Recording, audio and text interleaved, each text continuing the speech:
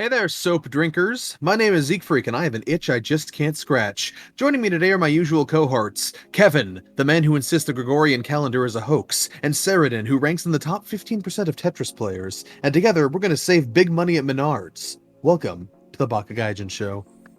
Damn, Oh my damn, goodness, Saradin, that you was an didn't tell me excellent that. intro. Yeah, I'd be spanking Suisei on a weekend. Yeah. I'm actually terrible at fucking Tetris, so top 15% of autistic Tetris players, maybe. Yeah. Gotta add some qualifiers. You add enough qualifiers, everything is everyone. Yep. Mm-hmm. I'm in the top 15% of Tetris players named Saradin. I am the number one person who just said this sentence right now. Nice.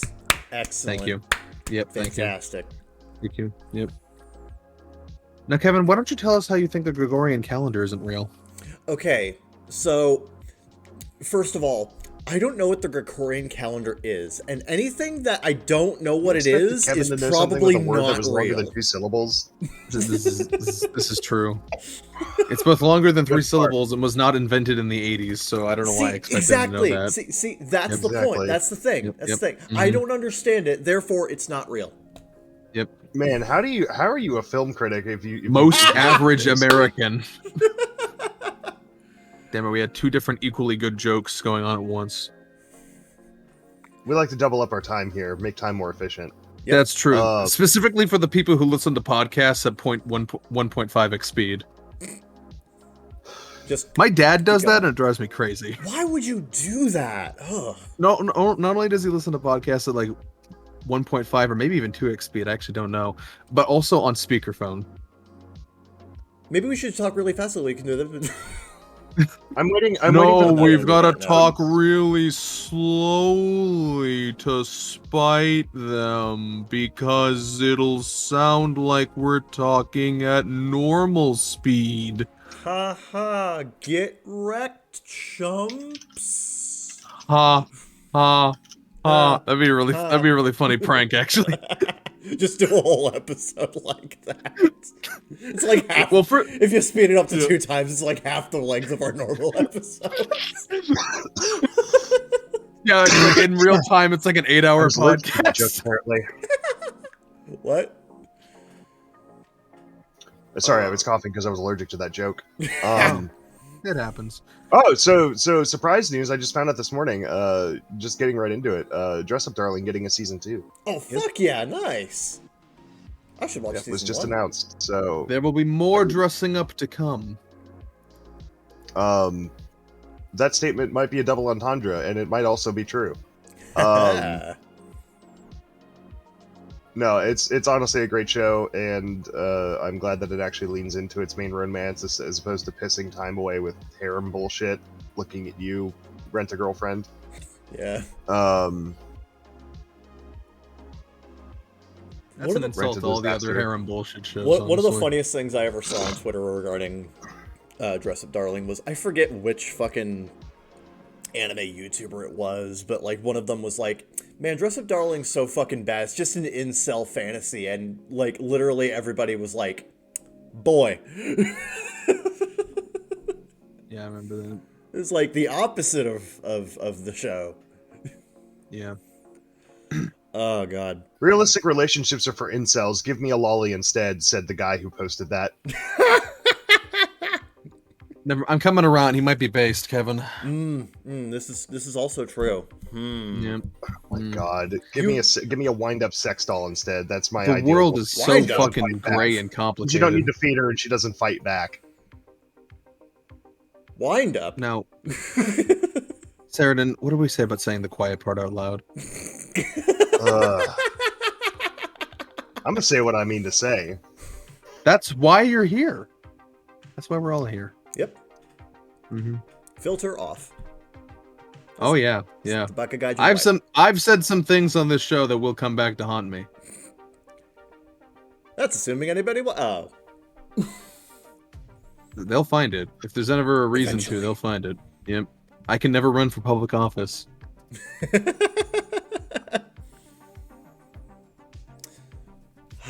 Lovely. I want to try though. I mean, you can certainly try. You're not going to succeed, but you can certainly try. It's true. It's true. There are worse ways to waste money. Not a whole lot worse ways, but there are definitely worse ways. I could buy a Juicero.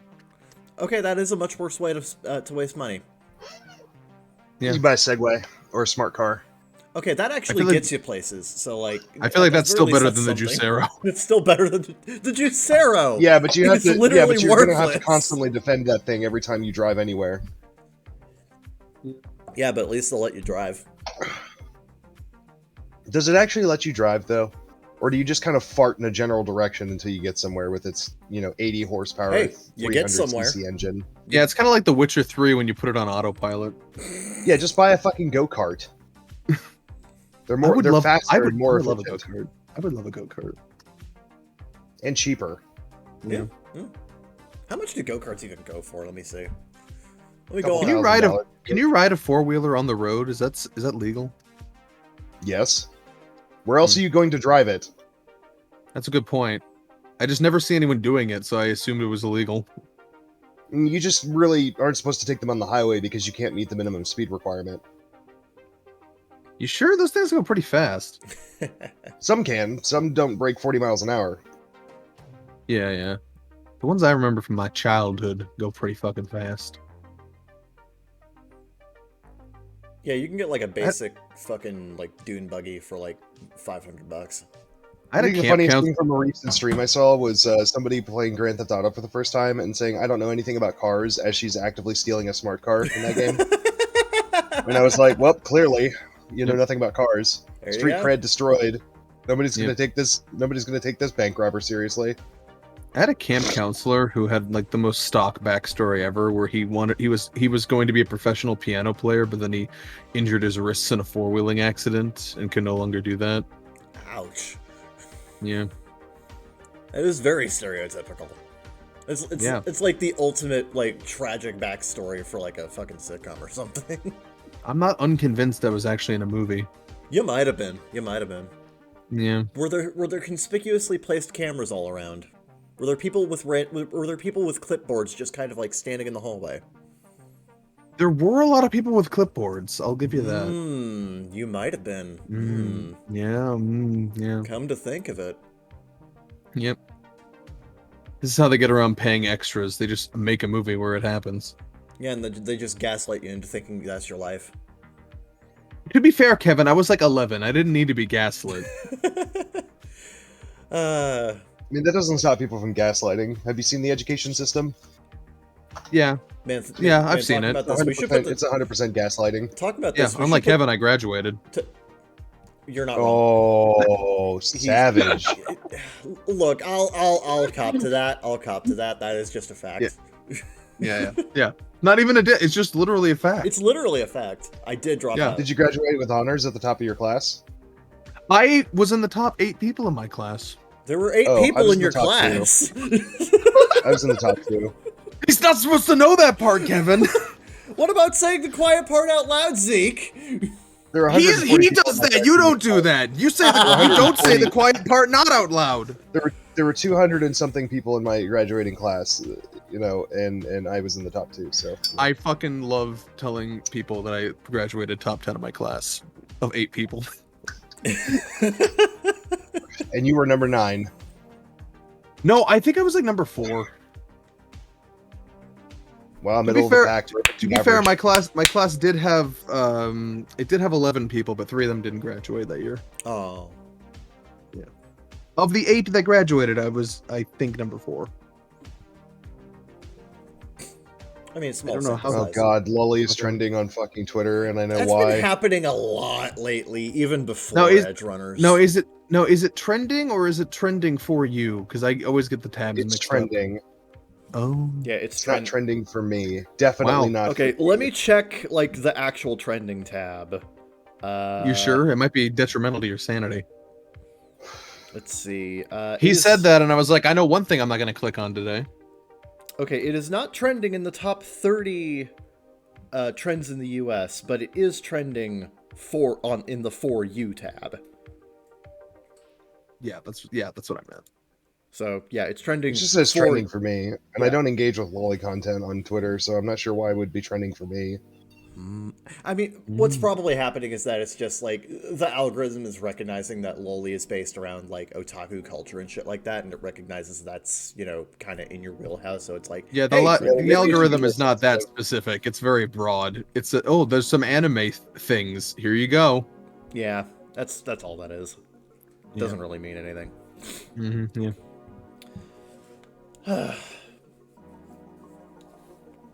Kevin, what have you been up to in the past week or so? Well, I did mention that I watched Cyberpunk Edgerunners. We'll talk about that later. Okay, fair. Okay. On Wednesday, me, Cube the Third, Saradin, and my roommate Justin, we all went out to eat and fucked around at round one for a bit. That was fun. Yeah. I wasn't invited because you all hate me. You weren't invited because you're like 4 hours away by car. Excuses. Look, man, one of these days we'll drag your ass down here and then you can, you know, do shit with us. But like, you know, just... Kevin, please don't touch my ass. That's inappropriate. Oh, I'm sorry. Yeah. Yeah, please don't. Yeah, I won't do that. Sorry. But yeah, no, Wednesday was really fun. God, we sat down at Melt, we got our food, and then it basically just turned into a 40-minute roast session where everybody was basically just pointing at me and just going, shame. So basically, another day ending in Y. You're not wrong-ish, kinda. Yeah, there's nothing special about us mocking Kevin. Yeah, just like the three of them just being like, oh yeah, this motherfucker over here, and I'm just like trying to bury my face in the I will say dunking on Kevin in person hit different though. Apparently it hit different for Justin too, because he's like, oh, finally, I'm not the only one. God. Finally, he's found his people. Unfortunately. Look, it was bound to happen. Why did my phone vibrate? What the fuck? Okay, it's just YouTube. Yeah. But no, it was bound to happen, Kevin. I mean, when anyone knows you for longer than, I don't know, 2 hours, like, it's gonna happen. It's inevitably gonna happen. I need to make myself like less dunkable, I guess. No, you really don't, actually. I feel like it's the glue that holds everything together. Maybe. Yeah. I will have to meditate on this deeply for yeah. a long It's like period of time. it's also like a, you know, a ship of Theseus situation. It's like you change parts of yourself, and it's like, you know, when do you no longer become Kevin? You know. Yeah. Well, don't throw away your identity on our account. Well, another thing that I'm not currently doing, but like I'm gonna be doing pretty soon, is I'm gonna move into doing like some video editing commissions. You're gonna cough? No, I'm gonna move into video editing commissions. Oh, I see. Okay, that's more clear. Yeah, I'm gonna do a couple videos here and there, just kind of like pad the wallet out a little bit. Sure. You know, give myself a little bit of extra spending money, as it be. Yeah, sure. Because, like, I feel like my skills as a video editor, where they are now, at the very least, like, qualify me to make some level of, you know, actual content. So, Yeah, sure. What I'm probably going to do first is I mentioned this on, like, a Twitter circle thread, but yeah. I'm probably going to... all those normies hearing about it. Like, the first thing I'm going to do is I'm probably going to make my own, like, video essay. I'm probably gonna do a couple of my own video essays. Sure. I need to dig out my old phone and see that like big ass fucking list of like video essay topics that I made like a year and a half ago. Maybe pull from that a little bit. But yeah, like I'm currently like trying to figure out what my commission prices are gonna be. You know how. And like, the big thing that I'm trying to figure out is how long it's going to take me to edit a maximum 10-minute video. And that's part of the reason why I'm going to be doing a couple of my own essay videos, is just to give, one, a proof of concept to show people, hey, this is the content that I'm able to make. This is the kind of editing I'm able to do. and 2. You're finally are you gonna finally rank all the bumblebees? That's a concept. That's an idea, but I think that's the only one from the list I remember. yeah, but that requires more minimal editing, and I want to showcase, like, you know, the breadth of my editing skills, so I'm probably going to do, like, a couple of other differently structured videos, like actual essays. Sure, why not? The Bumblebee ranking video is definitely happening, though. That will eventually happen. There's so many of them. There are a lot of bumblebees, there are. And we even have a new cartoon coming out! Yeah. There's going to be a tier on that list that is just called literally G1, where it's just all of the designs that are just based on G1. Uh-huh. With his weird fucking beetle horns or whatever. Yeah. Now, if it skews a little too far from G1 to be strictly G1 aesthetic, then it gets a different tier. But, like, generally speaking, if it looks G1 like adjacent. if it's G1 adjacent enough, like, it's just gonna be in the literally G1 tier, which is basically gonna replace the C tier. Yeah. Because, like, that's the middle ground of Bumblebee right there. Yeah, that's the... Well, I wouldn't say inoffensive. Well, I'm a little offended by it, but, like... I mean, you never really liked the 80s blocky robot aesthetic anyway, so that kind of makes sense. I like when Megatron turns into a literal gun. I do like that element of it. I do like that. I wish Megatron could turn into a gun again, but unfortunately, fucking American toy manufacturer legislation. It's also fucking stupid. It is fucking stupid. It's stupid, but it's fun. I don't know. I think the stealth a lot fighter of us, jet works better. I was gonna say a lot of us also consider things that insult our intelligence not fun. To be fair, I don't think it insults my intelligence. I just think it's kind of weird. Saradin, your threshold for insulting your intelligence is way lower than most of us. Guys, his brain is so fucking big. He's sitting. It's literally a chair he's sitting on right now. Oh god, that fucking... That's one of my favorite Wojak edits. Oh yeah, it's up there. It's good. It's good. Wait, was it you that didn't like the Wojak, or is it Elena that doesn't like Wojaks? I think it's Elena. I think it's Elena. Yeah, right. That Yeah, doesn't like Wojaks. yeah. But yeah, which is a shame because I love them. They're funny. They can be really funny. Yeah. One of my favorite elements of Wojaks is like, how can you tell if how can you tell if crypto is crashing? Go on Biz. How much pink is there? Yeah, I love that. Speaking of crypto is crashing, apparently Ethereum just tanked. Let's go! Yep. Which couldn't make me happier because Ethereum is also the #1 way of interacting with NFTs. The biggest reason Ethereum is crashing is because thanks. The biggest reason Ethereum is crashing is because it can't be GPU mined anymore. Yep. So, and that's also resulting in, like, GPU prices plummeting even further than they already have. Something that originally cost like $500 6 months ago is down to like $300 now. Yeah, not to be a gigantic dick, but I have a friend who earns a ton of money, and he put a ton of money into a gaming rig in order to mine Ethereum and crypto. Oh no! And he's been bragging for months about how he's like, yeah, I basically make a couple $100 a month on that. And I'm like, yeah, how much is your couple $100 a month worth now? Because he made the mistake of not selling out of it. See, the trick to crypto is you mine it and then you immediately trade it out for real world currency that's much more stable. Oh, God. You don't keep it. Oh my God! Yeah. He's doing the 4chan biz thing. You buy high and sell low. Yeah, no, and that's exactly what he did. Was he mined it, expecting it to go up in price, and now it's completely crashed. And now basically his thousands of dollars and almost a year of invested time is basically worth nothing now. And it's really fun. This might be a broiling, to a less cocky guy.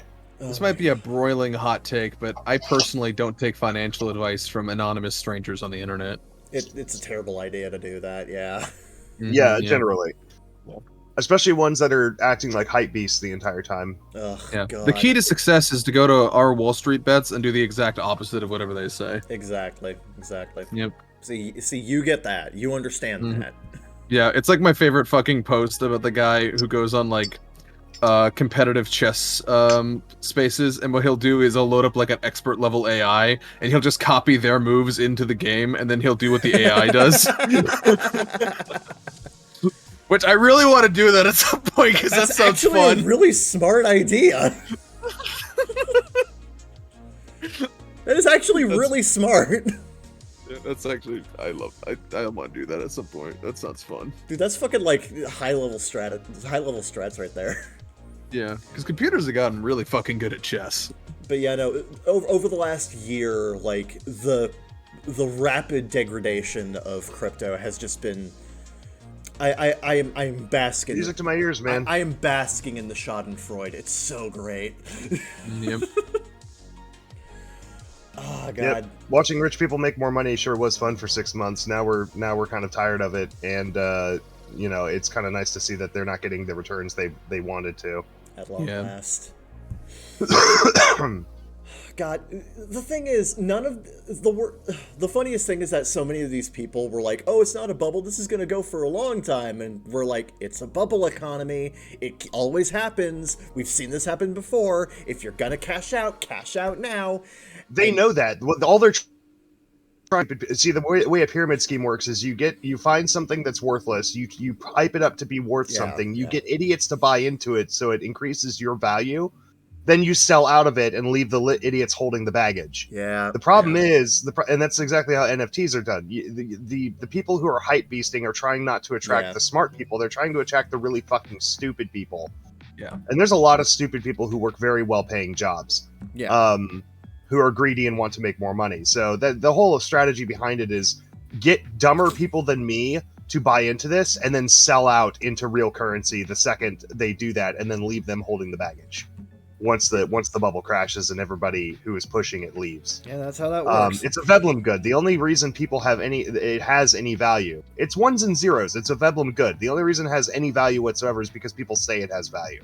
And once those people stop saying it has value, then it's worthless. Yeah. It's utterly worthless. You know, crypto used to not, you know, when it was just a dark web currency for buying like drugs and, you know, child slaves, it wasn't worth much. And then somebody saw an opportunity to hype this up and make a ton of money in it, and that's when it actually became worth something. And like you know, it used to be that like it took 100 crypto to like buy a drug. Don't ask me how I know that. I've read analysis on the whole thing. Now 1 crypto can buy you 100 drugs, but it's going to go back to being basically worthless again. Because the vast majority of people are going to stop using it. Also, my other issue with crypto is because it started on the dark web, and most of the people who hoard crypto are people who are doing very bad things with it. The more you make crypto valuable, the more you give them power. Please stop giving people who are trafficking children and trafficking drugs power. Yeah, that's another thing. But they don't care because they're like, oh, nobody's going to talk about that. They're just going to talk about the hype. And I'm like, maybe you should talk about that. Yeah, that's literally just. I wonder how many child slaves were afforded. I wonder how many child slaves were afforded on the back of your hype train. 2, maybe 3. 1,000. But yeah, so crypto's garbage, and you know, all the bros will disagree with me, but you know, they're fucking idiots and they're subhuman, so nobody gets anything of their opinion. Well, it's a good thing. Completely unrelated note, buying child slaves has been a lot harder lately.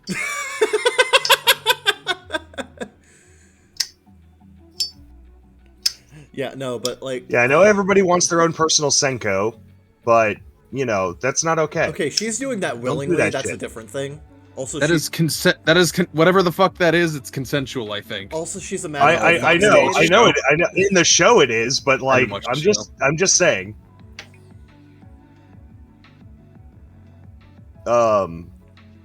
God, that just reminds me of that. That just reminds me of that conversation you and I were having a few months ago with Zeke when Senko-san was airing, where you were like, "Senko-san is the most depressing fucking show in existence." Yeah, because all I read was a synopsis. I'm like, wow, this sounds like a fucking corporate dystopic nightmare.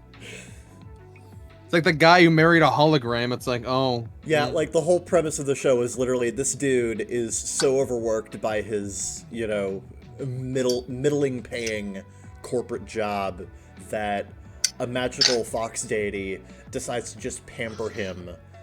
Yeah, like And, he has like- no actual free time, and his one comfort in life is that he can fluff a tail. Yep, Very pretty sad, much. actually. Yeah, that is the Yeah. that's Extremely sad. literally the show. Well, it's like if you look at Nekopara, everybody says, "Oh, Nekopara is such a cute series," and I'm like, you realize it's a dystopian nightmare Yeah. where cat girls are treated as second-class citizens who have to like pass a test and get a permit just to be out by themselves, right? This is literally fucking Jim Crow laws, but like on like cat girls instead of black people. Yeah, I've always Like- just assumed Like- that element is just for background black comedy, though, just to contrast how like sweet and bubbly the actual like moment to moment shit is. Yeah, and Yeah, the- literally. But if you pay attention, Nekopara is actually absolutely a dystopian nightmare. Yeah, but the thing is, with Senko-san, when you actually look at it, like it is actually designed as like, you know, a like an idealized fantasy for the Japanese working class, which is really, really sad when you think about it. You know the hologram guy divorced his hologram. I saw that. It's actually kind of sad. Yeah, it's like it reminds me of when the fucking the what was the deal with the penguin and the cardboard cutout? Oh, Grape-kun. Yeah. Yeah, no, Grape-kun literally just fucking like died. Oh well. See, As penguins tend to do. See, the thing is, the zookeepers were completely willing to keep the Hululu, like Kimono Yeah. Friends, standee in his enclosure, because like he had basically taken the standee as a mate at that point. Yeah, based, but yeah. I mean, turns out anybody can have a waifu, including a fucking penguin. Exactly. And Yeah. and like they were literally like it, If there's anything we learned from Outbreak Company, it's that, you know, waifuism is universal. it's universal. God, I love Yeah. Outbreak Company. That's such a fun show. Yeah. Out of all the shows that were made, that was certainly one of them. Had an fun. interesting It's concept, alright. though. It had an interesting concept. Yeah. Yeah. I fucking love that show so much. I feel like that show was made maybe a few years too early, because I feel like they could have like dug way deeper into like the whole isekai element a lot more Yeah. these days. Yeah, it has the same problem I have with Konosuba, where it's like it was a parody before the genre got absolutely ridiculous, Yeah. Yeah. and so it doesn't quite hit as hard anymore because it was parodying the really early stuff, Yeah, which is shit- not yeah, as fucking bad shit. Shit like the now. refrigerator isekai exists now. So Excuse me, that's vending machine. vending machine, that's right. Yeah. I guess vending machines technically are also refrigerators, but They're incredibly specialized refrigerators that you have to put money in to get your shit out. oh god, another corporate dystopic nightmare. Exactly. Yep. It all wraps around to the corporate dystopia we live in. I mean, you say corporate dystopia. I say it's really nice not to have to deal with an overworked, underpaid clerk to receive my goods. This is also true. That still happens though, irrespective of the vending machine. Yeah, but it's nice to take a break from it once in a while. Oh yeah. It's nice to look away from the corporate dystopia for a while and think about something else. I do not see it. Fluff the tail, citizen. Fluff the tail.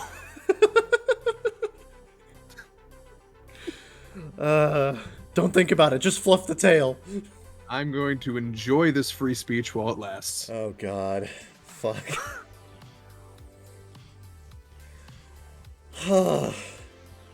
So yeah, sure. That's what I've been up to. Okay, Saradin, passing the baton.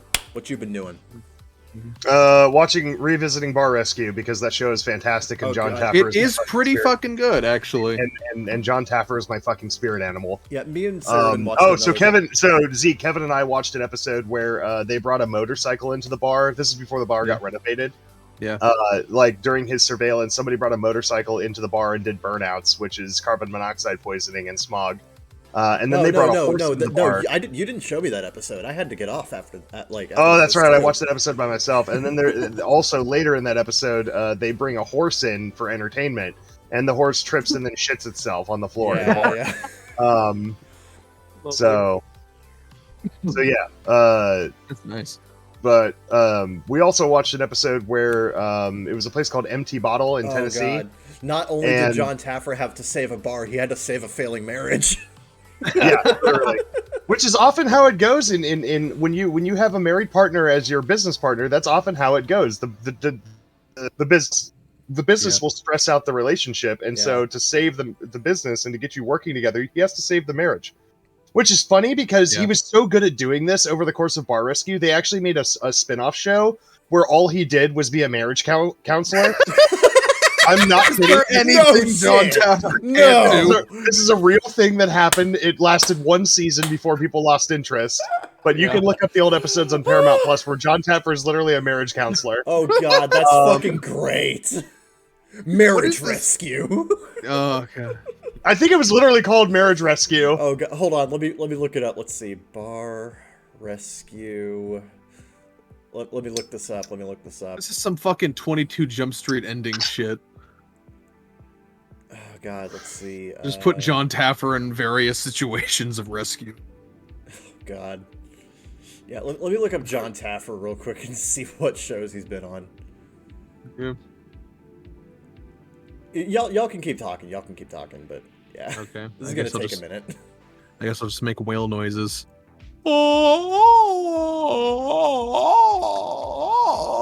I'm making whale noises. It literally is called Marriage Rescue.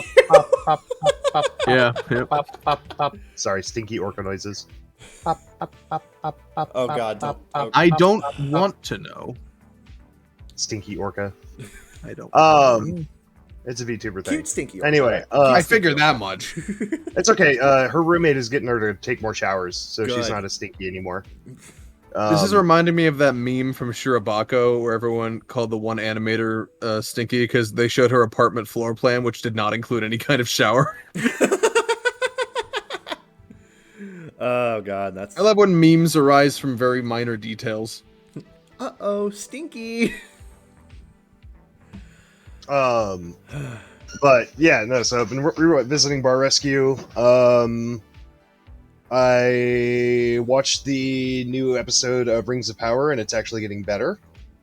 So that's a good thing. I still haven't touched House of the Dragon because I'm so done with Game of Thrones. It's not even funny. Yeah. I've heard it's alright from people who've seen it. I'm shocked that people went back to Game of Thrones in any regard to justify a new TV show. Like, I'm shocked. It's been a while.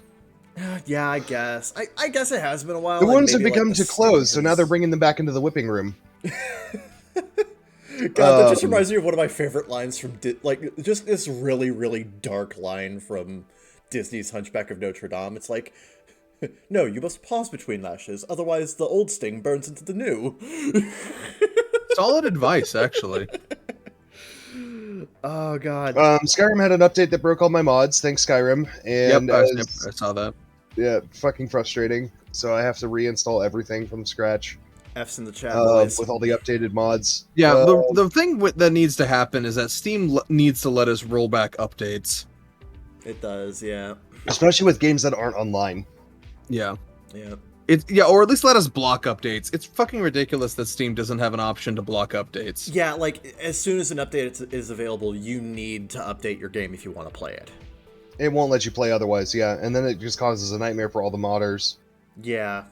Which, God. On a related note, there was a DualSense firmware update I was dodging for like 2 months, but finally Sony put their foot down and was like, "No, you must update this fucking controller." I'm like, "What are you? It's a controller. It does what it does. What exactly is this firmware update doing?" I only hate it because you can only do it by USB from the front port of the console, and I don't usually keep a cord there, so I have to like take it out from somewhere else and go over and do that. It's like a whole process at that point, yeah. It's a minor inconvenience in my very privileged white person life, yes. Literal first world problems. Yeah, but well, I don't understand what the fuck a controller needs a firmware update for at this point. I have no fucking idea. The only time I have ever understood why a controller needed a firmware update was when Nintendo had to do firmware updates for the Joy-Cons to improve their connectivity and, like, readjust the dead zones and shit. Like, that's about the only time I can understand. But, like... Sure, but I feel like after 2 years on the market, they should have the dead zones and shit figured out. Like, at a certain point, it's like, this is perfect. We figured it out. You'd think, but unfortunately, as we have discussed multiple times here, Sony is kind of a clusterfuck of a company. I don't know. Everyone updates controller firmwares. Yeah, Nintendo doesn't actually do that so much anymore. Like they updated a couple of times early on in the system's lifespan for the Switch. To be fair, that's because Nintendo's biggest issue with their controllers is their hardware, not their software. Also Yeah. true. Also true. The Joy-Con hardware. Yeah, is why bother shit. updating shit hardware? Exactly. Fix the drift, Nintendo. Well, according to them, it doesn't exist. Oh yeah, if I close my eyes, it doesn't exist. Great. That was my favorite saga, was Nintendo trying to gaslight everyone into thinking that they're just imagining controller drift. Yeah, It's no, my not real. My look controller, like my right controller definitely drifts down constantly, and I have to like shake the damn thing to stop it from doing that. Yeah, I had to literally like just replace. And this is after owning a brand new Joy-Con for the span of like 1 month. Yeah, I'm just imagining fucking Nintendo lawyer standing up in court and be like, Your Honor, this man has a neurological disorder. His thumb can't stop jittering. That's the explanation. You know, some bullshit like that. Yeah. What the? A responsible company would be like, "Oh, our things are faulty. Here, send it in for free replacement every time." I mean, they did do that. It's just they didn't. In all the Joy-Con revisions, they've yet to actually fix the problem. Yeah. They've made a very minor change to the design of the Skyward Sword Joy-Con that ever so slightly staves off. No, I remember in the version 2 Switch, everyone was excited. They thought they were going to finally fix the stick drift, and all they did with the revised Joy-Cons is they moved the Wi-Fi adapter slightly up. Yeah, that's all they did. Oh yeah, that was what everyone's problem was, or not Wi-Fi, Bluetooth. The Bluetooth connector. It just wasn't high enough. That was the problem. Yeah. To be fair, that is an issue with like older revisions of the Joy-Cons. I'm sure it was an improvement. It's just nobody was fucking complaining about that. Yeah. That wasn't the complaint. It wasn't the biggest complaint, but it was like a nitpick people had. I suppose. I've heard tell that. So the reason they went with a sort of cheap ass installation for Joy-Con for analog sticks is because it was the only one small enough. It was the only mechanism small enough to fit in the form factor they wanted. Yeah.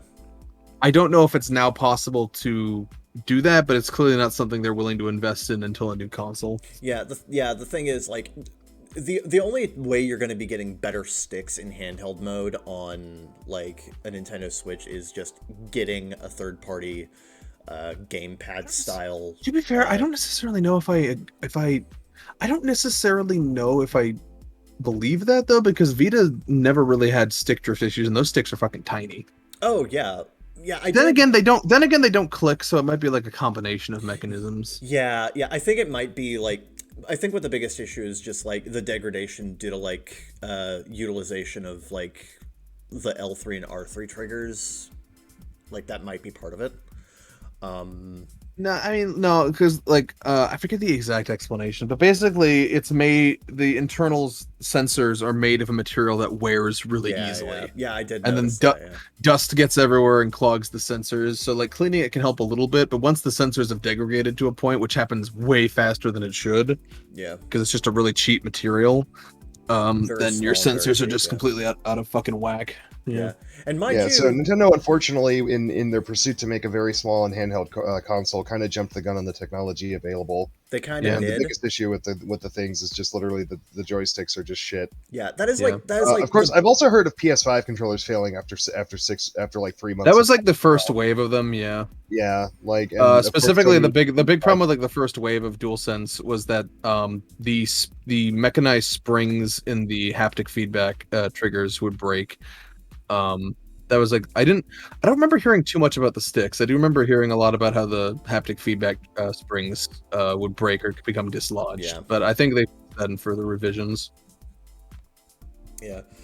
But yeah, I fucking love my Nintendo Switch, and I think the Switch is it is an ingenious piece of hardware. Like in terms of pure form factor and design, it is brilliant. But the biggest issue... Yeah, they repurposed the fuck out of that existing Android tablet. No, okay, that's not they repurposed a chipset, dude. That's not the same thing. Oh, I know. Well, yeah. Well, I mean, you can run Android on it. It's an Android tablet. It really isn't, though, actually. Yeah, you literally can run Android on it. You can run Android, but it doesn't utilize the system to its fullest potential. It really doesn't. Because, like, the thing is, like, there's, God. No, I would have Kevin, to... Kevin, I'm the one in the hacking scene. I've seen people. I know people who use it as a dedicated Android tablet. Fair enough. It's not the most. It's an outdated one for sure, Yeah, but it is an Android tablet. Yeah, that said, I do really like the Switch, but the sticks are the biggest issue. I am very, like, I kind of miss having rumble and gyro controls in handheld mode with, like, my Horis, but it's a small price to pay for decent sticks. Yeah. It's a small price to pay for decent sticks, and also for my hands to not cramp up while I'm playing after 30 minutes. How do we get on this topic? I like this topic.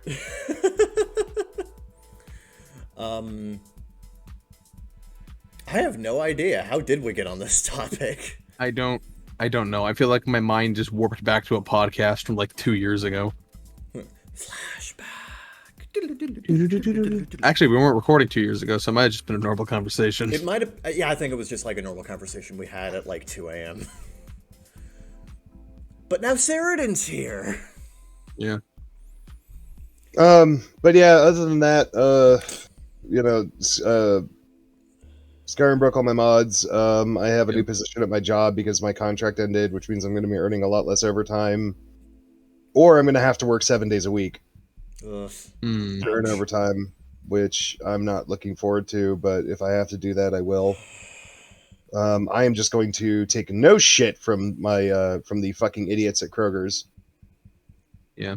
Like, I'm just going to take no shit from them and be like, I'm here 7 days a week. You can shut the fuck up and leave me alone. There's one person who's allowed to tell me how to do my job, and that's my boss. Yep. Yeah. And even then with your boss, it's just like, hey, man, let me do my work sometimes. Because, like, we had this entire conversation while we were watching Bar Rescue where, like, the worst kinds of bosses and managers are the ones that micromanage everything that you do and just breathe down your neck constantly.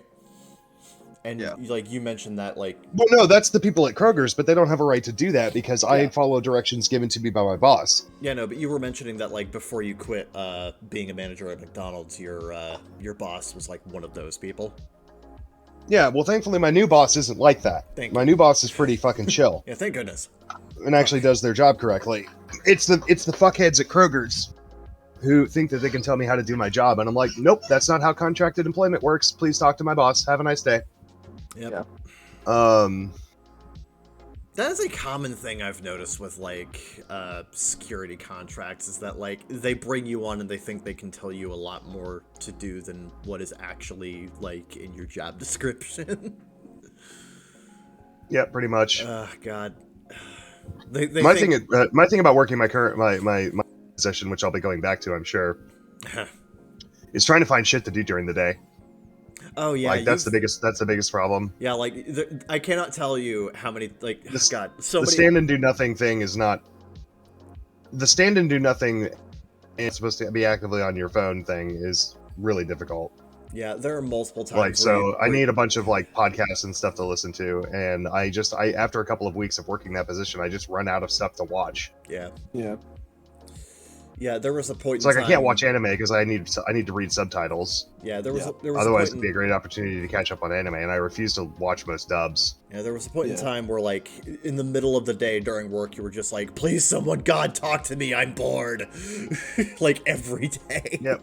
And like I can't even. But they don't because they don't want to interrupt my job, so it's just boring. Yeah. But I got through it for months. Hopefully, they just won't put me back at the worst location. They'll put me back at one of the more chillax locations. Oh God, hopefully. Yeah, but I'm gonna have to give up on Magic because I'm sure I'll have to work Friday evenings. Yeah, which means no more Magic for me. Which is unfortunate because yeah, but at least I'll still have weekends off, which is fine. I'm fine with that. Yeah, I mean that's a plus. Yeah, but it also means less money. Even if I am working overtime, it won't be much, and I won't be able to put like 500 into my savings. Yeah. Every check, which is what I needed to do to rebuild savings after, Dokumi. But I am working slowly on writing a script and everything for my new cooking video, which is going to be a complete revamp. I'm actually hanging out with Cube tomorrow so that we can watch a shit ton of Guy Fieri because I want him to pay attention to the editing in his shows. And I want to try to kind of, we're not going to match it perfectly, and I don't expect that from him, but, I want it to be kind of the same type of energy. Yeah, capture that a little bit of that, like, fast. The pizzazz and the energy that his, like, Diners, Drive-Ins, and Dives is a series that is completely sold on its editing. It is. Yeah. 100%. Like, the quick edits, the quick cuts is everything. It just keeps the energy going. In an otherwise mundane show about a bunch of, Po-Town people making food in the kitchen. Yeah. But that's what I want to kind of capture because, I want to be able to capture the attention of people who aren't necessarily interested in cooking. Yeah. But are, just interested in seeing something fun come together. Yeah, I'll also, like, it's a good thing that you're actually writing a script beforehand, because that was one of the biggest issues I had, like, editing KFP Recipes 3, was I didn't actually have a script to work off of, so I kind of had to wing it. Yeah.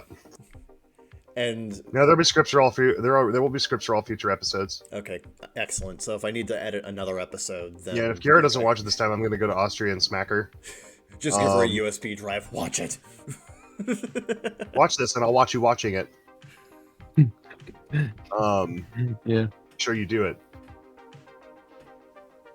But yeah, no. So I'm working on that. I got a new job position starting on Monday. We'll see how that goes. Hopefully, I get to sign up for being armed as soon as possible. Because if that happens, then I can go back to working full time, not overtime, and still earn money. Because it'll be $3.50 more an hour. Oh yeah, that's a big.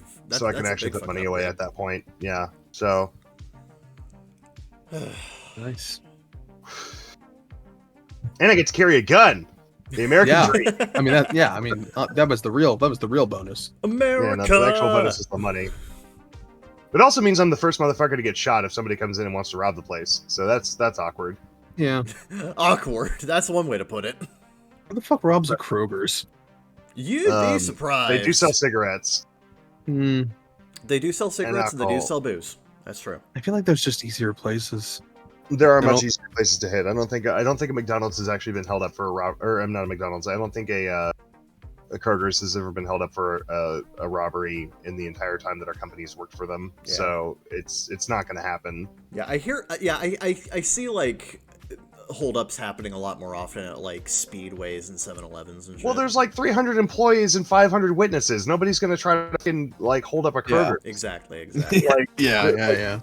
Like nobody's gonna. Don't tell Kroger's that though, or else that's gonna invalidate your job. Hold up a convenience store which has the N64 Wi-Fi cam or webcam version of cameras and one employee and maybe one customer. Yeah, that's where they're gonna hold up. Yeah.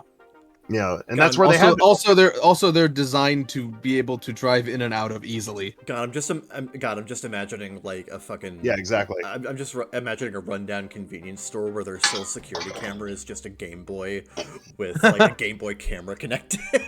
Yeah, that's exactly the quality of them. Let's check. Yeah, my phone has 8K texture. My phone has 8K capture. $5 million security system. I can't see his facey. Wimpy. Zoom in and enhance. Yeah, the biggest issue with security cameras. Well, and a lot of them is they aren't even RTZs.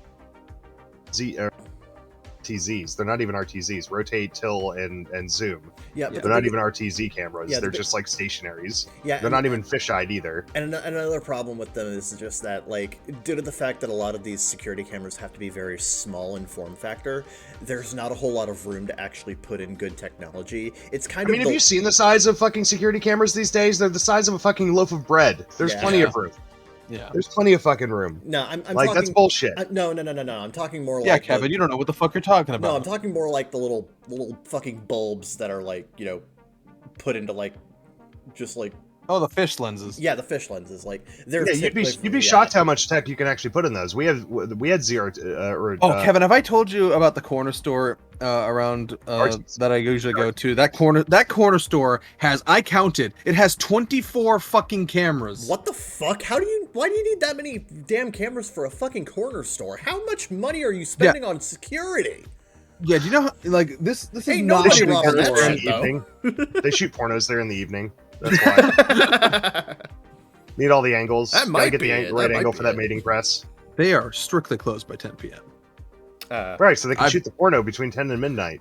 I've been there 10 to midnight because I keep forgetting they close at 10 and I don't see shit happening. They're gonna do it in the back room. Well, then why do they need cameras in the front room? Suspicious. But anyway, like this fucking place, like Maybe they're getting ready for an episode of. Maybe they're getting an episode of Convenience Store Rescue. Yeah, And I'm trying to articulate how big this convenience store floor is. Like, imagine you put like 2 rows of 3 vans together, maybe 9, like 6 to 9 vans in a square. That's about how big the floor is, and there's like 24 fucking cameras. Wow. There's like literally in the space around the register, there's I think 8 cameras just right there. And like 2 of them are like pointed at the employee the whole time from the back, and then there's one like pointing at them from the front, and then there's like 4 I think pointing at the customers in like an array. Like it's actually cause I kept noticing it. So one day I was just like wandering around and I decided to just count all the cameras, and those are only the ones I could see. There might be ones I can't that I can't see or are like obscured somehow, but like it's a ridiculous number of cameras for such a small store.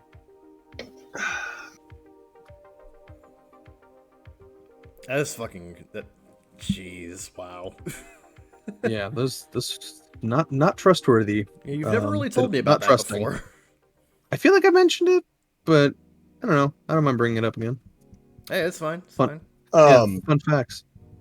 Yeah, other than that, I haven't really been up to a whole lot. I went to play Magic for a bit. That's probably going to come to an end soon because none of the stores I go to do anything relevant on Saturdays or Sundays. Oh, Yeah. It's all during the week and it's all in the evening, which is the shifts I'm going to be working. They need to bring back 6 a.m. Magic for me specifically. just for you. Yeah. Well, I mean, it would be a lot more relevant for a lot of people, I'm sure. But Oh, yeah. there's a lot of people who don't play competitive Magic because they work a real job. Yeah, yeah. But it is what it is. So Yeah, yeah. I wish casual Saturdays was still a thing too. But it is what it is. So it's probably best I don't be spending money on Magic anyway while I'm trying to rebuild savings. Still trying to go to Japan in March if the borders open, but Japan wants to be, wants to play the role of Madagascar in the world pandemic. So fucking whatever. Fuck you, Japan. It's I think real it's just world an excuse for them to be plaguing. xenophobic again. What? What? I was listening. I just think it's an excuse for them to be fucking xenophobic again. It could very well be. But they're playing the role of Madagascar flawlessly. Nobody in or out. Close the borders. Yes. An oft criticized aspect of King Julian's reign.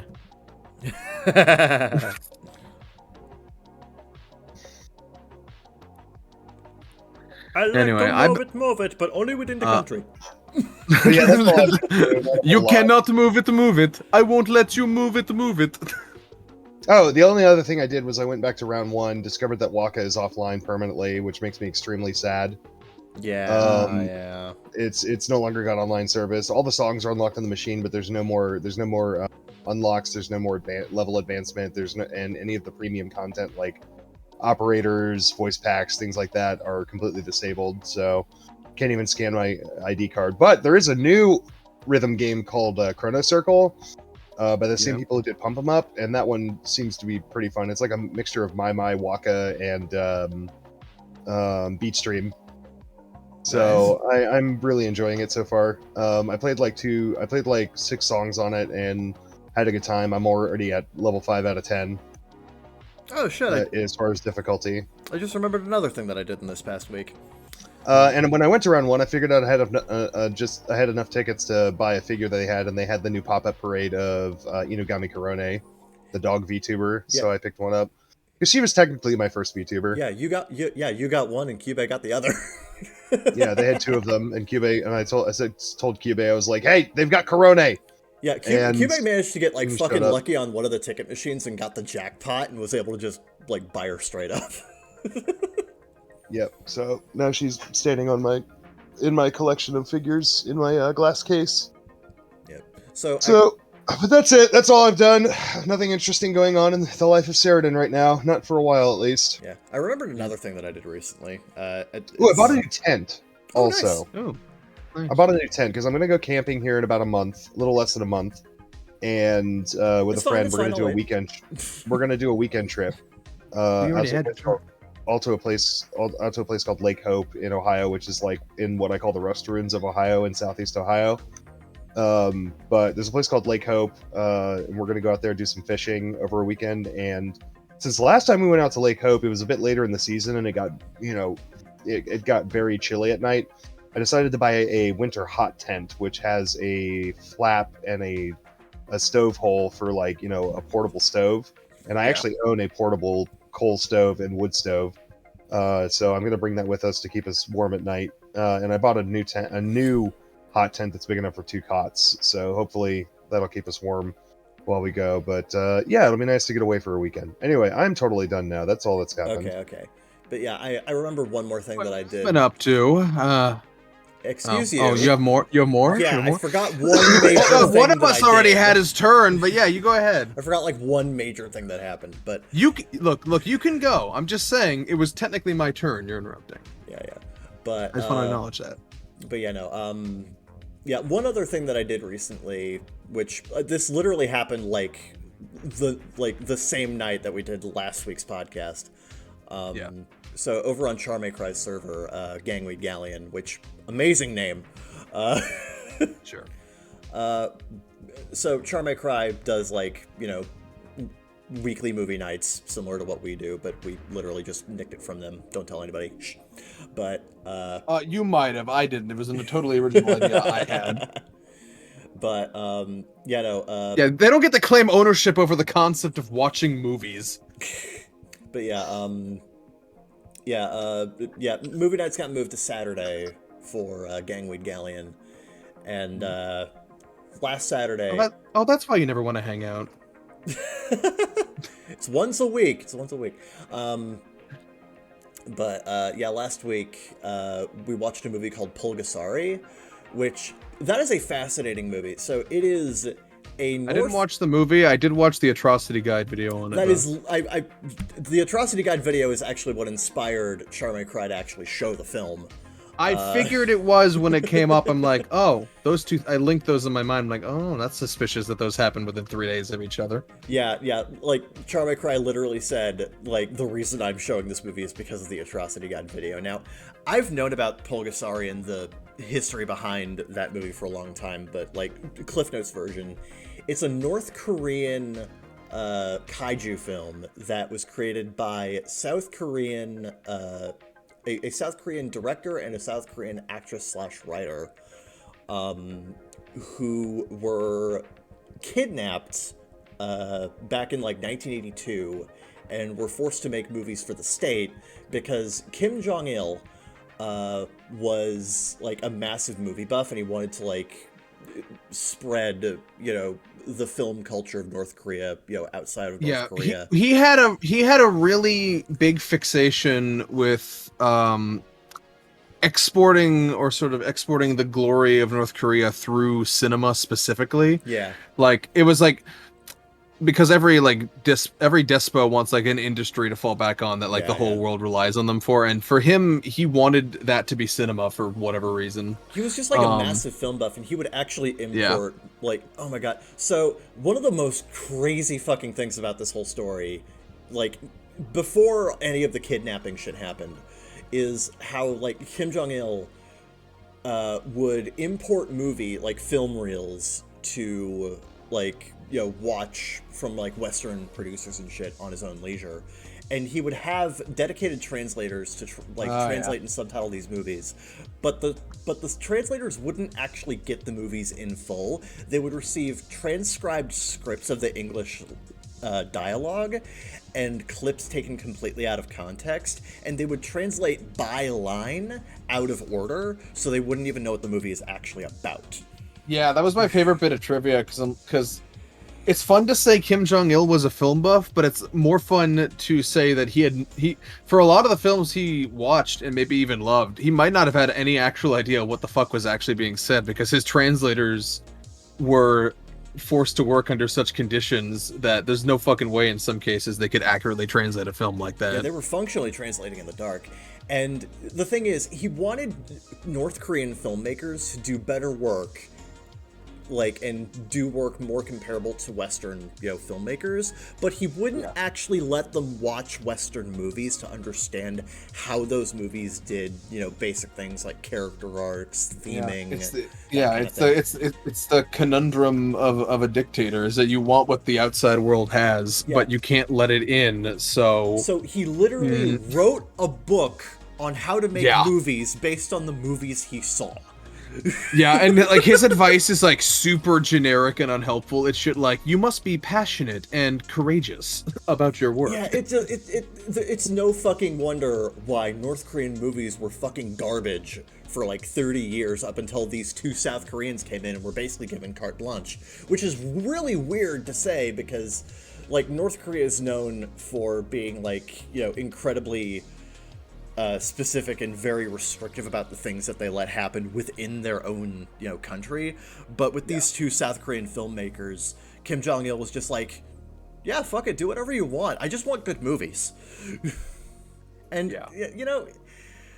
I watched Pulgasari, and I will give it... Pulgasari is actually pretty good, okay? Yeah. It worked. It worked in that regard. I'm not gonna I'm not gonna give Kim Jong-il any modicum of credit, but my other favorite element of that. Good.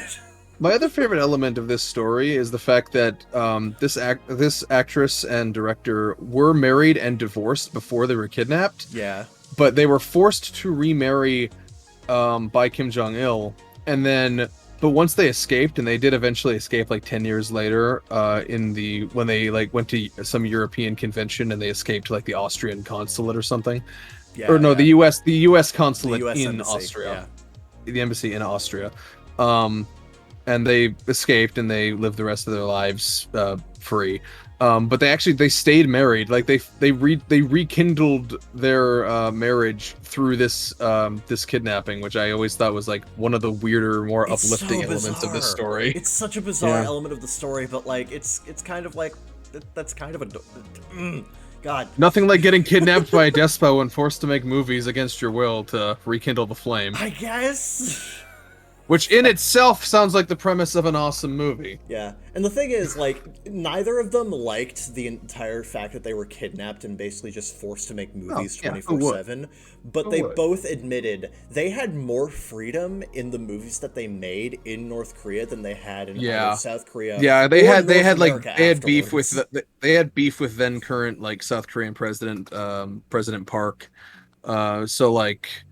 Yeah, it was the irony of the situation is they had more freedom in North Korea. Yeah. Also, an interesting element of Pulgasari in terms of story is I'm not spoiling anything for a fucking 35-year-old movie, but yeah. The movie at face value does follow the kind of traditional North Korean communist propaganda message of the people creating a force of power to rise up against their oppressors and that kind of shit. But there's an element of that film that could be considered a massive fuck you to Kim Jong-il, where Pulgasari himself, who is meant to be a representative of the people, which is what Kim Jong-il sees him as, actually turning on the people and becoming just as much of an overbearing dictator. Pulgasari becomes the villain at the end, which is interesting. Yeah, and it requires the person who actually made Pulgasari to sacrifice themselves to save the people from a monster of their own making. But unfortunately, apparently because, North Koreans don't understand the concept of theming, that has gotten through, And, like, there is literally an anti-North Korean movie that North Koreans love. What the fuck? To be fair, it's more like they're not allowed to understand theming. Pretty much, yeah. But, like, I just find that in a very fascinating element of Pulgasari. It was an interesting movie to watch, I'll say that. I actually really liked it. Oh, God. Like, the only thing more interesting about Pulgasari than Pulgasari itself is the story behind it, though. So, like, if any, like, Saradin, highly recommend the Atrocity Guide video about it. It's, let's see, the video is called, The Kidnapped Filmmakers of North Korea. It's a really good video. It's a really good video. Yeah. Highly recommend it. So, yeah, Zeke, what you been doing? Right. So Rums Deep was yesterday. It was. Boom shoots! Yep, many boom shoots. I just barely managed to finish it. By the time it was wrapping up, I was already driving in my car to work, so I had to watch the last bit of it in the car. Yeah. But I did get to see it all. That's good. Yeah, really, really good showcase. Tons of. I added like 20 things to my Steam wish list. Yeah, you were like really concerned that you wouldn't even be able to watch Realms Deep because you were at work. Yeah, well, I thought it was gonna run a little longer than it did. Yeah. But yeah, I managed to pretty much see all of it. That's good. Saw some new trailers for games I was already interested in, and one I kickstarted a while ago. I backed on Kickstarter, I meant. And some updates, and then a lot of new things that hadn't been revealed yet. There's some really good, unique projects going on and trailers. Like I said, I added like 20 things to the Steam wish list that I'm definitely looking forward to. There's a fucking renaissance going on in boomer shooters and related retro offerings on Steam that I'm really enjoying lately. Yeah, it's very apt that you started playing Ion Fury again recently because they just announced the sequel to Ion Fury. Yeah, before they even did before they even put out the expansion. So that's some classic 3D Realms bullshit. Yeah, that sounds like 3D Realms, all right. Yeah. Although they have different developers, but yeah. Right. I have to assume Aftershock will probably still come out before Phantom Fury, but yeah. Tons of great projects I'm looking forward to. I actually have some trailers I want to show you because just how unique they are. Oh, please do. Like, we can do that after the episode, like after recording. Yeah. But yeah, Realms Deep was great. Fantastic stuff. The only thing that would have made it better is if some of the stuff that got updates actually got like dates or sooner dates. Yeah. They did finally give a date to the finished version of Wrath Aeon of Ruin. It's coming out in full next spring. So that's good. But then like there's stuff like they showed a new trailer for a Medieval, the Black Labyrinth, which is the expansion for a Medieval. But they didn't have any kind of date or anything. It was just a bunch of new footage showing new weapons and locations and stuff, which is cool. I like that, but like it's still clearly a ways off. Yeah.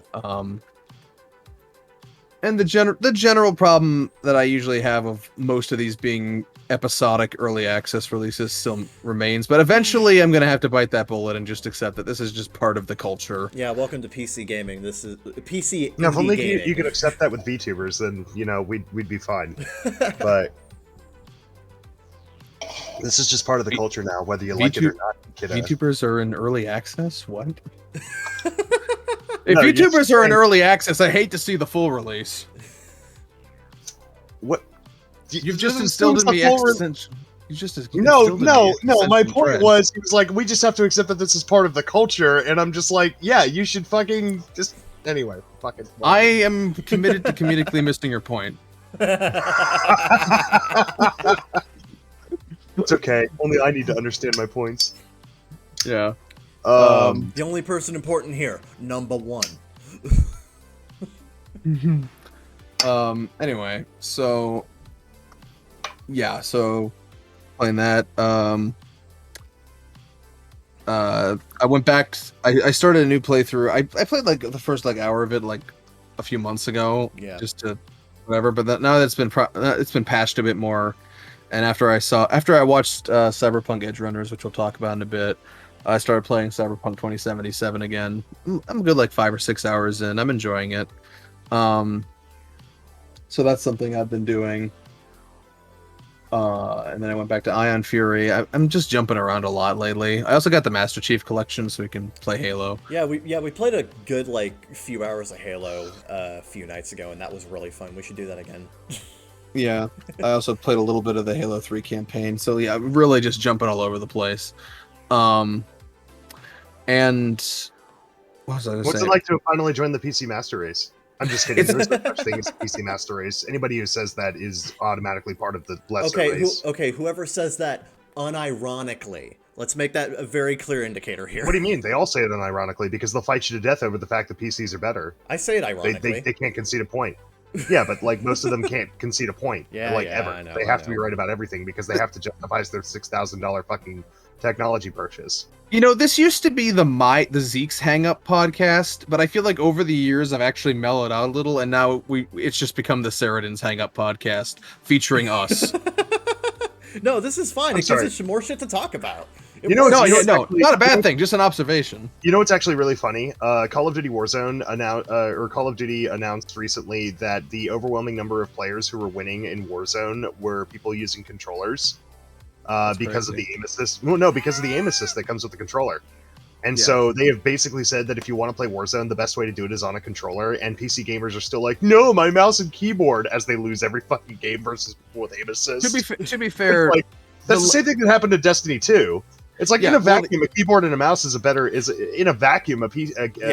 and a mouse is better. But like in the environment in which it's been allowed to exist, there are games where a controller is just a better option for competitive. Yeah, there are games that have really tight and strong aim assist. Yeah. Well, and the two of the best Halo players in existence still use controller.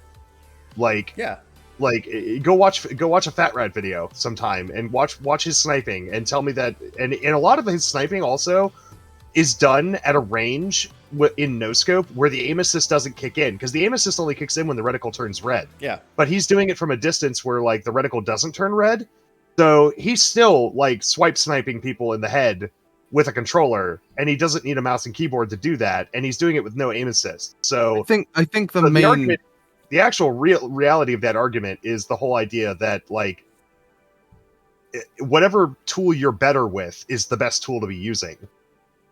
Sure, but I also think more generally there's an argument to be made that like this is mouse and keyboard provides a lower skill floor, where it's easier to achieve It's generally easier to achieve results on a base level of skill. It's because what you're basically saying is, well, some people have mastered playing the piano with their feet, and like that's good. That's good for them, and it's totally possible. But it's like it's not the easiest way to play the piano, you know. So what it provides is basically a lower skill floor, essentially. But it does vary a lot from game to game. Yeah, it does. So the blanket statement that a keyboard and mouse is the superior way to play on all games. I think it's a good blanket statement, because I feel like there are less exceptions than you think to that, but also because the sheer difference in the skill floor and how much more effective the average person can be without dedicating themselves to training specifically, the gap between those things on most games, I feel it's still a generally true statement. I disagree. I think it entirely depends on the game, and there's a lot of games where it's you'd never catch me dead playing a racing game with a keyboard and mouse. Oh fuck no, God. I'm only like dedicating this argument to first person shooters. Yeah, but see, that's the problem. Is that's the same thing that PC elitists do. Is they only ever refer to CS:GO and other shooters. It's like, well, okay, that. Well, I mean, like that. I wouldn't even consider that like a PC Master Race argument, because like there's a lot of very hardcore PC. You should argue with more PC Master Race people, because I guarantee you that's what they're going to say. No, I don't think so. I think most PC gamers, they don't have a beef with a controller. That's not the problem. The beef is with the console environment, not the controller as a concept. plenty of them own multiple controllers for different purposes, and there are certain genres that no PC gamer is going to use mouse and keyboard. Like nobody's going to play a fucking 3D platformer with a mouse and keyboard. You're probably right about the vast majority, but I'm just talking about the PC Master Race people. That is an incredibly small minority of people, though, and like that minority of people is growing smaller. I mean, and smaller. but Well, the other thing I want to, they're like vegans. They're like vegans. They'll always let you know that they're present during any argument. The other thing is that like PC gamers are like leading the front. They're literally like vegans. They're as obnoxious as vegans or furries. Like any conversation where they can announce their presence, they will be there. So it's like they're overrepresented because they never shut the fuck up. That is one of my new favorite assertions. Like that's the problem. That is one of my new favorite assertions that has ever been made on this podcast. By the way, fucking PC Master Race gamers are the vegans of the gaming industry. They are. They are absolutely the vegans of the thing. They never shut up. They insert themselves into every argument, and they have to be right about everything to justify their own purchases. Yeah. Yeah, no, it's like, can you guys just play games to have fun? Also, I have tried Elden Ring on mouse and keyboard. It's fucking terrible. Play it with a controller. No. Yeah. Oh god, no. Yeah, sure, but that's part of the freedom PC gaming gives you is the ability to swap input methods if you want. Well, I need more consoles allow you to plug in keyboard and mouse too. It's like usually requires like a Zim interface and shit, and some games will just ban you for it. Like I know on Overwatch console you'll get banned for using keyboard and mouse. Yeah. Well, yeah, that's because it's Origins Edition and it was specifically crafted for controller players before that was an option. Well, I know. I'm just saying in a lot of cases you need to use like a Zim adapter and it's not like officially supported, and they'll ban you for doing it. So I wouldn't really accept the consoles can do it too as an argument. Yeah. I don't think it's a widespread enough thing to accept that. Yeah, accept that as like a valid like. Yeah. It's the benefit is the variety of input methods. And let's just all agree that the Nokia N-Gage was the peak of gaming. Okay. Yeah, probably. Probably. God, I love that fucking story. It was certainly a way to play Tomb Raider. God, I fucking love the posts that were made on like GameFAQs or whatever the fuck, where they were just like, so the design of the N-Gage was based on Goatsy. I still don't understand the reference. I really like how I think it was the DS version of COD 4 was based on the N-Gage. It was like a superior port of the N-Gage version or some bullshit like that. Some shit, yeah. Or at least based on like the same engine. Yeah, which I found fucking hilarious. It's like, oh, I really want to play the fucking shit N-Gage version of Modern Warfare. If only there was a slightly better version of this shit version. Oh, the DS version, it's there. I love aiming with buttons. Aiming with buttons or a fucking stick on a screen. Yeah, aiming with a stylus is my favorite way to play video games, didn't you know? Okay, it's better than the fucking buttons. It's ever so slightly. Is it? Is it really? I rocked a lot of hours of Metroid Prime Hunters, let me tell you. Okay, fair. I generally preferred the stylus. Yeah. It's not great, but it's better than aiming with face buttons. True. The problem with aiming with a touch screen is that like you don't really get the snap back feedback of a stick, so you have to kind of like do all that manually. But I don't think there was any stylus aiming in whatever COD I'm talking about because it was an up-port from the fucking N-Gage version, so... Face buttons or nothing, which I suppose the face buttons are better than whatever the fuck the N-Gage had. Fucking phone numerical keypads or something. Thankfully for later COD games on DS, they actually did implement touchscreen aiming. All those poor children with their shit versions of COD can have a slightly better time. I mean, you say poor children playing COD, and I'm sitting here like, no, there's nothing poor about children playing COD. They know these days. Oh, that's what you meant. Yeah, we're using two different definitions of the word poor. That just reminds me of the beginning of the fucking Scott the Woz video on like Call of Duty on Wii. It's like I don't want to be called a pussy, so I'll play Call of Duty. But I want to be a pussy while playing Call of Duty. Lamau. So Nintendo Direct. Can we talk about that for a minute? Yes. Nintendo Direct or Farming Simulator Direct was pretty interesting. Oh god. But they did drop a couple of really good bombshells. The first one that I would like to talk about is the GoldenEye being ported to the Switch. GoldenEye's back, baby! Come get this smoke. 1v1 me. Get the homies together, split screen it. Let's go. Like, the Switch version will have online multiplayer. The Xbox Live version will not. And neither version is the. From what I've heard, neither version is the remade version. See, back in Xbox 360 arcade days when that was a thing, they had Rare had basically revamped GoldenEye with new graphics, sound effects, and everything. Still the same game, but they just put a nice skin over it, so it looks You guys better. talk about this. I'm gonna go piss. Okay. Okay, fine. It's not a boom shoot, but it's pretty close. Anyway, it's like it's like that weird middle. It's the middle ground between boom shoot and modern shooters. But it's not going to have the upgraded graphics and textures from the remake version, apparently, even though that version is 100% complete and ready for launch.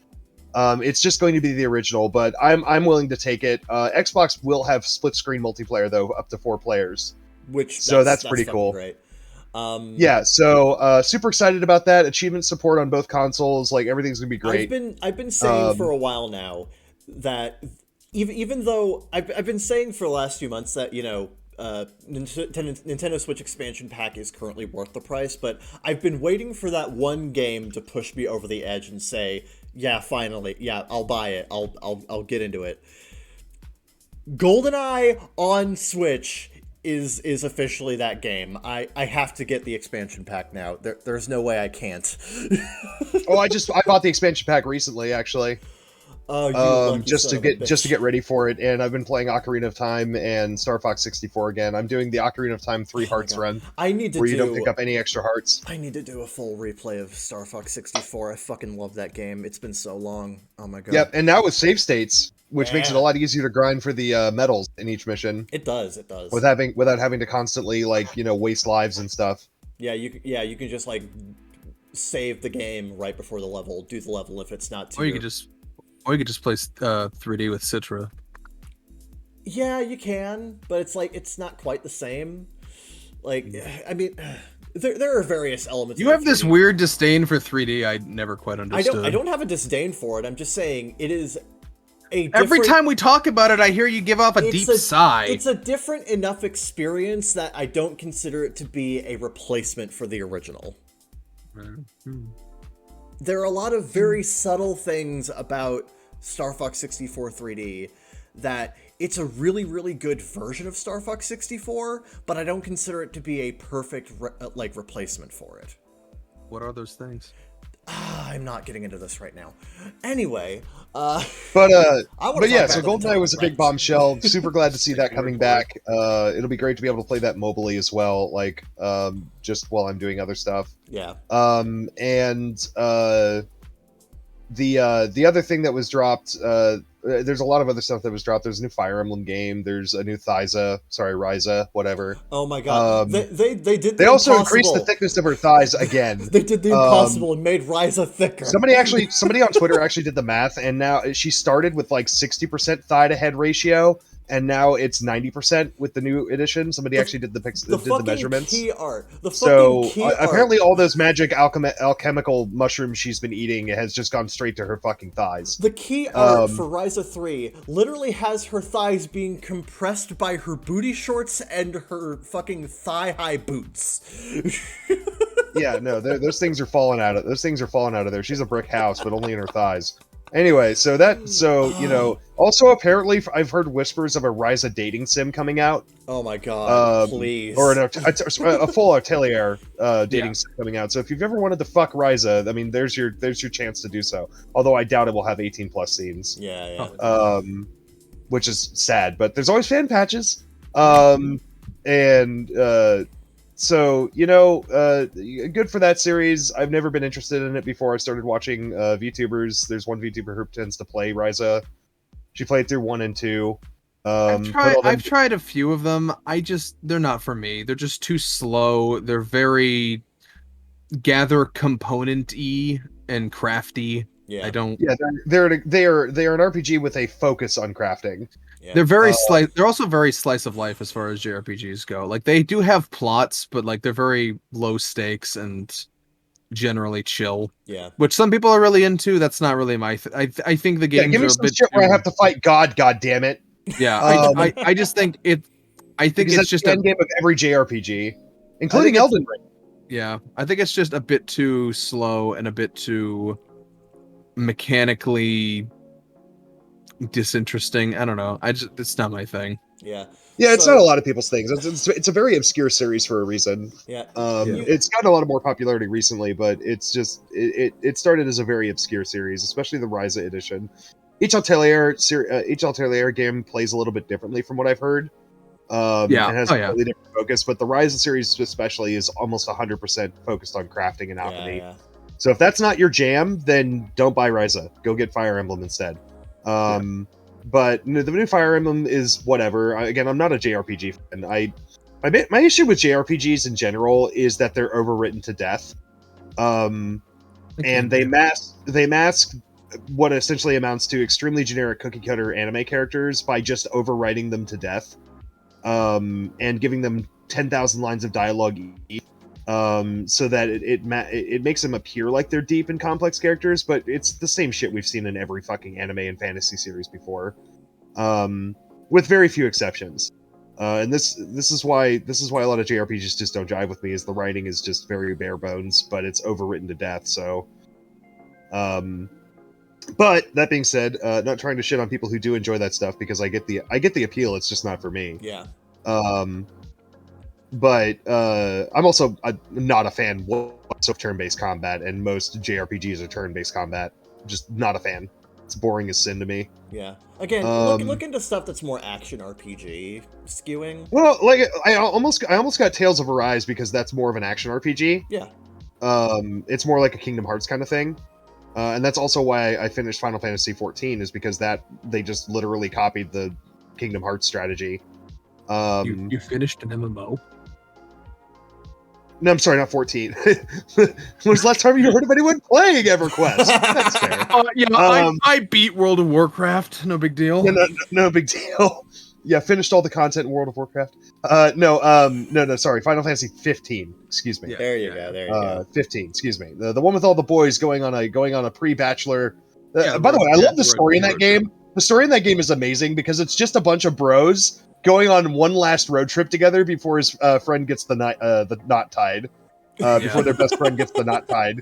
Yeah, it's a fucking bachelor road trip. They're even rolling around in a convertible Rolls Royce. Like, come on, man! Like, it's literally the story, and it's fucking awesome. At least that's how it starts. But I mean, by the end, you're fighting God again, so it's it's your standard Final Fantasy stuff. Or by the end, you're fighting God. Yeah. But no, that was a really fun game, and I'd like to see more of that, from more evolution like that. But there was some good stuff at Nintendo Direct. I didn't see State of Play, but I heard a lot about it. And it was interesting that both of them took place on the same day. I think it's all because they're trying to get prep for Tokyo Gamescom or whatever, Yeah. or Tokyo Games Showcase, whatever it's called. Yeah. Xbox did not put out anything this year, and that's because a lot of the Xbox they kind of blew their load with Xbox Originals this past year. Yeah. And this year they don't really have a whole lot of Xbox Originals coming out, so they haven't done a showcase this year. My question is, what's going to be the future of the Tomb Raider franchise? Because they finished their trilogy, and are they making another game? Yeah, they confirmed that a while ago. Yeah. Okay, so they're making another game, but it's just like, I want to know what the future of that is, because a lot of people did not receive, like, the first one in the rebuild in the Reboot, yeah. The first reboot was actually really good. It's one of my favorite games on 360 Xbox One. It was a really well thought out game, and really gripping. The second one was okay. I finished it. The third one I did not finish. I just didn't care. And a lot of people felt the same way about the third one. So I'm interested to see what they do to fix this in the new one. But Xbox really didn't put a whole lot out. We know that Starfield is coming sometime later this year, or next year. I mean, yeah, next year. it's supposed to come out this year, but of course, Bethesda delays, etc. To be fair, everyone fucking delays these days. Yeah, everybody delays, and especially with Bethesda, they've always delayed because they're trying to build incredibly ambitious games that are way too large for their team to manage. Yeah. Actually, I don't know, because Skyrim came out the first date they gave, and Fallout 4 came out the same date they gave. Yeah, but it wasn't. Neither games were finished. They needed massive content. Yeah, patches. well, yeah, no. I'm just saying they didn't delay them. Yeah. But Yeah, yeah, I don't like, think they have a. Yeah, I wouldn't say they have a history of delay. I actually think they have a history of not delaying, for better or worse. yeah. So you mentioned the Nintendo Direct being like the farming simulator direct, and oh god, yeah, no, I'll agree. Even as somebody who likes some element of farming simulators, this one was just like I didn't care about 90% of them. The only ones that actually like I give the vaguest whiff of a shit about were Rune Factory 3 Special, which is a remaster slash remake of the DS Rune Factory 3, and Harvestella, which seems to be taking the Rune Factory style and pushing it more into like a traditional like fantasy JRPG, complete with fighting God and shit like that. So, Well, you gotta have that. That's the element to every JRPG. That's the spice you add to every one. Is you've got to fight God by the end of it. yeah. So Um, the biggest issue I had with that direct is that like it is it is incredibly obvious that there are a combination of factors that resulted in like a bunch of different like wannabe indie devs being like, ah man, I want to make my own, fucking The action. Stardew Valley guy is done.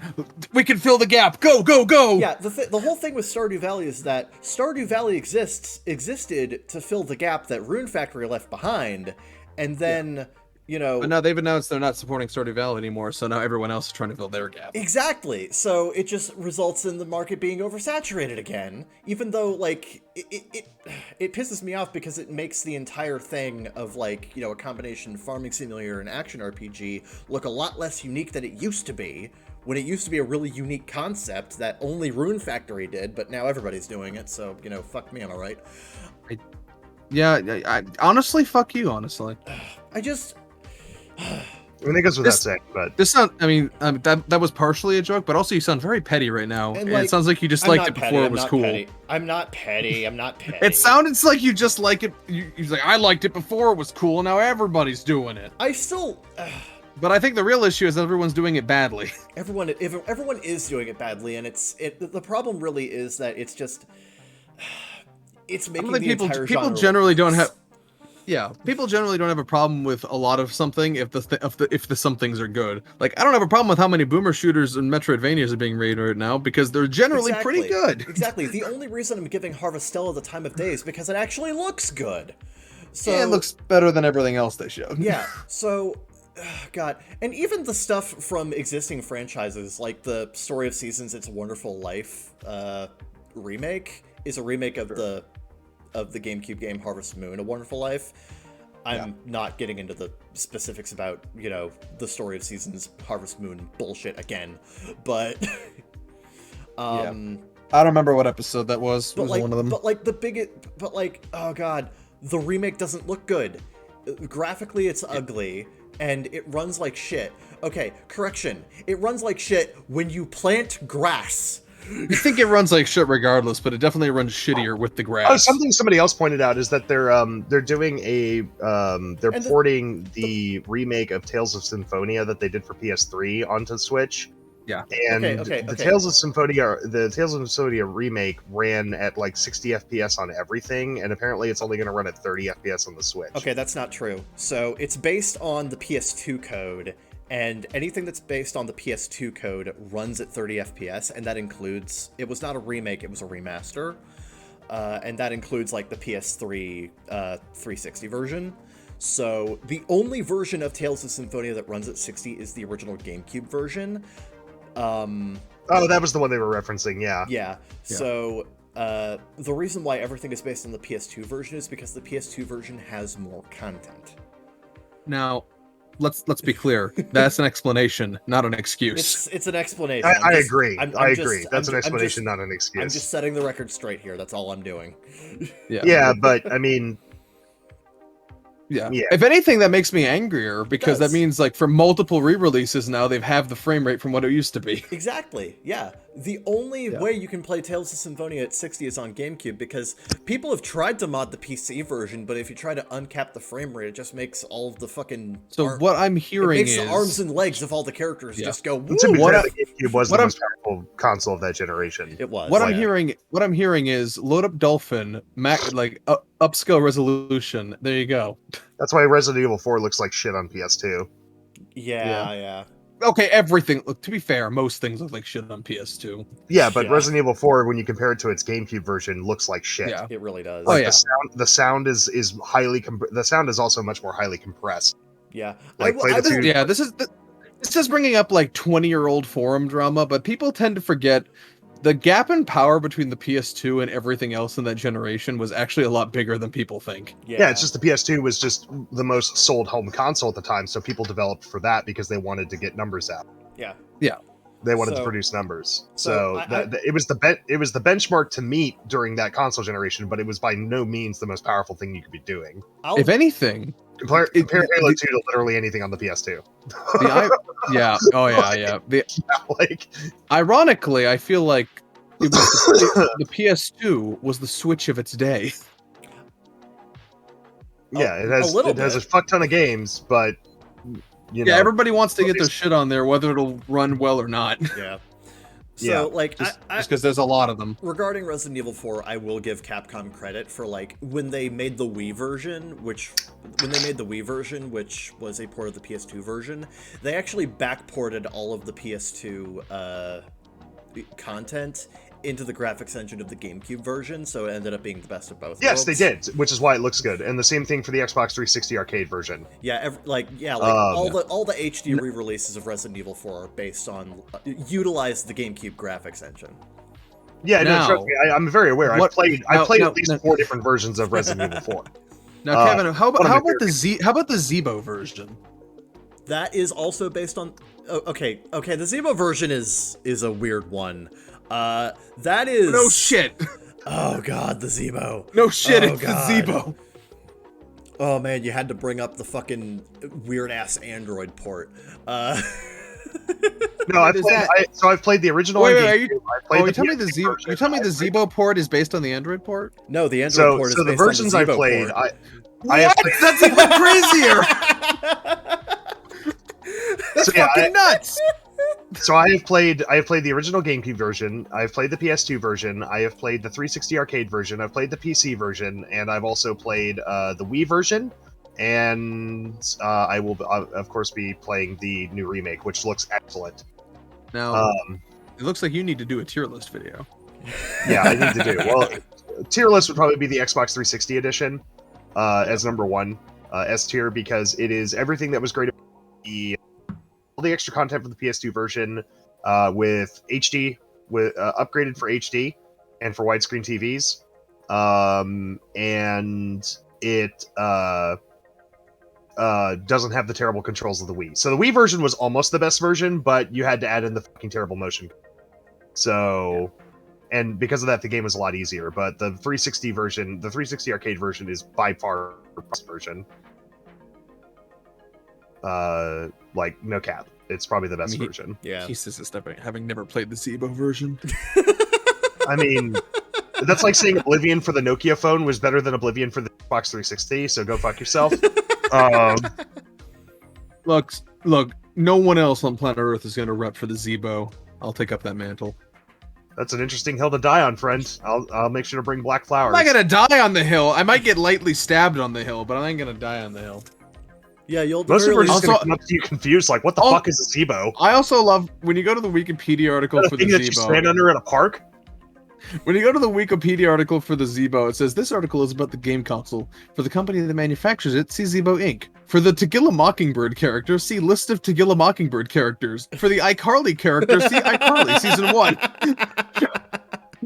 that might be one of the funniest Wikipedia headers I've seen in a Zebo, while. not to be confused with Zebo. Now I Zebo, want Zebo, somebody to or like Zebo. now I want somebody to like to like video edit To Kill a Mockingbird, where the character named Zebo is just replaced with a 2D static image of the actual Zebo console. Yeah. Like, and the same thing with the iCarly character. That'd be funny.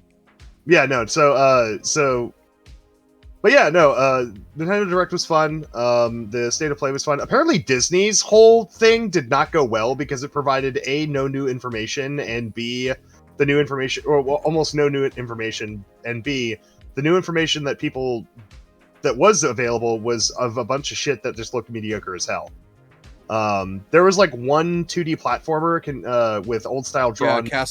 Cast of Illusion, yeah. Yeah, that looked kind of cool. But other than that, Yeah. like the Disney Direct, whatever you want to call it, was not great. Apparently. Yeah. You know, good I on pay Disney attention. for just, you know, matching their quality standard, you know, consistently. At least they're consistent with their quality standard these days, Yeah, sure. which is just dog shit. But it's so hard for me to care about Marvel stuff nowadays. Yeah. Yeah. Like I enjoyed Doctor Strange. I enjoyed No Way Home. Really enjoyed No Way Home. But that seems to be where all of their effort went into, was those two movies. Because Eternals was a shit show. Shang-Li was mid, and so was or Shang-Chi was mid, and so was what was the other film they produced? Thor: recently? Love and Thunder. Oh yeah, Thor: Love and Thunder was also, like, at best mid, at worst pretty fucking terrible. Even as a comedy, it wasn't that funny.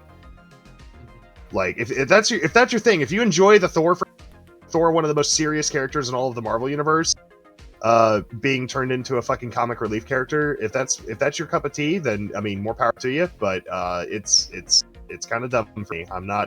I prefer Thor out of the Avengers movies much more than I do in his own standalone stuff. It's just been a more thrilling experience. Kevin, I have a proposition. What's your proposition, buddy? I think, just so we don't bore Sheridan for 40 minutes, I propose we move on to the Reddit dive, and then we'll record our Edge Runners discussion separately, and you can slot that in later. Oh no, let's do that right now. The only thing I have to say about the Edge, we'll make it a separate segment. Yeah, you can do that. Let's make it a separate segment. The only thing I want to mention about the Edge Runners thing is I find it interesting. I read an article this morning that talked about how CD Projekt Red wasn't a huge. It's not like they were adamant against it, because they did cave. Come on. But I want to talk about it now. I just want to talk about this one thing. I just want to talk about they had a vision for how they wanted their universe portrayed, and the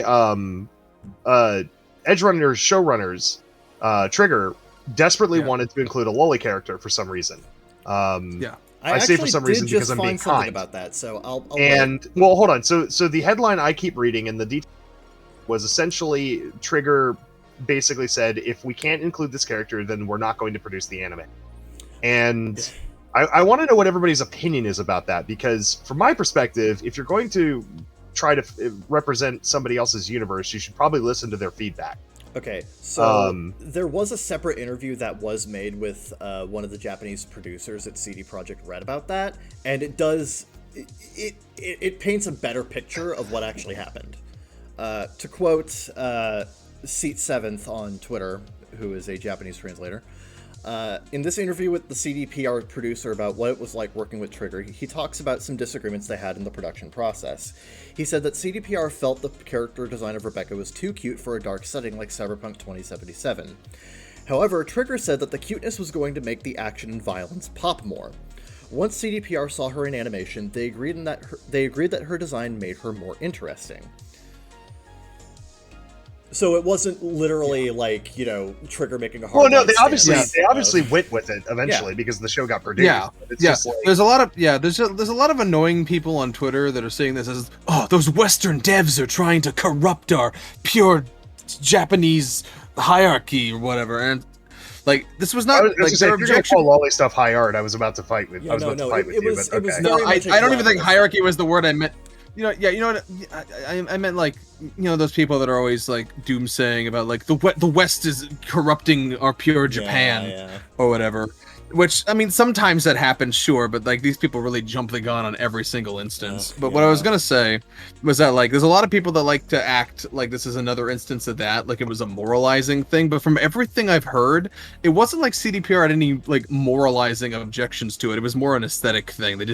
They initially didn't that's feel all like I ever tried to frame it as. It was just it's just, you know, this was our vision for this project, and I don't think this agrees with our vision for this project. No, and I'm gonna say I think they were wrong about it in the end, but I don't begrudge them for having that stance initially, because like if I was adapting someone's work or having my work adapted, these are the kinds of things that I would want to, you know, discuss and be like, does this fit the aesthetic and tone of the setting? Yeah, like, well, and to be fair, children in the cyberpunk universe or people who are not extremely strong or extremely well augmented are essentially either inconsequential or cannon fodder in that universe.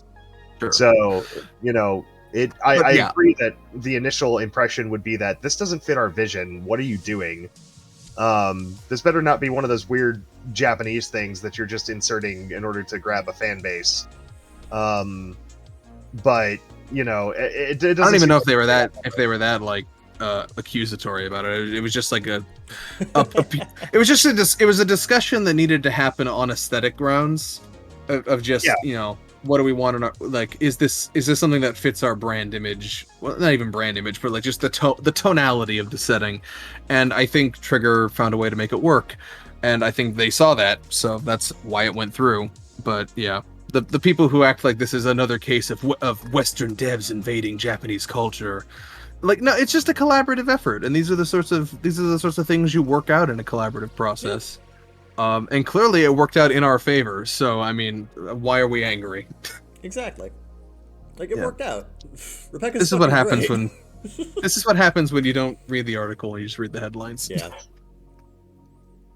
Well, I But read we'll I yeah. read several articles and No, I'm not talking about you. I'm talking about like just Twitter people, okay. Yeah. or as we like to call them, subhumans. They can be. But yeah, Kevin and I will record our Edge Runners thoughts and just slot them in a middle segment later. Yeah, that's fair. Yeah. So that'll be the end of this segment. Stay tuned.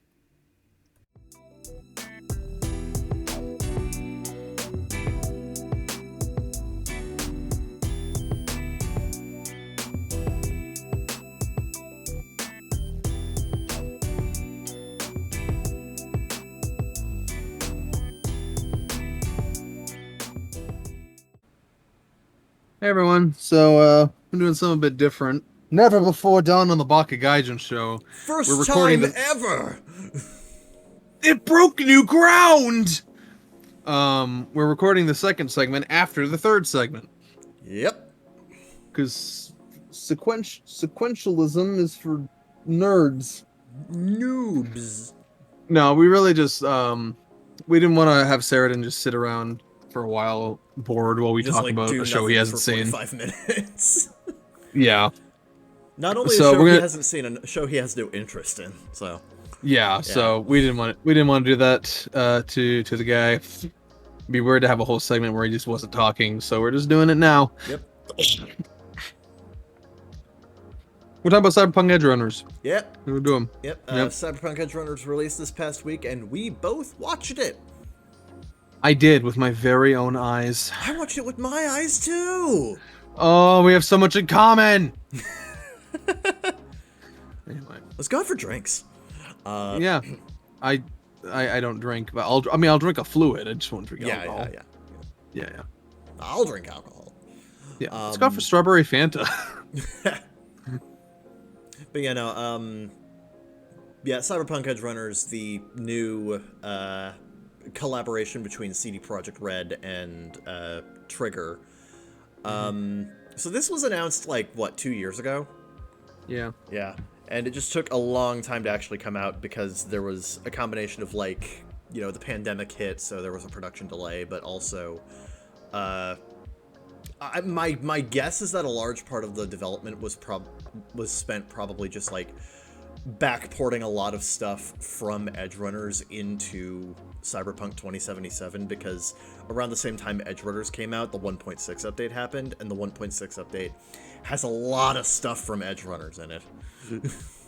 Yeah, among other things. So there's probably a number of reasons for that. But it's out now, damn it. You can watch it on your phones. Yep. Or not, if you don't want to not upset David Lynch. Get real. You can't watch Cyberpunk Edge Runners on your fucking telephone. Get real. But yeah, no, I fucking loved Edge Runners. I normal loved. Yeah, so I fucking loved Edge. I really like Trigger, and specifically the director of the show, Hiroyuki Imaishi, is like one of my favorite anime directors ever. My favorite anime is Gurren Lagann. He directed that. I really like Kill la Kill. I really like Panty and Stocking. So like his general style of animation is one that I personally have a big affinity for. It is very rare that I hate or dislike an Imaishi product. The only ones I've actually not liked are like Ninja Slayer and the short that he did for Star Wars Visions. That's about it. Generally speaking, though, I really love Imaishi's work, and so Imaishi doing something that's set in the cyberpunk universe is something that appealed to me, like, just on a base level. Seeing him do something a little darker than his normal output, doing something that leans into kind of his over-the-top neon, colorful, dynamic, the dynamic look that his anime typically has. Like, honestly, the more I thought about it, the more I realized that Imaishi and Cyberpunk was, like, kind of a match made in heaven in terms of, like, themes and ideas and just, like, general aesthetic. And the final result is what I wanted out of this show and more. But I'll get to that. But, mind you, I have no experience with the Cyberpunk franchise. I have not played 2077. I've not really paid attention to 2077. I went into Edge Runners, and Edge Runners, thankfully, was designed to be, you know, kind of a gateway into the Cyberpunk universe. It takes place before the game.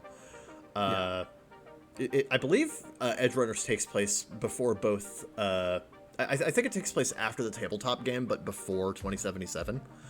So, I actually know about that. So, when the tabletop game Cyberpunk launched in 1988, the first edition, it was Cyberpunk 2013. And then, but that was a very short run. It didn't last very long. It went out of print pretty quickly. Most people, when you say classic Cyberpunk TTG, they're referring to Cyberpunk 2020, the second edition, which came out, I think, I want to say 2 years later, but I don't know exactly. But that was the main one for a long time, was version 2, Cyberpunk 2020. There was a third version, Cyberpunk version 3. A lot of people don't like it, and that's actually a funny story. I wanted to, funny anecdote I wanted to bring up. Please do. Cyberpunk version 3 was widely disliked because it moved away. It moved the timeline forward in the direction of being more of a post-apocalypse. Sort of away from the neon noir sort of influences. But also, the publisher Telsorian, or whatever the fuck they're called, the publisher was desperately low on money at this time, so it was a very low budget release. Okay. And if you're talking about, and you want to know how low budget it was, Mike Pondsmith, the creator of Cyberpunk, his wife, a lot of instead of artwork, Telsorian literally didn't have the money to commission artwork for version 3, so Mike Pondsmith's own wife took photos with like little dolls and props. Which is why version 3 is sometimes derisively referred to as Barbie Punk. I don't know exactly if people didn't like it systemically or mechanically, but I know, like, aesthetically and like setting wise and production value wise, it was a huge step down for Cyberpunk 2020, which is why it was not very popular, and it was widely disowned, and now it's been officially disowned by Mike Pondsmith, because in 2020, the tabletop game came back with a version 4, and this one is humorously called Cyberpunk Red. I don't think it's named after CD Projekt Red. I think that's just a coincidence. Because this version of the tabletop game takes place in a time span called the Age of Red, which is from 2035 to 2049. So it's well before Cyberpunk 2077. But it serves as sort of a distant prequel to build up elements in the game. Okay. But something to keep in mind, however, is another reason they released Cyberpunk Red, in addition to just capitalizing off the fact that a major video game adaptation was being made, you know, brand synergy and all. Yeah. And and plus it had been like at least 15 years since version 3, which nobody liked anyway, and like probably I think over 20 years since 2020. So it was time for an update anyway. But one interesting thing about Cyberpunk Red is that it updates a lot of things. It retcons and updates a lot of things about the setting, because I don't know if you might be aware of this, but when you envision the future in 1988, and then you have and you envision the future of 2020, and then 2020 actually happens, and it's nothing like you predicted. You kind of got to update some things. Yeah, you kind of have to rework a lot of shit. Yeah, so if Cyberpunk Red and 2077 do a lot to retcon and modernize, okay, sort of modernize the setting in terms of like retroactively modernizing what the future will be. Well, I mean, Like it for still instance, has that neon punk look to it, so. no, yeah, of course, but like no, they kept the aesthetics. It's just that like a lot of the tech and stuff, like Yeah. in the original versions of Cyberpunk, there was nothing equivalent to like a cell phone, you know, because Mike Right. Pondsmith just didn't think of that. But now retroactively, there are things like that. It's just stuff like that where like they retroactively update the tech to be a little bit more in line with like the actual timeline, even though it's not supposed to be the actual timeline. It is sort of like a divergence thing, like Fallout, but like Okay. but generally just update because they want to avoid like Z Rust. You know, Understandable. some sci-fi universes are fine with Z Rust and sort of embracing that they were wrong. Like to a certain extent, well, I guess they kind of go back and forth on this, but Star Trek kind of embraces Z Rust a little bit. It does, yeah. But like Pondsmith apparently doesn't want it to be Z Rust. He wants it to be a plausible version of the future. So Fair enough. it got updated with 4th edition Cyberpunk Red, which I've only heard great things about. Cyberpunk Red, the tabletop game, is apparently really good. A lot of people prefer it to Shadowrun, which apparently Shadowrun, especially 5th and 6th editions, is kind of a fucking mess. Oh no. And there's also just that general divide of like, because Shadowrun also includes fantasy elements. Yeah. I heard someone on the Cyberpunk subreddit describe Shadowrun as Cyberpunk for people who can't quite let go of D&D. I mean, I guess. Yeah. If you want So, D&D, but it's basically just like, more of a like futuristic sci-fi aesthetic, yeah. but yes, Edge Runners does take place a little bit before 2077. Okay, that's yeah. And like the 2077 video game did port back a lot of stuff. Like you can get Rebecca's shotgun and a couple of other things. Yep, and also, but by the way, full spoilers, by the way. Yeah, full spoilers for Cyberpunk Edge Runners coming in. So yeah, if you like have not seen them- immediately because I have trivia. Yeah. I am going to put I will put a warning disclaimer at the beginning of this segment saying it's like, hey, if you don't want spoilers, just skip to this point. So Yeah, sure. Also, maybe a few minor spoilers for 2077. But also, I was going to say that they actually started adding Edge Runner content in the game in the 1.5 update last February. yeah. And they kind of spoiled something about Edge Runners because, so in the lore of Night City, there's a bar called the Afterlife. Yeah. And the only reason you ever get a drink named after you is if you die in a very spectacular fashion. If you become an NC legend, yeah. And they added a drink called the David Martinez in that 1.5 update. Yeah. So basically confirmed what we probably could have already guessed, but yeah, because like the whole thing about becoming legends and legends dying in spectacular fashions is very ingrained in Cyberpunk as a franchise. So yeah. So there's your big spoiler. Yeah. David Martinez does not make it out of Edge Runners alive, unfortunately. You do, but yeah. But let's talk about the show itself for a bit. Yeah. First of all, it's fucking gorgeous. Oh my god. Yeah. So you can absolutely tell that Trigger had a field day designing a show based entirely in the cyberpunk setting. Yeah. Although, to be fair, and this is something I do want to point out, almost all of the backgrounds are literally lifted from the game. I did notice that. Yeah, so if you've played the game, like I've played a little bit of the game, it's actually really cool because you're seeing this representation of basically the same exact areas from the game. Yeah. Represented in this style, to the point where I've heard, I don't know, I would assume this is the case. I'm not saying it's a bad thing or anything, just an observation, but I've heard that a lot of the backgrounds are actually literally traced over from screenshots from the game. I can believe it. Which is interesting. But either way, I mean, whether it's Trigger's art direction or CDPR's art direction, the result is gorgeous. Yeah, but like it still gives this really good sense of place and purpose within the realm of the anime that like it does feel like an I have not played the game, but I like to imagine that it helps the anime to feel like a more organic part of the setting. Like it Yeah. gels with the game pretty well. Yeah. Yeah. Um, Oh yeah, and even like things like UI elements, like the phone calls and Oh, everything. Is straight. I did notice the Yeah. phone calls look exactly like they do in the game. Like almost immediately, I was like, "That is a cool Yeah. fucking detail." Yeah, even minor things like the net running, some of the net running elements that Lucy does are also taken directly from the game. Nice. Which is a nice bit of continuity there. Yeah, which makes me confused about how Ceridim was like. I've seen people who played Cyberpunk who say that the anime is nothing like the game, and I'm like, really? I don't get it. I don't get that. I really don't No. understand. I was going to bring that up, but that was going to be a whole ass thing. I mean, it is undeniably an Imaishi show. It does have his usual tone in a lot of ways. It does.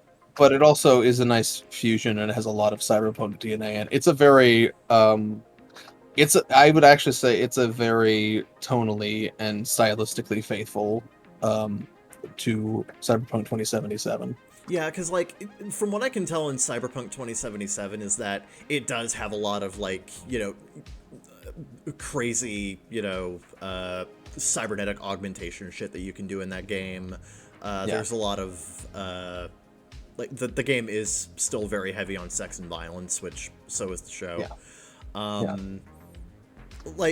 It just feels like every element of the show is taking some element of the game and either spinning it in a unique direction or exaggerating it for the purposes of the show, just for like Imaishi's style. And I feel like that's how it should go when you're adapting something from a different medium, but you kind of want to put your own stamp on it.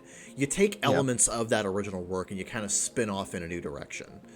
I feel like, and in that regard, I feel like Edgerunners is an incredibly successful spin-off from 2077, because it still feels like an organic part of that universe, but it's still very much its own unique thing. You can watch me, I watch Edgerunners completely divorced from 2077, and I still thought it was fucking great. So that's it's a really good show. It's a really good show, and it's a really successful spin-off. I would argue, because like you mentioned this on Twitter, that Edgerunners, you were expecting Edgerunners to be good, but not as good as it was, to the point where it's actually revitalized interest in the 2077. Oh yeah, I don't know if you saw this, but Cyberpunk has topped Steam charts again. Just yesterday, it hit a new high of over 68,000 concurrent players. There you go. The anime was so successful. The anime was so good and so successful. That success translated back over into a game that's been out for 2 years.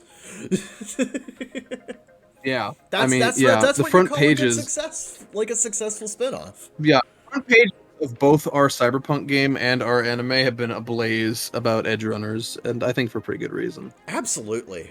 God, Edgerunners is so good. I can't even blame them.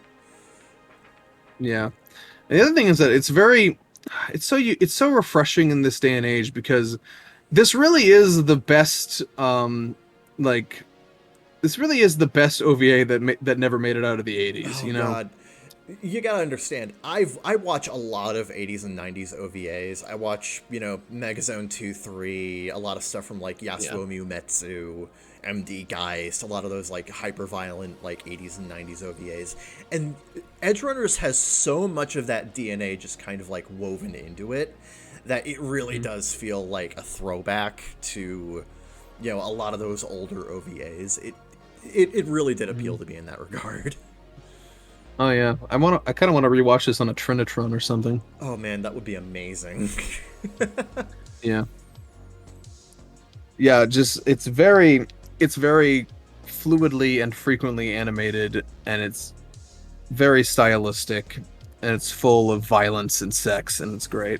God, it has this great, like, unhinged feel to it. That the thing is, Imaishi is very known for being very over the top and very like exaggerated with his stuff, but I feel like due to the fact that he is restricted by TV broadcast standards. He's making TV anime projects.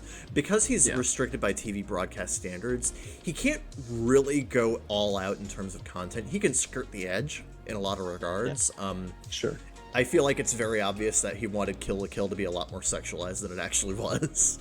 And Kill la Kill was very sexualized, but this is like one of the first times I really feel like Imaishi's work didn't have any kind of restriction put on it in terms of the actual content he could do. This really feels like a complete vision of what Imaishi wanted to do in the cyberpunk world. And the end result is incredibly satisfying to see. I'm very satisfied with the end result. And again, like, visually, holy fuck, that Netflix money came in good use. Yeah. I don't think it's super noticeable right away, but like the more you watch, the more it builds on you that like, man, that this level of animation is keeping up, and this level of stylization is like getting better and better. The direction in this show is stellar. Yeah. This show pops in a way that so few anime do these days. Like, every episode just brings something new to the table in terms of direction, in terms of visuals, in terms of just how it presents the story and setting. Episode 6 is a fucking masterclass of direction. It's so good. Holy fuck, that episode is grade A gorgeous. Yeah. Oh, man. Yeah, it's really good.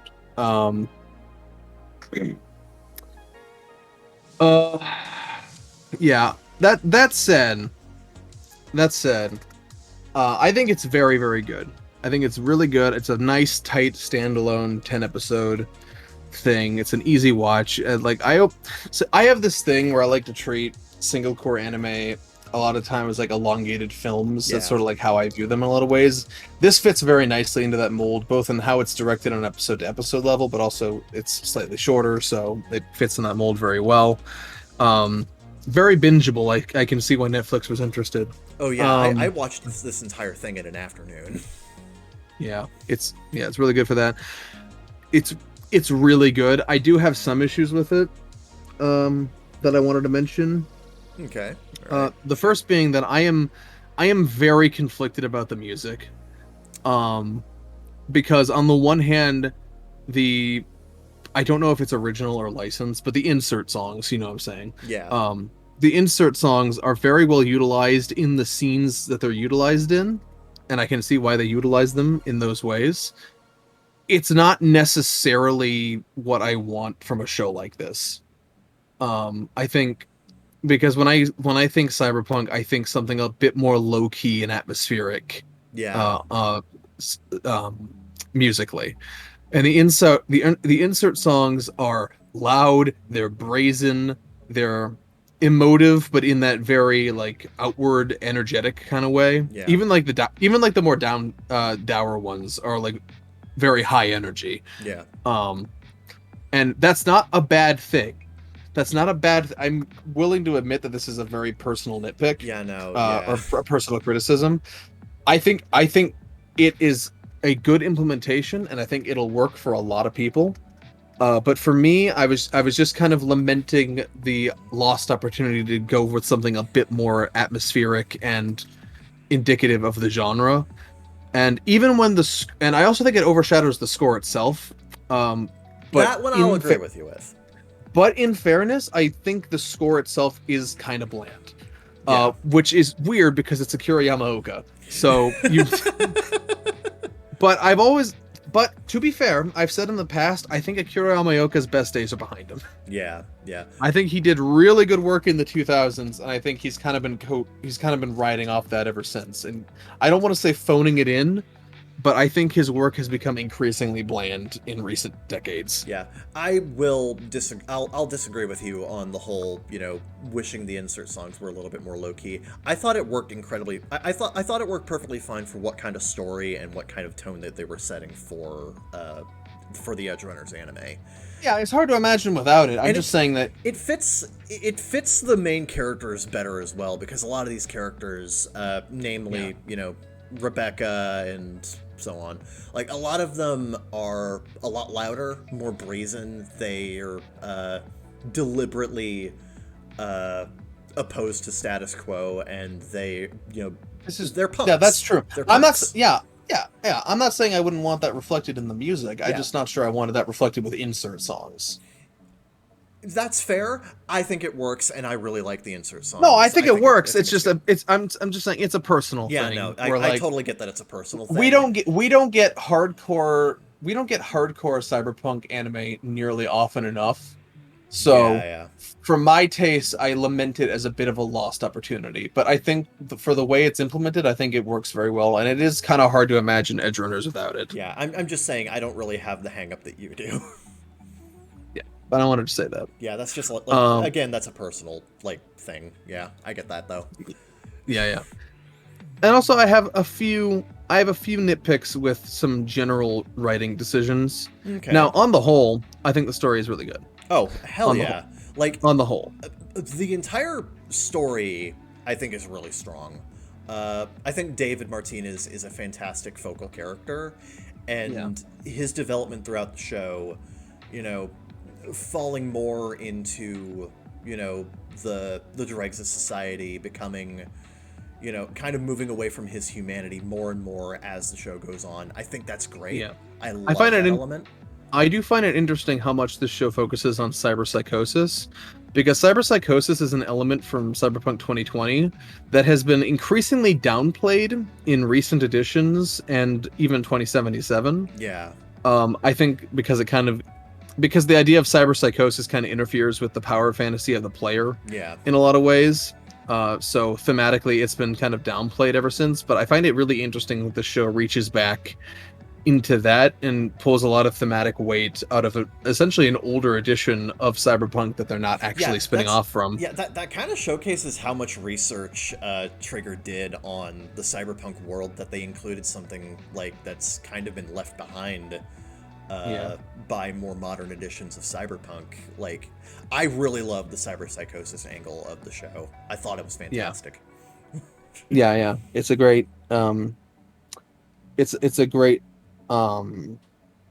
it's a classic rise and fall story just through this lens. Yeah, and you can see it as an allegory for a lot of different things, drug use, or any number of there's also the element of, in what way does David rise and fall? He falls in the eyes of society, but he rises in the eyes of the Edge Runners. So it really depends on perspective, however you look at it. I also meant the literal fall, as in he dies. He does, yeah.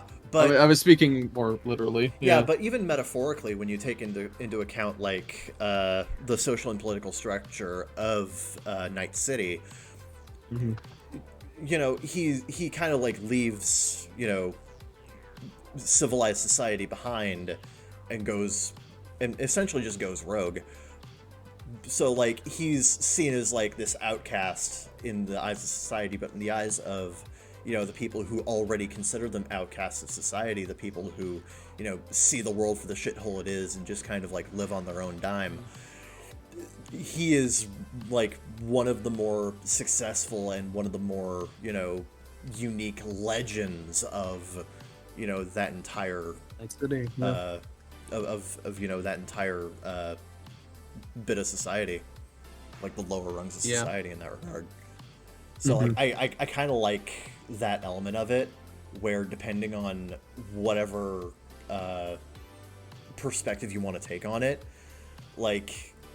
either he threw away a perfectly good life that he could have had, or he recognized that his life was shit and it wasn't going to get better, and he just kind of decided to take life for himself and live however he wanted. It really depends on whatever perspective you want to give on that.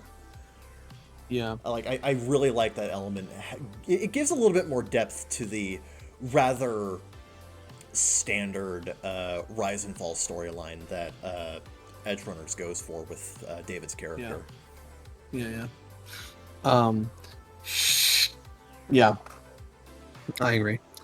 And I think I also want to bring up the fact that the dub is really fucking good. The dub is fantastic. The dub is the ideal way to watch it, in my opinion, for a number of reasons. From what I understand, the Japanese version lacks a lot of the setting-specific slang of cyberpunk, and the dub adds a lot of that back in. Yeah, and also the performances are just really fucking good. Oh, fuck yeah. Yeah, and there's a lot of there's some a lot of people I don't know that did a really good job. Some high-profile casting with Giancarlo Esposito. Oh my god. He did surprisingly well for this being his first anime dub. Oh yeah. Yeah, he did a great job. And what few cameos there are from 2077 are all voiced by the same actors as well, so that's a nice bit of continuity. Yeah. The biggest of which is being Atom Smasher. Yeah, Atom Smasher has the same actor from the game. Yeah. Which really ties everything together, the fact that it was Atom Smasher to kill him, because Atom Smasher in cyberpunk lore is a big fucking deal. Like, yeah, this guy is a legend among legends, and he's been around way longer than legends typically are. Like, even in 2077, like, he is the one, like, 40 odd years ago that killed Johnny Silverhand. Okay. So, like, this guy's basically a cheater. He, like, being a full Borg, giving away literally all of himself. Yeah, David even like calls that out. It's like, how much of that is human in you? Do you even have a human brain anymore? Yeah. I love Atom Smasher's introduction in the game because it's so menacing yet casual. So you're in a brain dance from this woman's perspective, and she's just going to meet some other guy, and Atom Smasher is just walking out to the elevator, and he passes this woman, and literally the first words out of his mouth are, I'm going to try to do my best impression I can without the filter, obviously.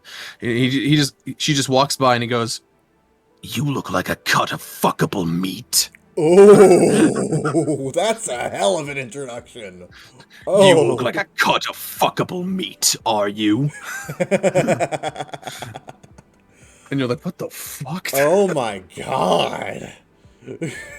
That's so... Yeah. Oh my god. Wow. It's fucking metal. But yeah. So like, for what he represents in this setting, it was really smart to use him in this fashion. Yeah, and I also understand that, like, it ended up becoming kind of, like, incredibly powerful foreshadowing when Atom Smasher was introduced as being, like, the hired gun to take care of the Edgerunners here, because it immediately clued anybody who played 2077 in that the characters aren't surviving. Oh, yeah, no. Like because at the very least, David is fucked. Yeah, because Atom Smasher is a major antagonist in 2077, so yeah, so he fundamentally cannot lose at the end of Edgerunners. So, well, you know what they say. There's happy endings are few and far between in Night City. So they say. And again, that's playing into existing themes of 2077 with Edgerunners, with, you know, David not really having really much of a happy ending, even though he goes out on his own terms. It's, you know, far from ideal. And, you know, he leaves his lover behind to go to the moon without him, even though he was like, I'll take you to the moon. That's my promise. He wasn't able to keep that promise. She eventually got there, but, you know, at what cost? Like, yeah. That's another thing I really liked about this anime, is that if there's one thing that Imaishi has trouble with, is that he has a hard time giving a show a good ending. Yeah. I wasn't big on Kill la Kill's ending because it just kind of felt like... Oh, I love it. It depends on my mood. Sometimes I'm just like, this is a bit much. And No, I fucking love Kill la Kill's ending. I like Gurren Lagann's ending, but a lot of people do have an issue of how some of the more bittersweet elements were introduced and kind of explained away. And a lot of people feel like the bittersweet elements of Gurren Lagann's ending conflict with the more optimistic nature of the themes of the show. Yeah. Edge Runners, I feel, does a much better job of following through on its themes and ideas in a satisfying way. It's an incredibly bittersweet ending, but at the end of the show, you feel like it's one that was earned. And it's one that made sense. Given the story, the characters, the themes prevalent throughout the story. Yeah.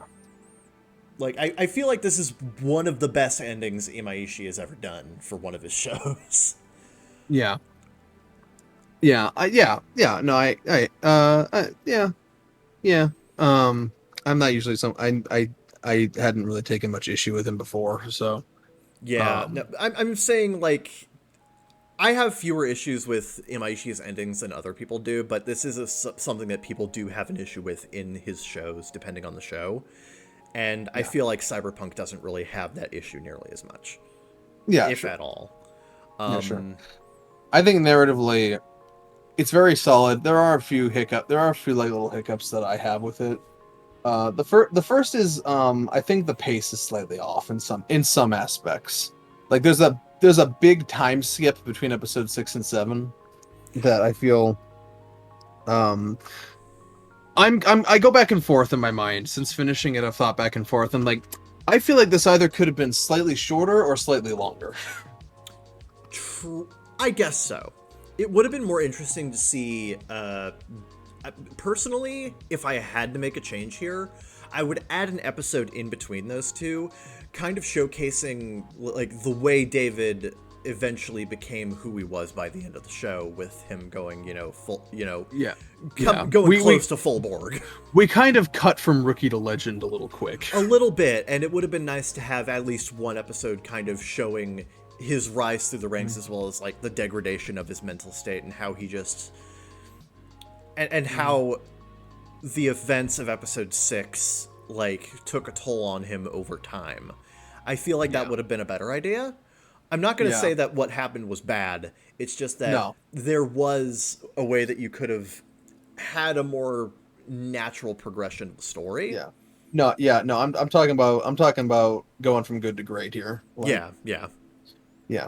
And then I have a few other like niggles. Like, so I don't know if I've ever actually talked about this, but like as a writer, I have become increasingly focused on this idea of character consolidation, of getting the most out of the characters you have. Yeah. And like whenever you see an opportunity to combine roles, or like basically like, and I look for this in other stories now. I'm like, are there two characters fulfilling a purpose where there could be one, or something like that. Okay. Basically just maximizing the amount of like usage and investment. Min-maxing the usage and investment of characters. And I think the show has a few little issues with that. I think it's kind of weird how my main issue here is with Pillar and Falco, who I think should have been consolidated into the same character. I agree. Honestly, I feel like Pillar doesn't really have a whole lot of narrative weight. Yeah, I feel like he didn't, and I feel like he was killed off. I'm not gonna say for shock value. That's a stupid thing to say about a show like this, but basically for tone setting, and that's kind of it. Yeah. Which I don't think was a very good purpose. The most interesting part about him was that he was the brother of a more interesting character. Yeah. I think it would have been a lot better if he had stuck around and fulfilled Falco's role, or we sort of combined the two characteristically in some way to have that like that nice through line there. I will say, I feel like Falco's character ended up a lot weaker in that he just kind of feels he just shows up. He just shows up, He doesn't really feel like part of the crew. Yeah, he was there. like they talked about him like, oh, we got to call Falco. He'll drive us out or whatever. And I'm just like, he's just a name for the first half of the show until he like actually starts showing up. And I feel like it should have been a more tighter, consolidated thing of we have this group of characters and they're going to dwindle down because that's the setting. And I feel like having that same role and also having Pillar around longer gives more interplay between him and Rebecca, which I think was very entertaining when it did happen. Oh yeah, so him and Rebecca have a really fun little like back and forth like catty chemistry but it's between them. but it's over too soon, and I feel like it's like the one thing I keep returning to. I'm like, man, this was such a weird writing decision to just sort of like kill him off and swap him out for this other guy. What's worse is that he kind of got killed off in this very nonchalant way where he got killed by a hobo pissing in a bucket. Now that's a tone setter. It is. But it's also kind of pointless. Yeah. Like I feel like there could have been a lot more narrative heft behind Pillar as a character if they had just consolidated him and Falco as like the same character. Like keep him around a little bit longer, and honestly, I feel like it would have been a lot more. And honestly, I'm gonna be real. I think Pillar's death slightly undermines Main's fall from grace. Yes. I feel like it slightly undermines Main's fall. Yes, from grace I thought the same thing when I was watching. I was like, well, we've already once you already kill off one guy, it's like, well, now I know it can happen to anyone. Yeah. So and the problem is they went with the guy who mattered the least in the story. So when Main starts to go out of control, you're like, oh, I know what's happening next. If Main was the first person to die, there would have been that will they, won't they kind of thing. Will they actually kill him off? Will he, I thought that when I was watching the main episode. I'm like, this is really good, but like the tension is being hampered by the fact that I know the show's angle now. Yeah. You know, they showed their hand a little bit too early here, and I will admit that is a downside. That is a downside I felt watching. I was gonna bring that up.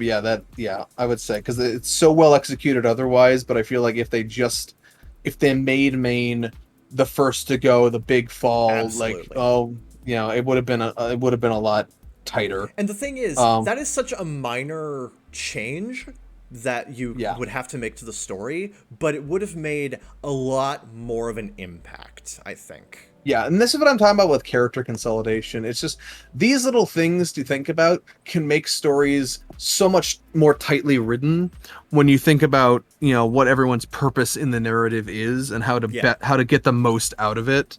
Because I feel like people are going to forget about Pillar, and I wouldn't want them to. Yeah. So if he stuck around longer and consolidated that role with Falco, I feel like you'd have a much stronger engagement on that front, and you wouldn't have showed your hand as much and ruined the not ruined, but like weakened the tension of slightly undermined Main's fall.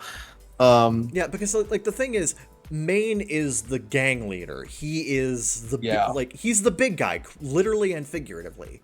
So if he falls, like that's domino effect. It's the domino effect at play. Mm-hmm. He is the most important character here. You take him out, that's going to leave a ripple effect, and it's going to have a massive effect on your audience. Now, and that leads into another small critique I have, which is that, and this is like no shame to the guy, but the fact that this is the only thing keeping the show from a 10 out of 10 for me, mind you. Yeah. Well, okay, so I'm going to get on to my next complaint, my next nitpick, which is that, so the dwindling party angle is fine, but it's kind of made messy by the fact that I find it messy that Falco gets to live and run off. Yeah, a little bit. Because if you're going for a total party kill, except for Lucy, because she's got to survive for thematic reasons, then like do that. But like the fact that Falco just lives to drive her off and then gets to fuck off and do whatever else kind of like muddies. It's just one of those like little things that kind of bothers me. It's just kind of like, what they should have done with Falco is that they should have had him mortally wounded and just barely able to get Lucy away before he dies. That's what should have happened. Yeah. That, or we can do the consolidation roll again. And, whatever. And do it with Pillar. Yeah, do that. Fuck. Yeah. Which brings me to my biggest complaint, which is that how dare they kill Rebecca? Honestly, Oh my god! Ah! I saw that. I was like, I'm docking a full point. This is just upsetting me. She was my favorite character. And she's the like, best character in the show. Yeah, and it just felt kind of pointless. It just felt like to have an almost total party kill just for the sake of having one, because she literally just gets fucking jumped by Atom Smasher, and I'm like, look, Atom Smasher doesn't need any more building up. He's Atom fucking Smasher, okay? Even if you're not familiar with Cyberpunk, the fucking way people talk about him is enough. Come on. Yeah, like I feel like, and like it could have been anyone else as well. Yeah. It's like It could have been Falco. Just like, yeah, it could have been Falco / Pillar or whatever, whatever hypothetical version of the story we're talking about. I'm just like, it's that aspect of it, how the characters are good, how they were utilized in the narrative feels a little messy at times. Yeah, I can agree there. It wasn't as tightly written as I feel like it should have been. One way or another. Yeah, like that, like when Rebecca just gets absolutely bodied by Atom Smasher, I'm like, no, why? Yeah, it just felt so. It just felt so pointless. And that might have been the point, but also the point was kind of messily made. A little bit, yeah. I feel like that's my thing. I feel like you can't kill Rebecca and then not kill Falco. I feel like that just makes it messy. Because like Falco has so little to do with the narrative, and Rebecca. That's another thing that I wish they could have done with Rebecca. It is a very subtly stated thing that Rebecca has a massive crush on David, but her love for him is unrequited. So I don't know if it's subtle. She literally yells, "I ain't playing with just being friends." So like, I feel like there could have been a lot more done with that, and if they were gonna kill off Rebecca, they could have played up the tragedy of that a lot more. Well, yeah, they could have just not killed Rebecca. That could have worked. Yeah, but if they were going to, I'm talking more like I get it. I'm just saying, or just don't kill Rebecca. Yeah. Just don't kill the best girl. Come on. Yeah, come on now. Yeah, speaking of, I'm glad that Trigger stood their ground with her because she's the best character here. Yeah. Absolutely. Rebecca's fun. She brings like half the energy to the show all on She's her own. fun, but she's fun, and she's also like, she's so genuinely loyal in a way that almost nobody in Cyberpunk is. She's a ride or die kind of bitch, and I love it. Yeah. That is the best kind of character, just a ride or die bitch. I love her. Yeah. Yeah. Oh, God. But yeah, it's like little things like that where it's like it could have been tighter written in places and utilized its characters better. Agreed. It's good, but it could have been better. Yeah, and that's why that in my slight personal nitpick with the music, I give it an 8.5, which unfortunately because of Mal's stupid rules means I have to give it an 8. But yeah, but yeah, 8.5. Yeah, the more I think about it, it's probably closer to an 8.5, 8.75 for me. But like I don't know, like that thematic through line, David's rise and fall storyline. Like the visuals, and for me the music, like a lot of it is just really strong. It's still a really strong experience. Also, fucking props to Zach Aguilar. I didn't even realize it was him at first, but dude, he's gotten so much better. He's got hella range, and this show is arguably his best work yet. Definitely his best work yet. Yeah, I used to complain about Zach Aguilar because I felt like he was kind of wooden, and he did a very stock sort of I am doing anime voice acting voice. Yeah. But he's gotten so much better. I was really impressed by Zach Aguilar. Yeah, as David. Like David lets him really flex his acting muscle a lot because again, David is such a varied character, and the way he develops is so fascinating. Like David is an incredibly different character by the end of the show. Still recognizably the same guy, but like he's been through shit. So, and the way he's able to actually present that in terms of his voice acting is so damn strong. Again, like, the dub for this show is how you watch it. It's the best. Like, Yeah. I switched to the Yeah. Japanese like language track to hear how like some of the Japanese version handled it, but like the dub is just so strong. Yeah, the dub is really the way to go here for a number of reasons. Absolutely. It really does like again, a lot of that slang really helps to sell the setting more. Like everybody Yeah, for calling, sure. Yeah, sure, Chum. sure, Chum. Yep. Yeah, like the slang really makes the setting, honestly. Yeah. I will say, like, in terms of like anime spin-offs of like video game adaptations and shit like that, this is one of the more successful ones and one of the better ones of the last decade. It's very good, and it's again the success of the anime managed to make its way back to the game, which is what you want. That's what you want out of a spin-off. It's like, if you like the anime, go play the game, and if people like the anime, they'll inevitably go play the game. So Yeah, yeah, and like, the timing works out well because the game has been patched several times and is much more stable than it used to be, and a little bit more content rich than it used to be. And there's an expansion coming next year, so yeah, like it's a good time. Yeah, like they literally released the 1.6 update almost day and date with Edge Runners. So like again, the synergy worked perfectly. Yeah. It's fascinating how Edge Runners has sort of given Cyberpunk 2077 a second wind in this regard. I feel, And it kind of makes their like their plans to sort of hop, drop, and run after Phantom Liberty a little disappointing, actually, because like I don't know if they were expecting the second wind they seem to have received. yeah. But now it's like, well, we're gonna put out Phantom Liberty, and then it's all hands on deck for the new Witcher saga, which is fine enough. But like, Yeah. I don't know, it's a little bittersweet because it feels like they've gotten back on track, and I guess we got Phantom Liberty to look forward to, but like, I don't know, it seems like they had massive plans for Cyberpunk that after its bad launch got downsized significantly, and now here we are. Like, there was going to be an entire fucking multiplayer spin-off that has apparently just been canned now. Oh man. And I think part of it is also the fact that they don't want to work in their own engine anymore. Like, they're abandoning the Red engine for the next Witcher game, which is going to be Unreal 5. Okay. So yeah, soon Epic's gonna own the whole fucking industry. Pretty soon. Lovely. I feel like it's inevitable. I feel like Unreal is just gonna become the Maya of video games at some point. I mean, it's kind of already on the way there anyway. It's getting there. Like, it was like that ball started rolling with Unreal 3.5. Yeah, it started rolling, but like, I don't know, there were still a lot of engines kicking around, and there still are. Yeah. But like, Unreal's just getting more and more popular. Like, it's just getting more and more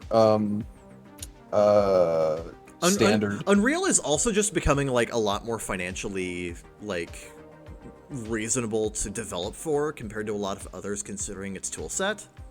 Yeah, this is besides the point, but man, Crytek fucked up with their stupid licensing. No one is gonna give you 30% of all revenue. Yeah, like, CryEngine's great and all, but like, god damn, Crytek was so fucking greedy with their licensing. Yeah. They could have had a real competitor to Unreal on their hands, but almost nobody uses Crytek or uses CryEngine because it has a ridiculous like 30% licensing fee. Who's gonna give Crytek 30% of their profits on top of giving Steam 30% of their profits? Yeah, you're basically like, getting nothing at that point. Come on. I think like the only game I could think of off the top of my head that used CryEngine in the last few years was like Kingdom Come Deliverance. I think. I feel like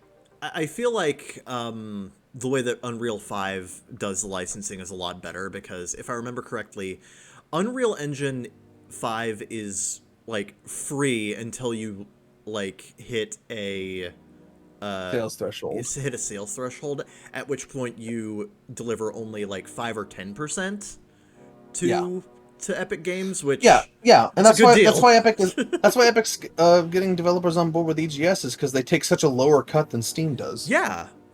Like, give Epic Games some credit. They know how to work the system. I think they know how to undercut guys who are already taking too much. I think that's basically what it is. Yeah. Especially now, because I feel because like at least in some use cases, Unity was and still is, but it was a big strong competitor. But now Unity's management is fucking up and getting into metaverse garbage and shit like Yeah, that. So I and feel like that's going to draw people away from Unity, and they're going to go right back to Unreal again. It feels like Unreal. I feel like Unreal Engine wins by doing absolutely nothing, it and really everyone does. else just keeps fucking it up, and they keep winning by default. It's seriously what just keeps happening because like nobody. Oh god. Yeah, I honestly think in like 10 years time, like 95% of games are going to be on Unreal. A very And I large feel like percent are going to be only Unreal, yeah. only like the occasional holdouts that like the studio like made their own engine 20 years ago and just keeps updating it, like Bethesda or fucking Rockstar or shit like that might. But like I feel like in like 10 years, like 90% of games are going to be on Unreal, for better or worse. I feel like it's just going to become Maya. It's going to be industry standard. Unless they fuck up, which they might. They very well might. People who make game engines have a long history of fucking up, so, I mean, it could happen to you. But that was beside the point. Yeah, no. The point is, while we do have our, like, nitpicks and our, like, hang-ups with Edgerunners, it's Very still good. a really damn good show. Yeah. It's really good. It's a certified hood classic. Yeah. Like, I feel like it's good enough that this... I feel like this is one of the best shows that Triggers made. It's really up Probably. there. It is. Yeah. I'd say it's at least on par. Like, it's approaching, if not on par, with stuff like Little Witch Academia and Kill la Kill. Yeah. Like, it's up there. It's up there. Yeah. Well, that was our thoughts. So enjoy the third segment that we already recorded. Man, this is weird. Yeah, weird. We can do it with the power of editing. Ooh, we'll see you in the next segment.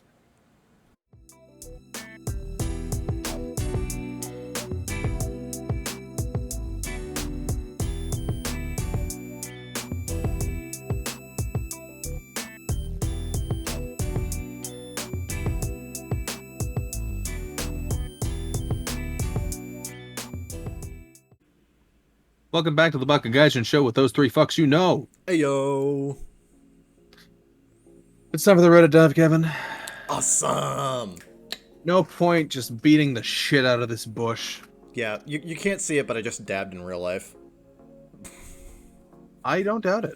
Yep. In fact, I just imagine you're in and out of a constant state of dabbing at all times. I mean, yeah, that's basically just me. Yeah. Yeah. And then he wonders why everything hurts.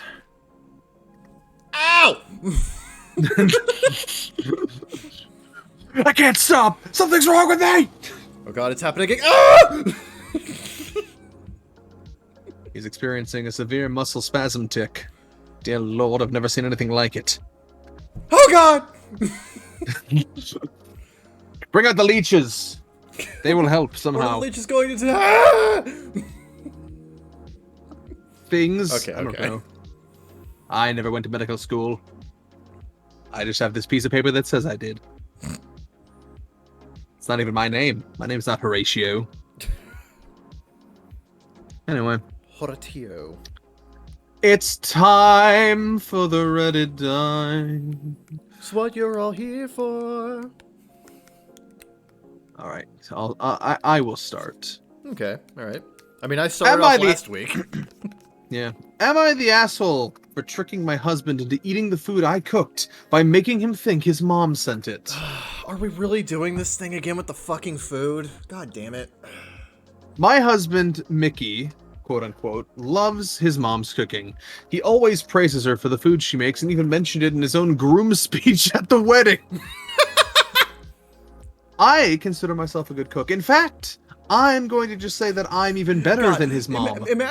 Imagine fucking marrying this guy and being like, and him just being like, man, I love you almost as much as I love my mother's cooking. Like, come on, dude. It's the happiest day of my life. Because my mom made spaghetti! I consider myself a good cook. In fact, I'm going to say just that I'm even better than his mom. But the problem is, he doesn't even want to try my cooking or give me a chance to prove it.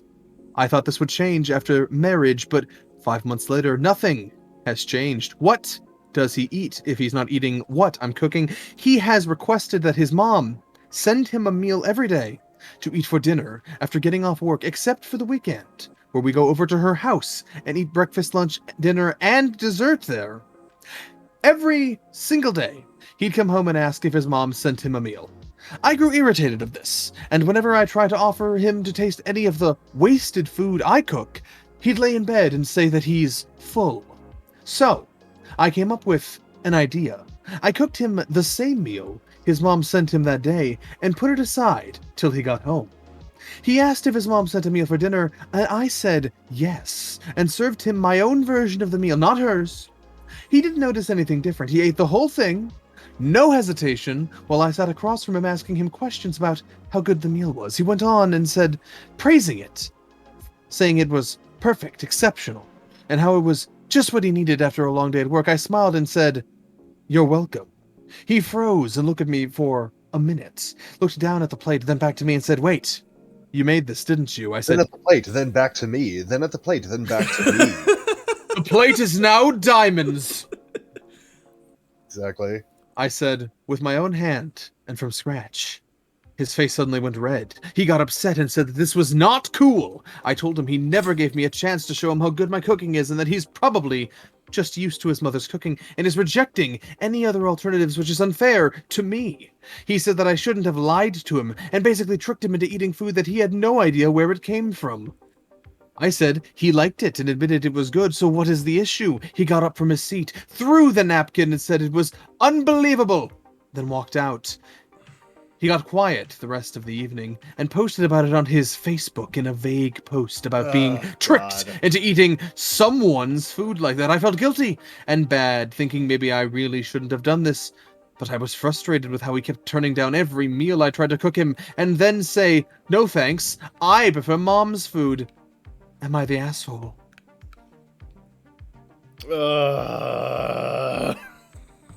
God.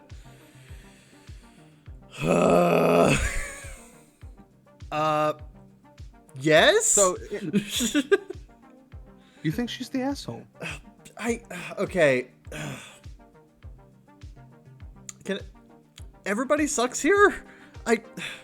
This whole thing's fucking weird, dude. Fucking. What does Reddit think? What's Reddit say about this fucking thing? Top comment. I don't think necessarily she's the biggest asshole, but I think this is one of those things where she's like 10% asshole. Yeah. Top comment. Info. Why would you marry someone who refuses to eat your food and makes his mother make him dinner every day? That's also true. Like, shouldn't that have been like a turnoff? Second top comment. Info. How did you end up marrying him? Yeah, I feel. Why was this not a deal breaker for you? What happens when his mom dies? Is he just gonna starve himself?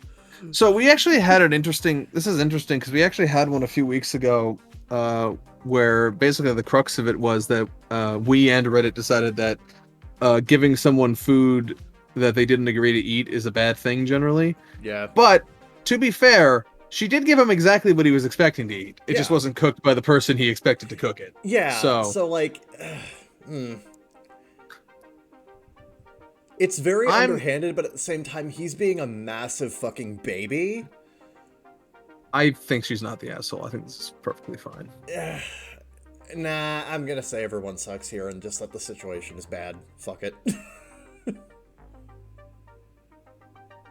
What does Sheridan think? Like I said, I think she's 10% the asshole and he's about 40%.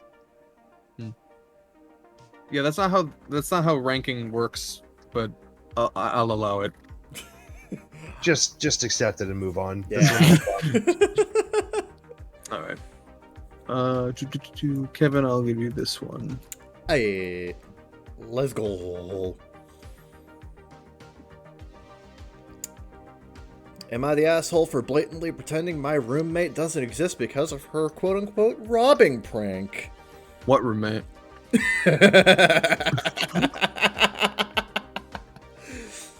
From user more furries, please.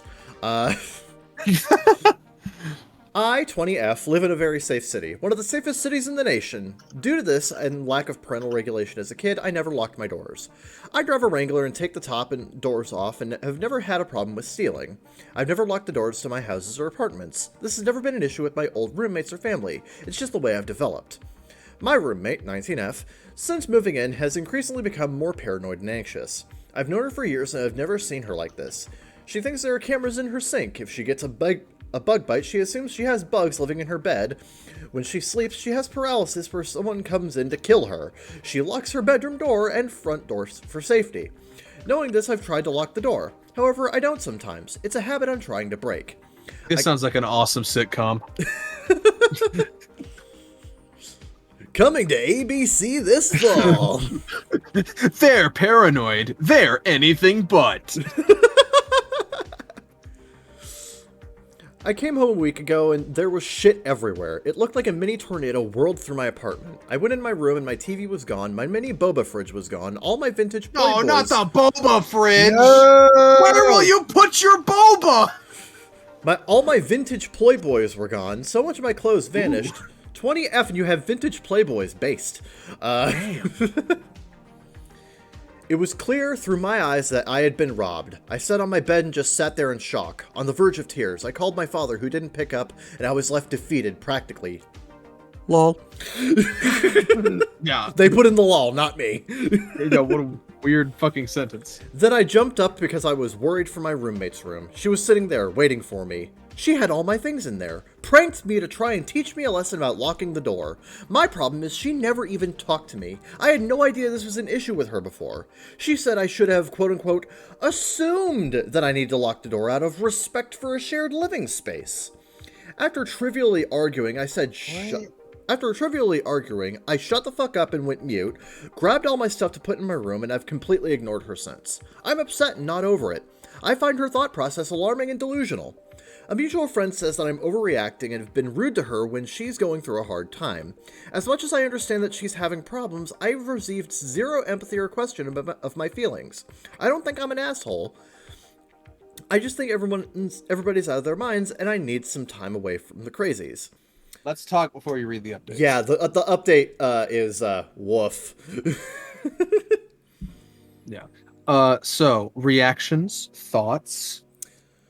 So, your roommate is having a nervous reaction to the fact that you chronically do not lock your doors and you have a disregard for the safety of your own living space, and she retaliated and you've been completely willfully ignorant of this fact. And you've just been like, oh, I'm trying to work on it, but, like, not really. I'm just, I'm locking my doors every now and then. It's a thing. It's a process. Like, you're not actually trying. You're just, paying lip service at that point. But your roommate also decided to take matters into her own hands and give you, a taste of reality by pretending to, role play. Stage a robbery. Stage a robbery. Basically just role play a robbery for you. And give you, that whole thing. And instead of anybody actually talking to each other and hashing shit out and being, fucking adults, you decide to play fucking 5th grader children and just do, like, fuck all of you. Everybody sucks here. This is terrible. I can't say that because this is definitely something I would do. Oh God, I mean, I guess. I think it's a lesson that needed to be learned, and like ultimately there was no real harm that came from it, because it was a fake robbery. Yeah. I think it's a lesson she needed to learn though, because she's willfully putting her roommate in danger. They have a shared living space. You might be comfortable living that way, Ooh. but like all her stuff is there too, and they live there.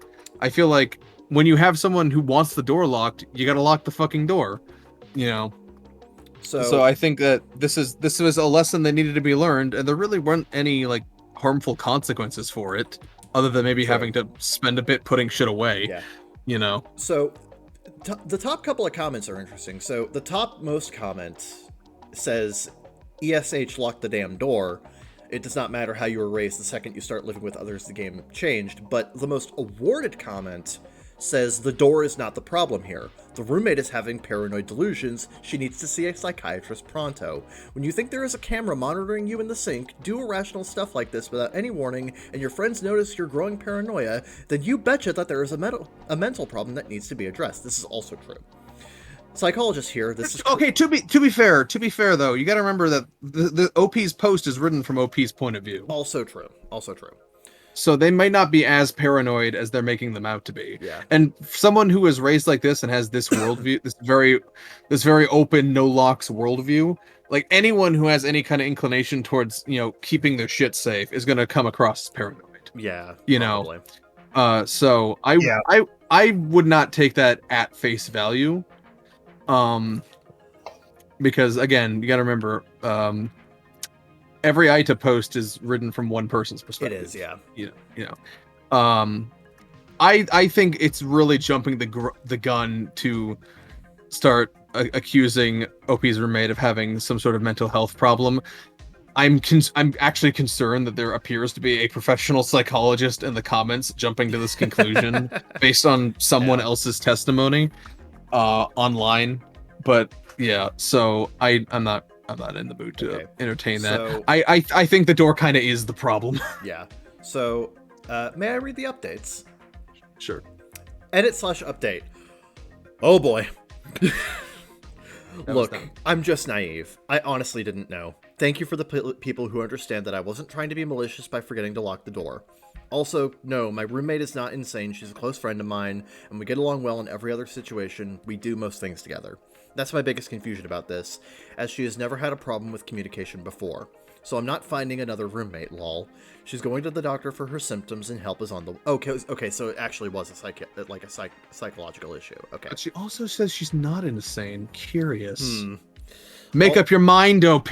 Also, yes, my instinct was to sit on my bed. When you enter that level of shock, it's hard to think clearly. My perspective at the moment was that she was not home yet because her car wasn't there. I wasn't meaning to be selfish by being sad about my collections and not thinking about my potentially dead roommate. That's a hell of a thing. I'm sure some fucking Redditor called her out like, you thought it was a home invasion, you just sat on the bed. Edit 2, I forgot to mention that yes, I have talked to her. She said that she thought I would think of it as a silly prank and laugh about it when I saw all my things. I didn't take it that way, though. Failed prank. Oh, lovely. To be fair, though, I'm not sure that was actually... I think that's what they said. I'm not sure that was the desired result. That might be a the defense. Desired result was them learning the lesson, so I actually think it was actually very effective and was not intended as a prank. I think if they OP came into the room and laughed it off, that would have been the exact opposite of what they actually wanted to happen. So I talked to her and asked why she wouldn't just ask me one time to be more aware of locking the door every time, which I know shouldn't have to be addressed, but that would have been a necessary action before stealing all my things, ripping a few of my posters, making the house a mess, which, by the way, she made me clean up, as her way of telling me to do better. I apologize for my stupidity and naiveness. It's naivete. The word is naivete, OP. Yeah. I don't believe in bad people. This has actually been a problem I've always had. Anyway, she apologized too and will be giving me some compensation to help pay for the damage she gave me in the process of this prank. You should start believing in bad people. I mean, I'm glad everything worked out. Yeah. But we have to give a rating. This one's complicated. I'm gonna say she's the asshole, but a very soft asshole. A very soft, supple asshole. That's fucking weird, bro. I'm gonna give it a soft. Everyone sucks here. You got any thoughts, Sarah? Like the whole thing with me is that nobody acted the way that they should have in this situation. Yeah, that's kind of my whole thing. And this was just both parties being just very ignorant and immature of each other, and that caused a lot more issues that shouldn't have existed in the first place. So I'm gonna say everyone sucks here. We're having disagreements this week. It's fun. Hey, we can't. Hey, we can't always be on the same page here. Yep. Sometimes there's a nuance. Yep. Let me find a new one here.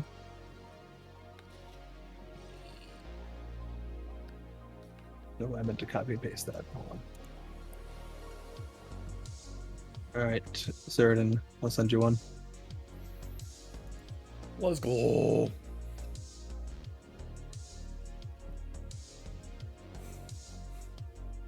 Sheridan? I'm getting to it. Okay. Yeah. Just wondering. Mhm. Let's break the air with small talk. How was the weather? The weather is it's like in the mid 80s today. It's fine, but it's not great. Am I the asshole for refusing to do my friend's wedding cake at a huge discount? I, 32 female, have a friend Ashley, 33 female, who is getting married the first week of November. Well, that must be fucking nice! We've been friends since we were kids, and I'm also a bridesmaid in her wedding. We've been talking about wedding stuff for the past years. I recently married in April, so it's been fun doing wedding stuff together until Ashley drops some bad news. The person responsible for the cake for her wedding is moving and no longer able to do it. She was refunded her money, but now out of cake. I'm a cake decorator myself. I was a teacher, and this is my first year as a school administrator, but I've held jobs in high-end bakeries and made cakes for fun out of my house. I don't have a cake business as I don't want one. Ashley asked me if I can do her wedding cake. At first I declined as I never do cakes for large events, but with the date coming up and not being able to find anyone, I caved. Ashley wants a 4-tiered cake with 4 different flavors and 100 cupcakes, 25 of each flavor. The decoration will require me to order specialty molds, and I'll have to hand paint some gold onto the cake as well. Total cost came out to $825, $100 more than the previous baker. Ashley was upset and said I was overcharging, but I showed her the breakdown. I used the same pricing system as one of the bakeries I worked at, and it wasn't even the most expensive one. Yeah. I told her that I would do it for my other quote if she was strapped for money, but Ashley then asked me to do it for only $150. Oh. When I asked why, Ashley said since she's my friend, she should get a good deal and could use the money to upgrade the hotel for their honeymoon. I think of it as my wedding gift to her. I told her she was getting a good deal as I was willing to go the price point for the previous baker. But she mentioned that I did my sister's cake for free several years ago and do free birthday and anniversary cakes for my immediate family all the time. I told her family and friends are not the same. Plus, I had more to do with my sister's cake. I had more time to do my sister's cake as I had less responsibilities as a teacher back then compared to when I do now. She told me I needed a friend discount, so I said the discount you get is 0% off of 100% of the time. And if you keep bothering me, I'll even add tax.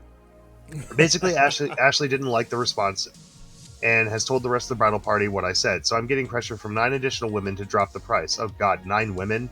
Oh God. That's too many. Though some say, what the hell? Though some say to half it instead of dropping it to 150. My parents paid for my wedding, so their main argument is I don't need the money as Ashley does, which they only know because they saw me using my parents' credit card several times when out wedding shopping. Only her maid of honor, her sister, thinks Ashley is being unreasonable. My husband thinks I should drop out of the wedding and not give her anything, but he also doesn't like Ashley or her fiance. He thinks she's a spoiled brat. Interesting. Gee, I wonder. Am I the asshole? Now, before we read the edits, no, I don't think you're the asshole. No, absolutely not. Your friend is trying to shortchange Do you. we just hate people in weddings on this channel?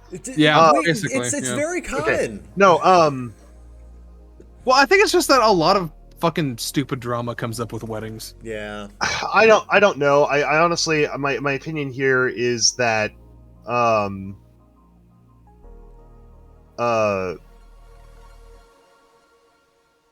nice. Sorry, my opinion here is that, like, I can understand if she wanted to give a discount or whatever, but she's being put on the spot. And I think her price is reasonable. Yeah. But more to the point, I think that Ashley is being incredibly entitled, and she's owed things just because she asked for them. Yep. Yeah. Well, here's where I stand. I would do it, and I really disagree with the statement that friends and family are different somehow, but I don't think she's under any obligation to do it. Like, I would, and I think it would be nice if she did it, but she's under no obligation to do it. Yeah. So, not an asshole.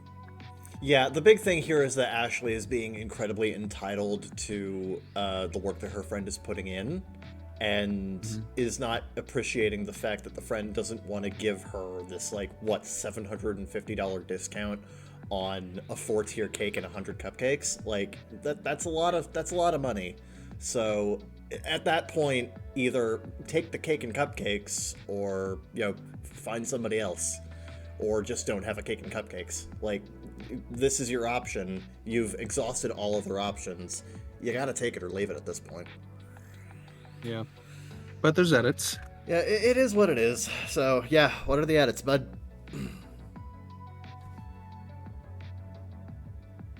Darren.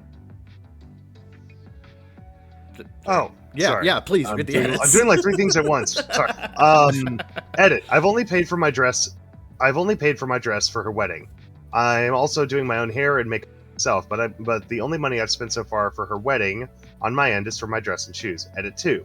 To clarify, baking is a skill. Paying for just ingredients and molds would maybe be $150 to $200, but it's already factored into the cake cost you buy. What most home bakers base their price on is the intricacy of the design, the difficulty, their clientele location, and most importantly, time. Then cakes are priced with that combined with the serving size. She has 120 guests. The serving is $475 a person, so $570. Because 100 doesn't divide by 12, but it's still a large number of cupcakes, they discounted the cupcakes from $350 per decorated wedding cupcake to the price of a regular plain cupcake with no decorations, which is $250. So the cupcakes were $250. Total price $820. I upped it to $825, so the extra $5 could pay for the box to deliver the cake, which I don't normally have in my house, and I don't typically make cakes that big. Okay, so if you're just paying for materials, like, I think that's fair. I mean, but I think I kind of disagree with your whole, like, oh, she's a friend and it's her wedding day, I don't owe her shit, she should pay me for my work. Yeah. Like, I mean, like, just have her pay for the fucking materials. And then you should, here's my thing, either you don't like doing cake, so there's no enjoyment to be found in the passion of it, because like, that's my thing, is like, you either don't enjoy, so maybe I changed my tune here, you don't enjoy doing cakes, clearly, because I'm slowly drifting to everyone sucks here, because on the one hand, Ashley is very entitled, but on the other hand, I just don't like OP's attitude. Absolutely not, no. Yeah, no. Also, Adobe has the #1 comment here. It's the top there. So customize design assets fast, introducing Adobe Express. I have to agree with that. That's a very good point. Yeah, that's a really good contribution to the conversation, actually. Yeah. Yeah, I'm going with everyone sucks here, actually. Yeah. Man, there's a lot of people just NTA, I'm on today. team husband. Maybe there's a reason he doesn't like her. Yeah, I'm thinking there might be a reason. You know, you just put it out there, might be a reason. But yeah, I think everyone kind of sucks here. Yeah. I agree. Yep. All right, I'm gonna move to the next one.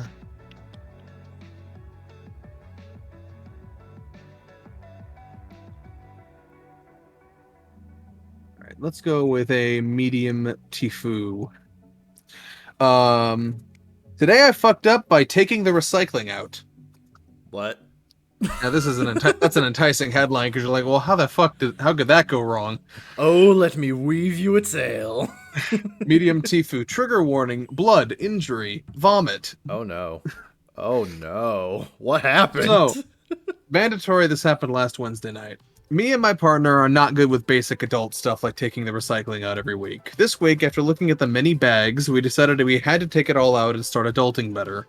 Feeling motivated, I decided I would start while he was finishing preparing dinner. We live on the 2nd floor of an apartment building, so I took our 2 bags and headed out.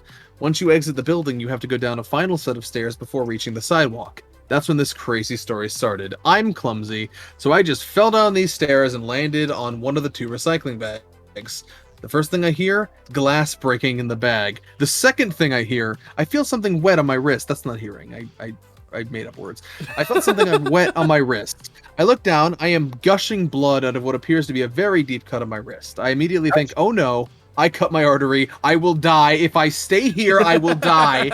The adrenaline kicks it. I run up the stairs, enter the building, run up the second set of stairs. All the while, blood is flooding everywhere. I kick the door of our apartment down and I yell, "Partner, call 911!" over and over again. Understandably, the partner runs towards me very confused, sees the blood on me and the walls around me and the floor, and sees that I'm holding my wrist very tightly, freaks out, starts calling 911. I've never been in such a state of panic. I will die, I say out loud. I don't want to die. We sit on the floor while he's talking with the 911 person. I don't remember what they were talking about. At some point, partner has to stop to throw up. He's not scared of blood, but he told me afterward that he was truly terrified that I was going to die, and that the amount of blood was something he hadn't seen before in his life. I start fainting. I can't keep my eyes open. I feel nauseous. Knees weak, arms are heavy. Mom spaghetti. I hear partner telling me to open my arms and open my eyes. I read ahead I read head or back. I don't know which. I hear my partner telling me to open my eyes and answer him, but I can't move. Open my eyes or open my mouth. Suddenly, I start throwing up, and that wakes me up. Around the time, around 4 giant firemen arrive and start taking care of me. It seems like I missed the artery, but the wrist was still really fucked up, so I had to go to a hospital to get stitches. Rest of the story not as interesting. Spent 12 hours waiting to see a doctor, came back home exhausted, traumatized. I have the most disgusting cut and stitches on my wrist, and will have a cool scar to remind me of my failure to take out the trash. And I won't be allowed to help with that task anymore, so yay. Yeah, the lesson here, never take out your trash. There's so much blood. Oh my god. Honestly, in that case, I would be panicking too. Mm-hmm. Well, now I see what OP meant by today I fucked up by not taking out the trash. Yep. Oh god, fuck. Just be careful when there's glass in there. Maybe a little more careful, yeah. Oh, I'll send you one. Today I fucked up by buying my boyfriend spicy toothpaste. Medium Tifu. Yep. A few weeks ago, I, 29F, was browsing Instagram and came across an ad for spicy toothpaste. My boyfriend, 28M, is a fiend for anything spicy, so I decided to buy him a couple of tubes. For context, he does stuff like the one-chip challenge, which I still don't understand because everyone dies attempting that challenge, my boyfriend included. I'm so sorry for your loss. Oh, Rip to him, but I'm different. Fast forward to yesterday, and my boyfriend and I decide to go out with a few friends for drinks. We spend a couple of hours bar hopping, then decide to head home. Once home, things started to heat up, but before getting too dirty, we pause to clean up. I hop in the shower, and he brushes his teeth. Now my boy... Now what? Oh no. Oh, God damn it. I know where this This is keeps going. happening! This keeps happening! I hop in the shower and he brushes his teeth. Now, my boyfriend likes to go down on me. Front and back, if you know what I mean. Why would you brush before? And this is where the problem starts. This night, he decided to tongue punch the back door.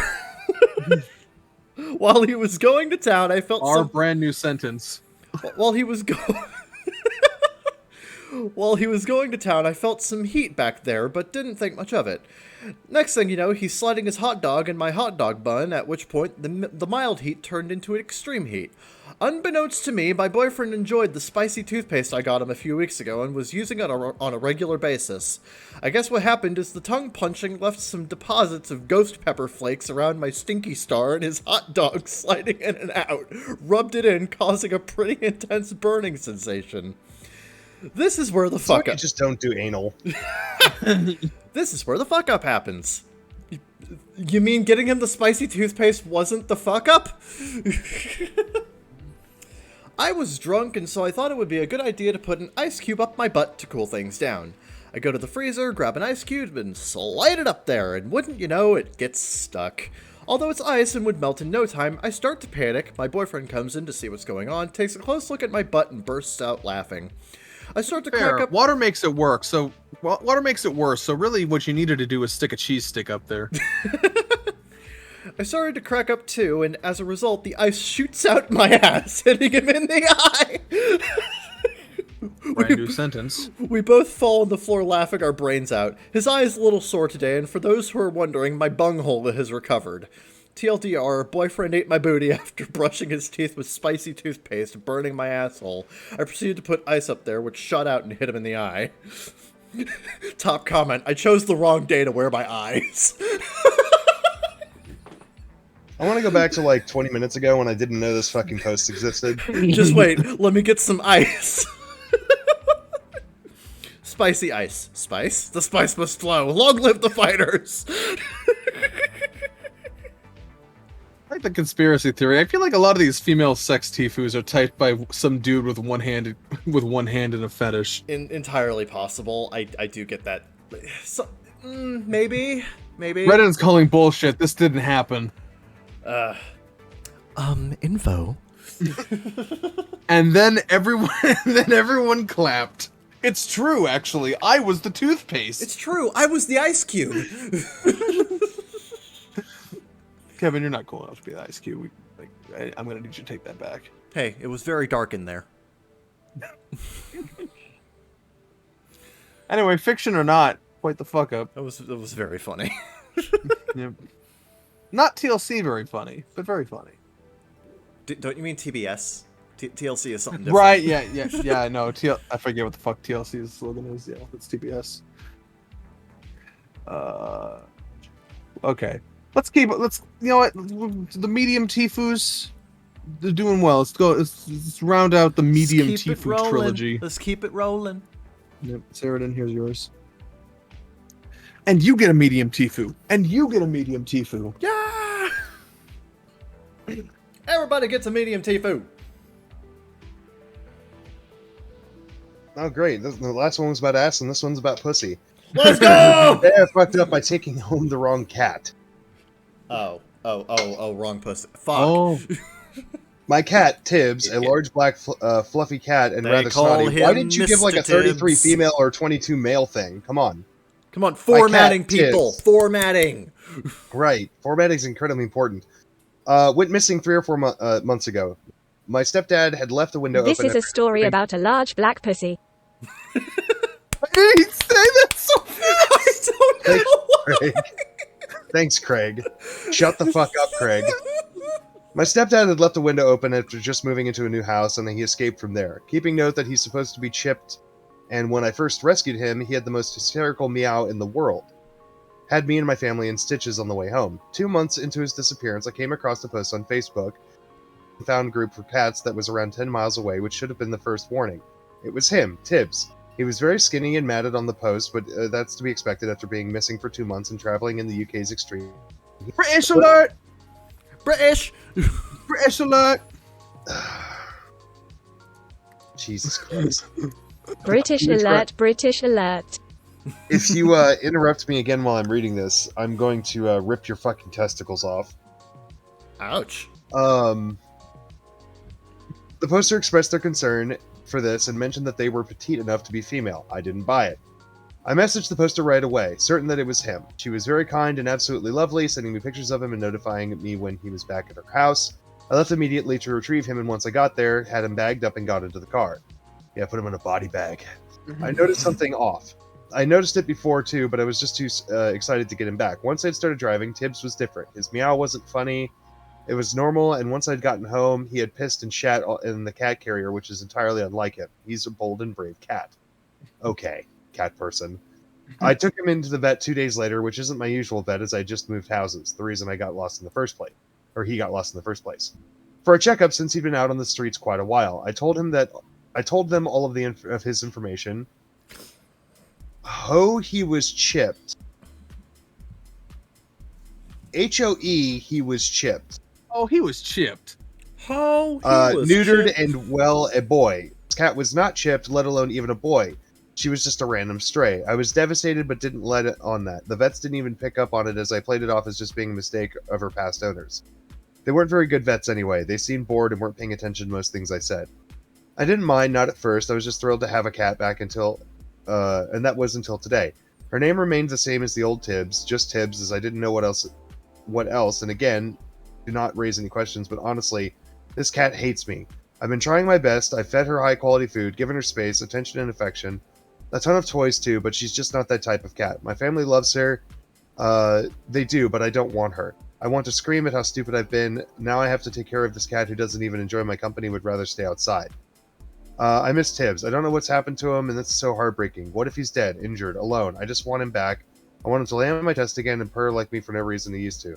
I want to hear his silly meows again. I don't want this Tibbs. TLDR, my cat went missing and I found and took home the wrong cat. This cat hates me and I want my buddy back. That's just sad. Damn. This one's just depressing. A little bit. Yep, Yeah. fucking rough, man. Next one. Alright. I don't like the ones that make me feel things. Now this title intrigues me. It's a large Tifu, a step up, an escalation, as it were. Today I fucked up by leaving a bottle of water out and ruining myself and my boyfriend financially. Whoa, okay. Well, that's a jump. I'm gonna guess that bottle of water destroyed a very expensive piece of equipment, but okay, continue. This happened yesterday. Now I know what you're thinking. No, this is not a $10,000 in the whole Wall Street bets type style of ruined financially, but it does leave us in a much worse spot than we were before.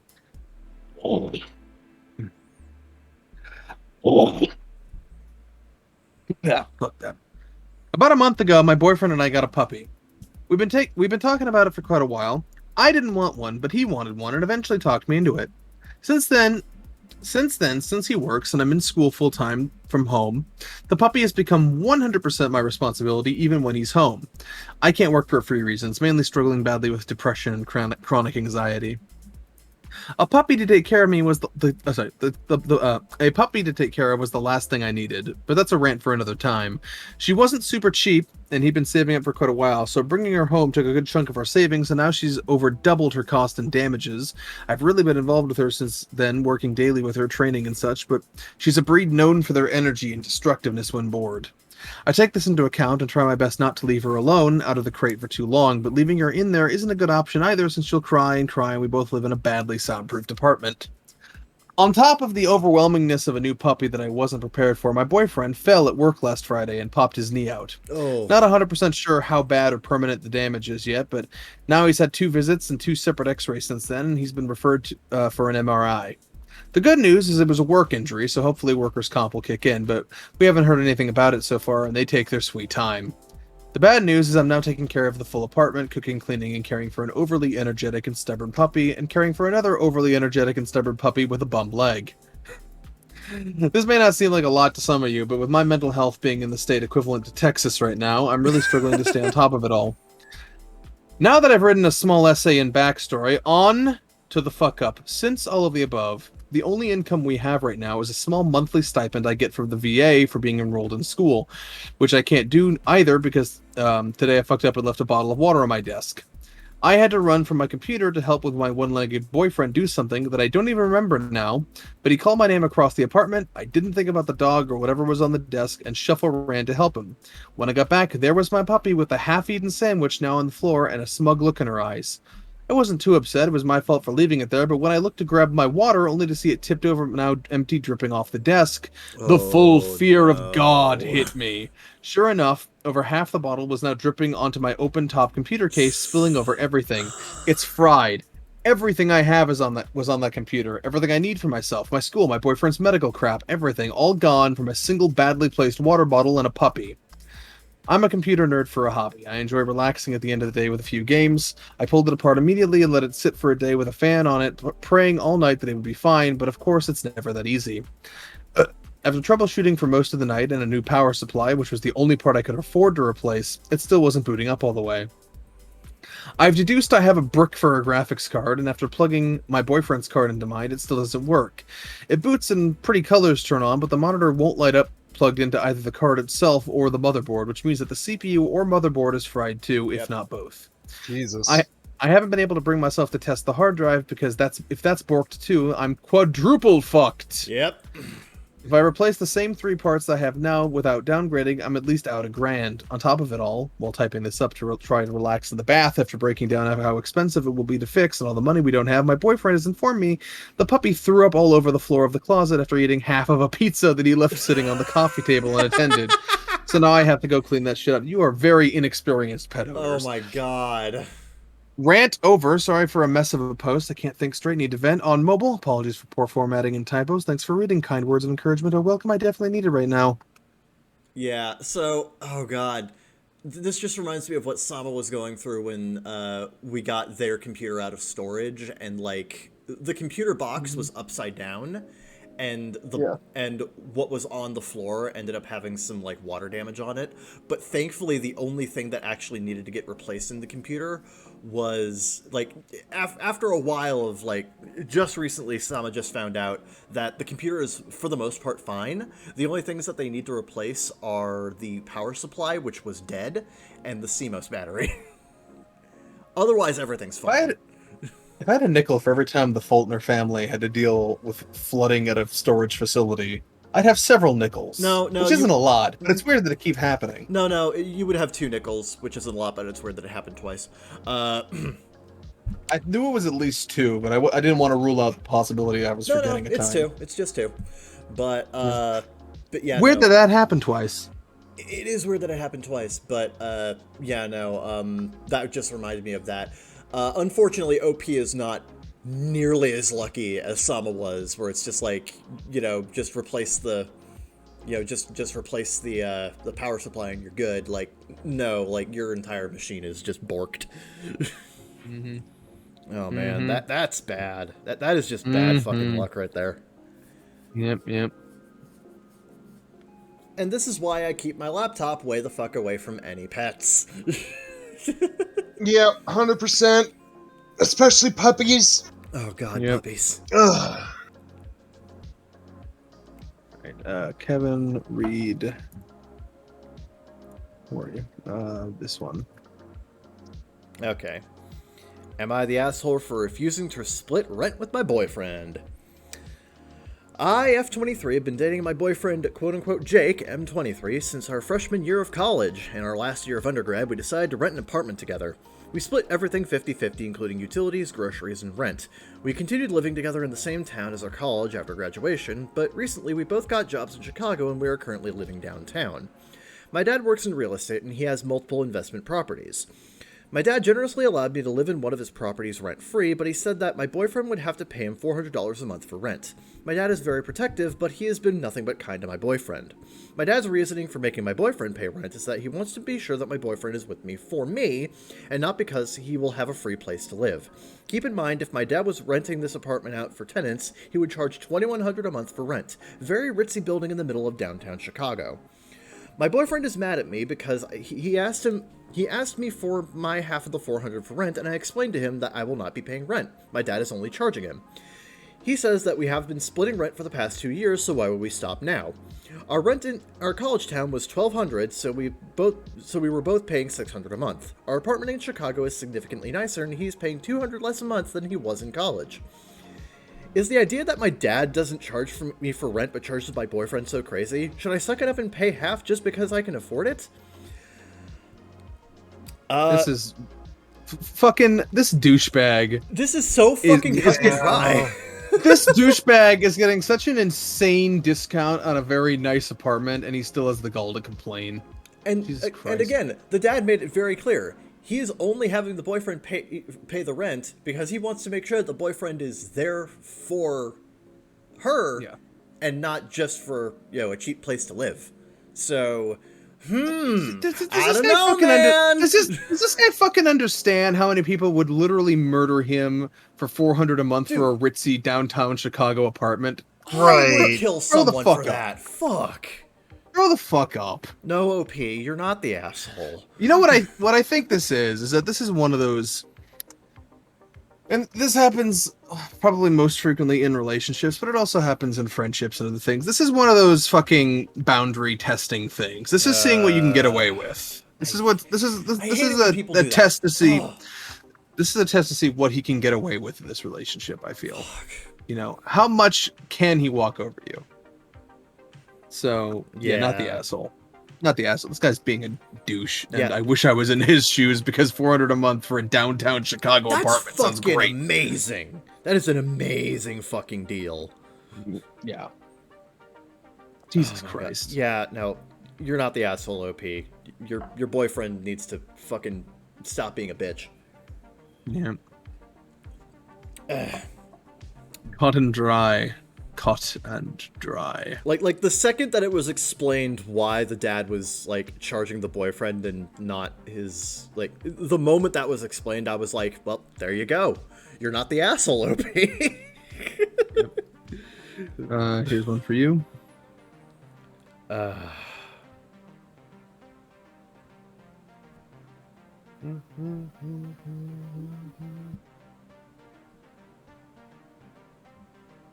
Let's see what this one contains. Am I the asshole for literally showing my dad how he behaved? My father. What? You I cut out. Oh, sorry.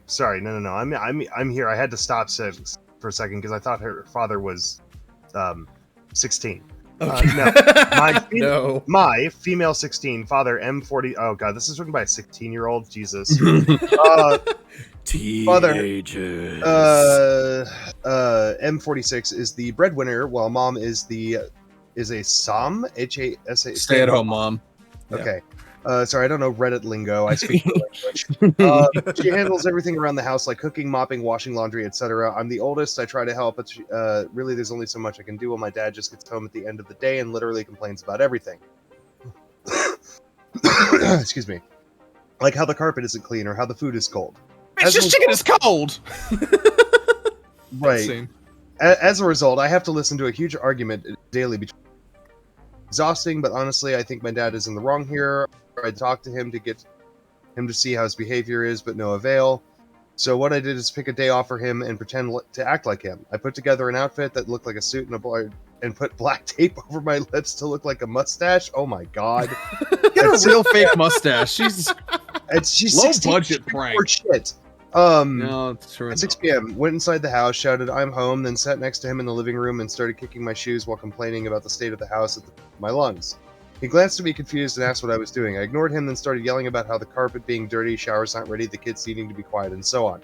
He kept staring while my mom and siblings laughed. My youngest brother keeps pointing towards him and saying, "This is Daddy." I then proceeded to yell about dinner and then berated my mom for not preparing it before time.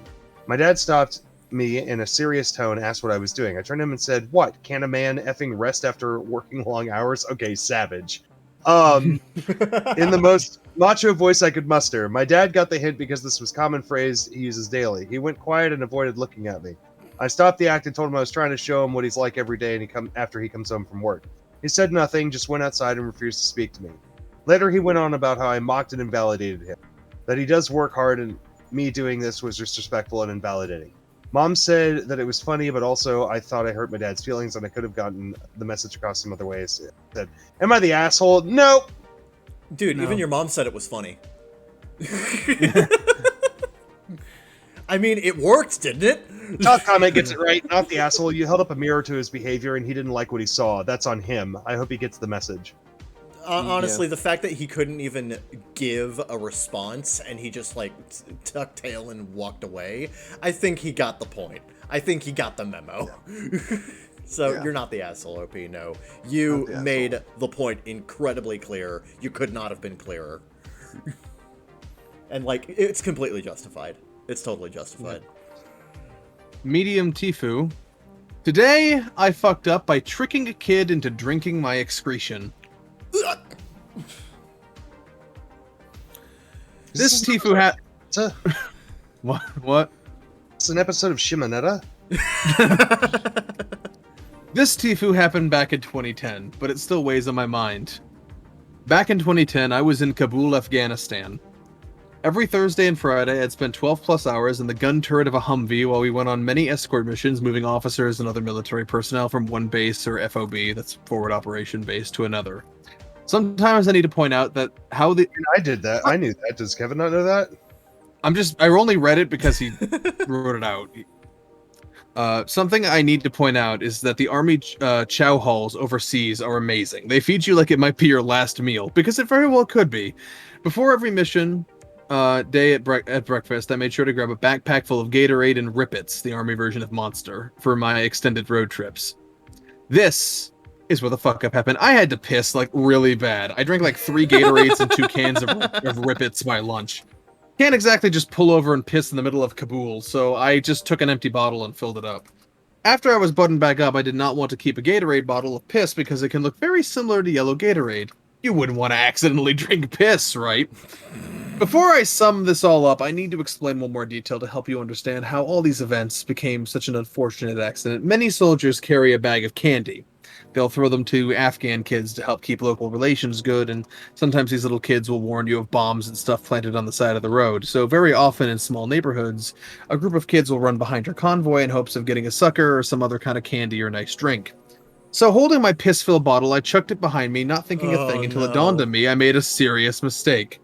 I looked behind us, and sure enough, a group of kids were on our tail hoping to get a snack. The fastest little one grabbed the bottle and took a swig before the other local kids could catch up and steal his spoils. The last thing I saw was him spit it out and throw the piss bottle at us before we went around the corner. If you read this, little dude, I'm so sorry. It's been 12 years, and I still think about this massacre. Jesus Christ.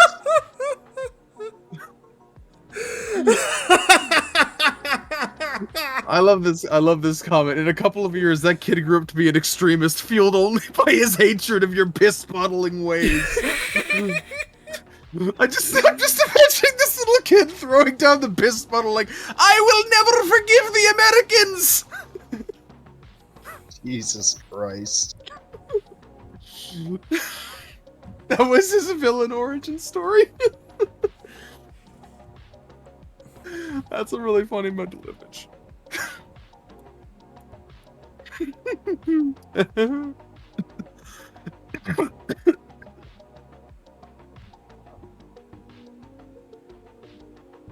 I had fun here.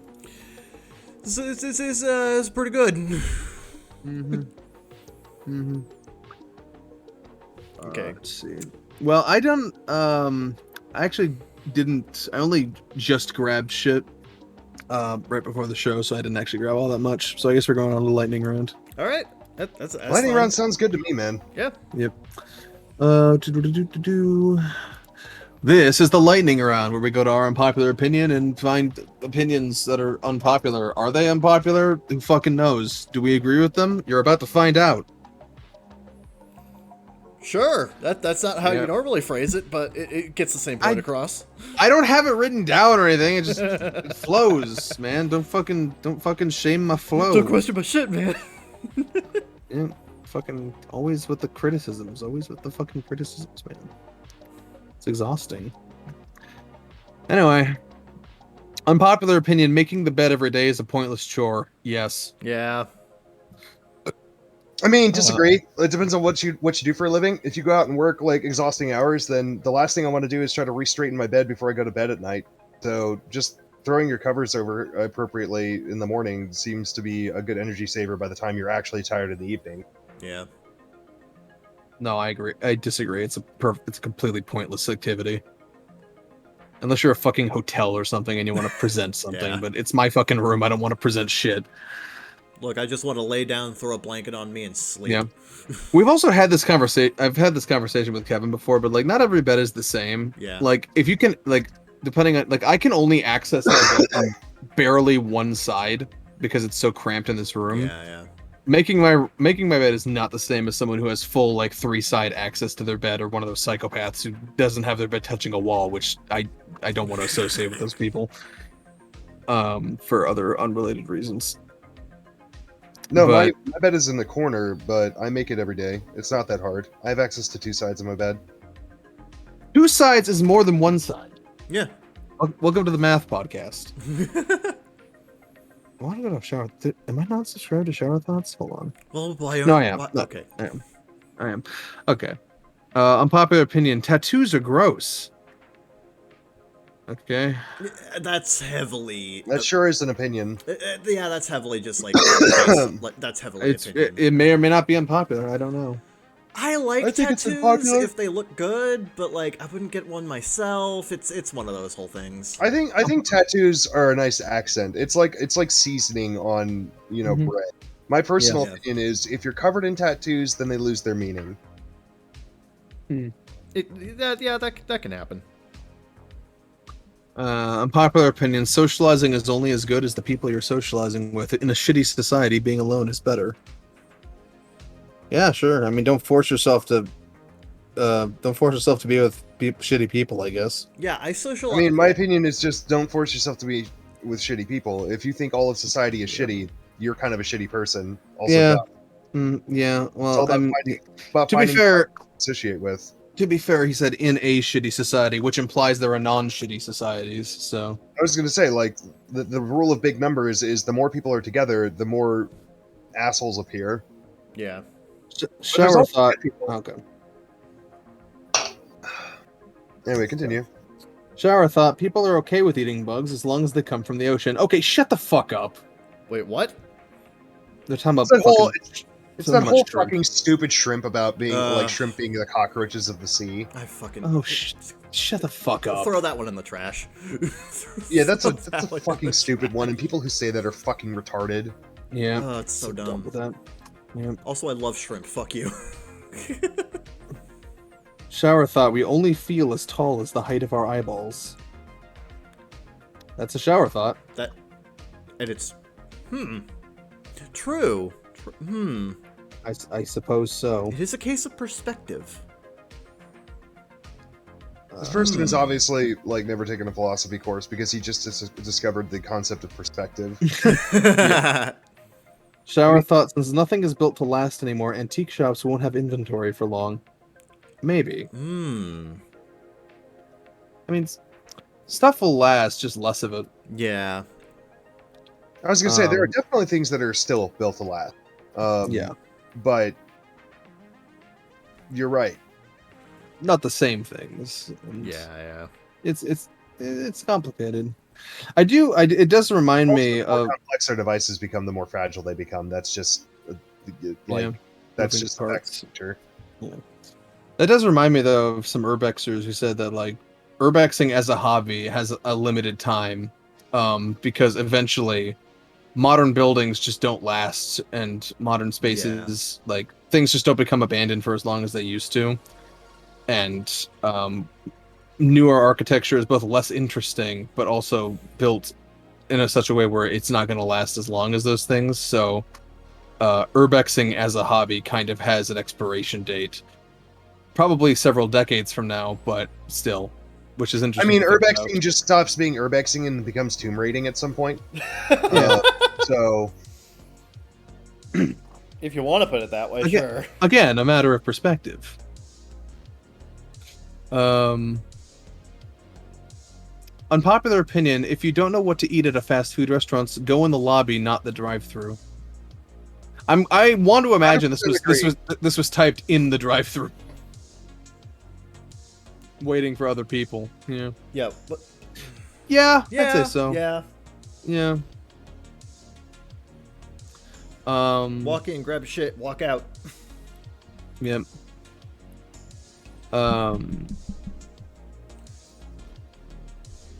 But wait, hold on. What? But that creates another issue because the only reason the drive-through is typically takes so long, and the reason why the drive-through is so congested, is because people think it's faster. But if people realize that going inside is faster, then that actually flips it around again. So. But they won't. Huh. Yeah, but they won't, Kevin. That's they won't.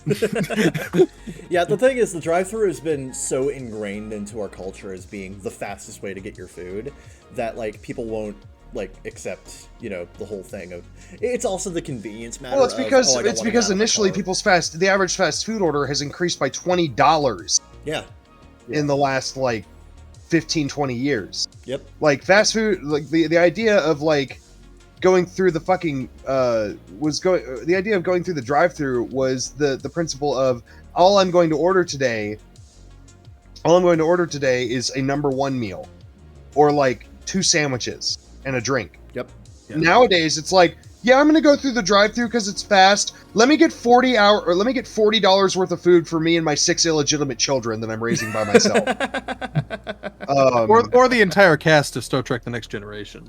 Yeah. I understood that And that's exactly, I got that Family Guy reference. Thank you. Can I get And a Shamrock Shake? It's September. it's September. Do they have the McBLT? They don't serve it anymore.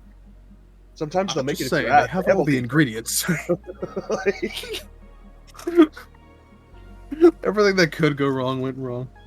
But no, it's the entirely the idea of the size of orders has increased, and people have stopped. People are going through the drive-thru now, not because they want quick food, but because they're fucking lazy, and they don't want to get out of their fucking car because they weigh 600 fucking pounds, and they've got 2,000 pounds of personnel children in their fucking minivan. Mm-hmm. Sorry if that sounded hateful. That's because I worked in fast food. No, we get it. Yeah. Anything regarding fast food, you have very strong opinions on because you were a manager.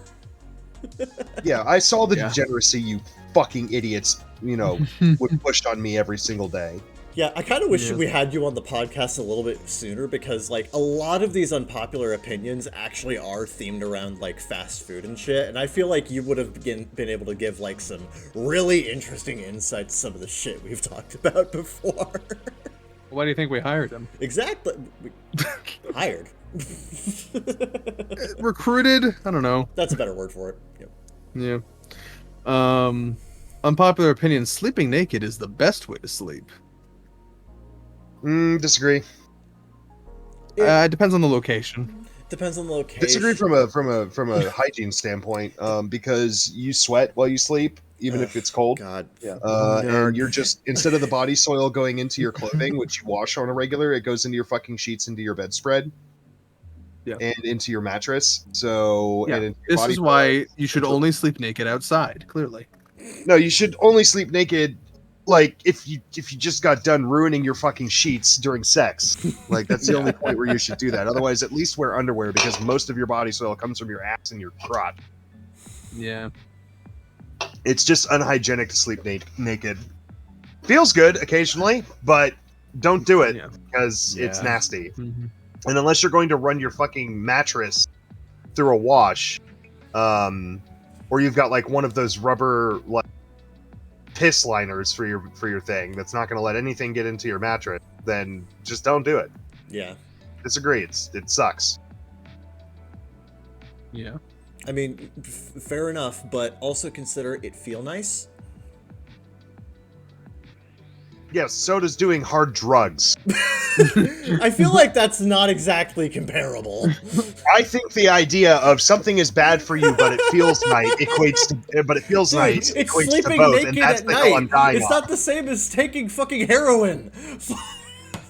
I mean, you say that until you a mattress that's infested with 4,000 types of bacteria, and you start getting sick all the time. You wash the sheets. Okay, you wash the sheets. It still seeps through the sheets into the mattress. You gonna wash your mattress? Also, Kevin, washing sheets guarantee implies you the vast majority of time washing sheets implies making beds, and I've already established that's I'm against also a good beds. If you don't wash your sheets, you're fucking disgusting. No offense. Shower thought. Especially if you're not showering before bed every night. Anyway. Shower thought. Shower thought. A kidnapping is terrible news. A kidnapping is wonderful news. That's not a shower thought, that's a pun. That is... Congratulations, you understand wordplay. Mm-hmm. Yep, clever. Everyone give him a round of applause. Shower thought. Spilling hot coffee onto your lap will make you more awake than drinking it. Yes. Yeah. Yeah, I'll do it. Hey, Among other things, yeah. Can I get one hot coffee? Yes, thank you. Yeah, right here. God, imagine just one of those fucking Karens just making those fucking ridiculously ass long, like, Starbucks. They do one of those. They do that jock thing where they just grab a cup of water and splash their face with it. Yeah, but instead they do it with, like, one of those, like, fuck-long Starbucks orders, and it's like, thank you, takes off the lid and just pours it on themselves. To be fair, I'm sure it'll be fine. It's mostly cream and milk by volume. Yeah. Oh, God. Shower thought, because of the way the world is curved, the person closest in front of you is actually the person furthest behind you, and the person closest behind you is actually the furthest in front of you. This is also written by somebody who's a fucking flatter. So let's move on. That's not a Shower shower. thought. See, shower I don't retardation. subscribe to the Flat Earth Society. I subscribe to the Fat Earth Society. Oblong's not wrong.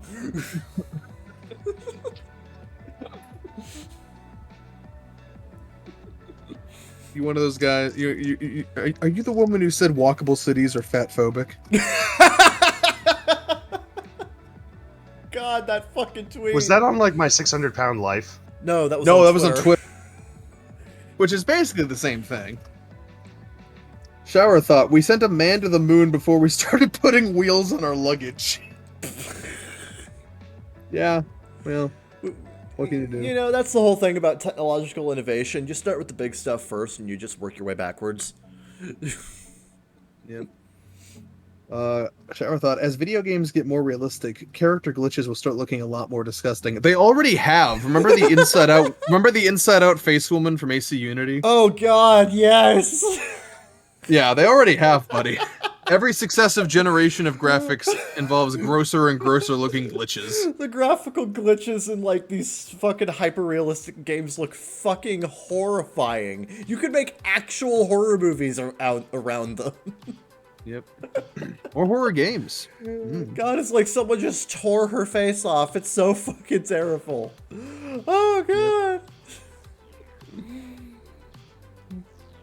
Ugh. Shit. Ugh. No.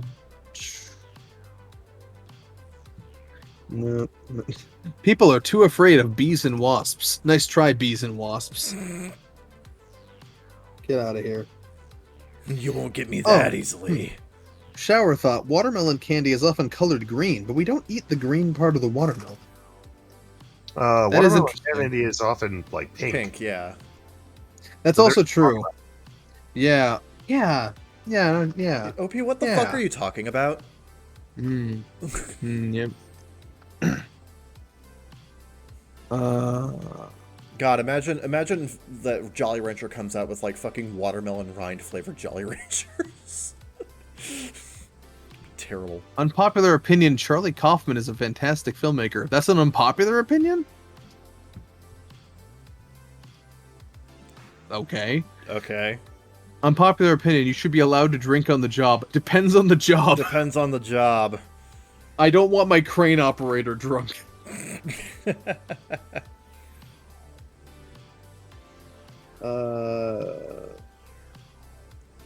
Shower thought, a grocery store makes an enormous grocery list when it orders inventory. I guess, yeah. That is true. Yeah, interesting. The grocery store also has to buy groceries. Shower thought, the world's best barber can never get the world's best haircut. That's sad. No. Unless it's like unless he starts practicing, like, is there self-haircutting like there is self-dentistry? Yeah, people do that. Yeah, there are people. There's who have actually been learned to cut- cases of self-heart surgery too. Yep. Yeah. I'm gonna assume the world's best barber can do some self-barbering. Yeah, I feel like You ever that's. feel like somebody who does self-heart surgery on them just deserves to get a live forever card from God? I agree. Like, all right, you passed the test. Killing you at this point would seem really disingenuous. So go ahead. Yeah. Like, Yeah. At this point, it's only fair. you're gonna go guard the Grail instead of that old knight guy. Instead, you'll live forever. Yep. Like, Shower thought, every potato you digest is mashed. Is that a challenge? What? I'll find one.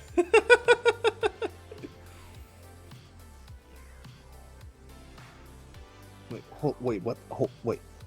What? No. No, that's stupid.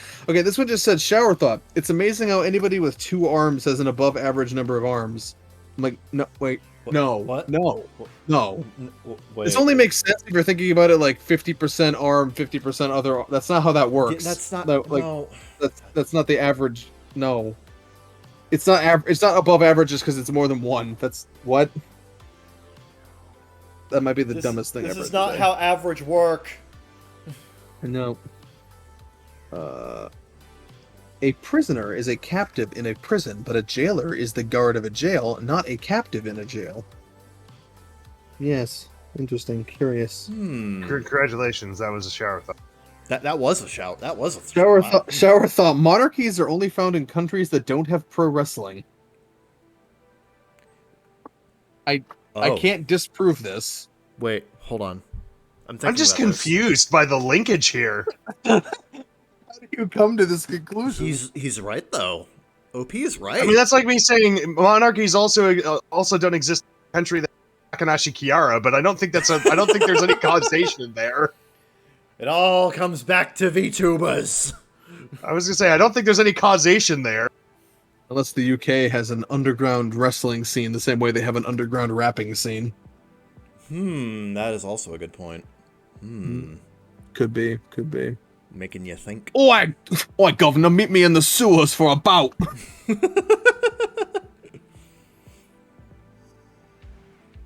Unpopular opinion, you shouldn't buy supercars if you don't intend on speeding.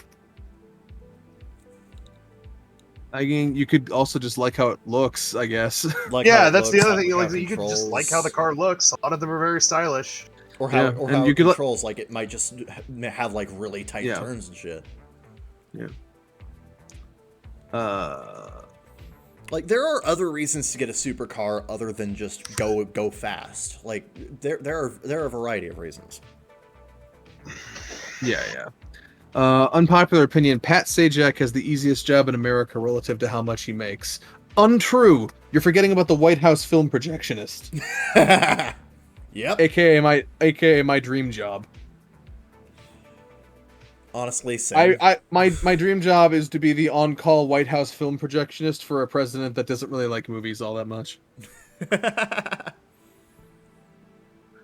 That guy is the luckiest guy in America. Zeke, I want to watch Terminator 2 for the 5th time this week. We can't let Kevin become president. I will do nothing but watch movies. You'd be the worst president. Worst president or best president? Worse. Okay, fine. Notwithstanding, we cannot let Kevin become president.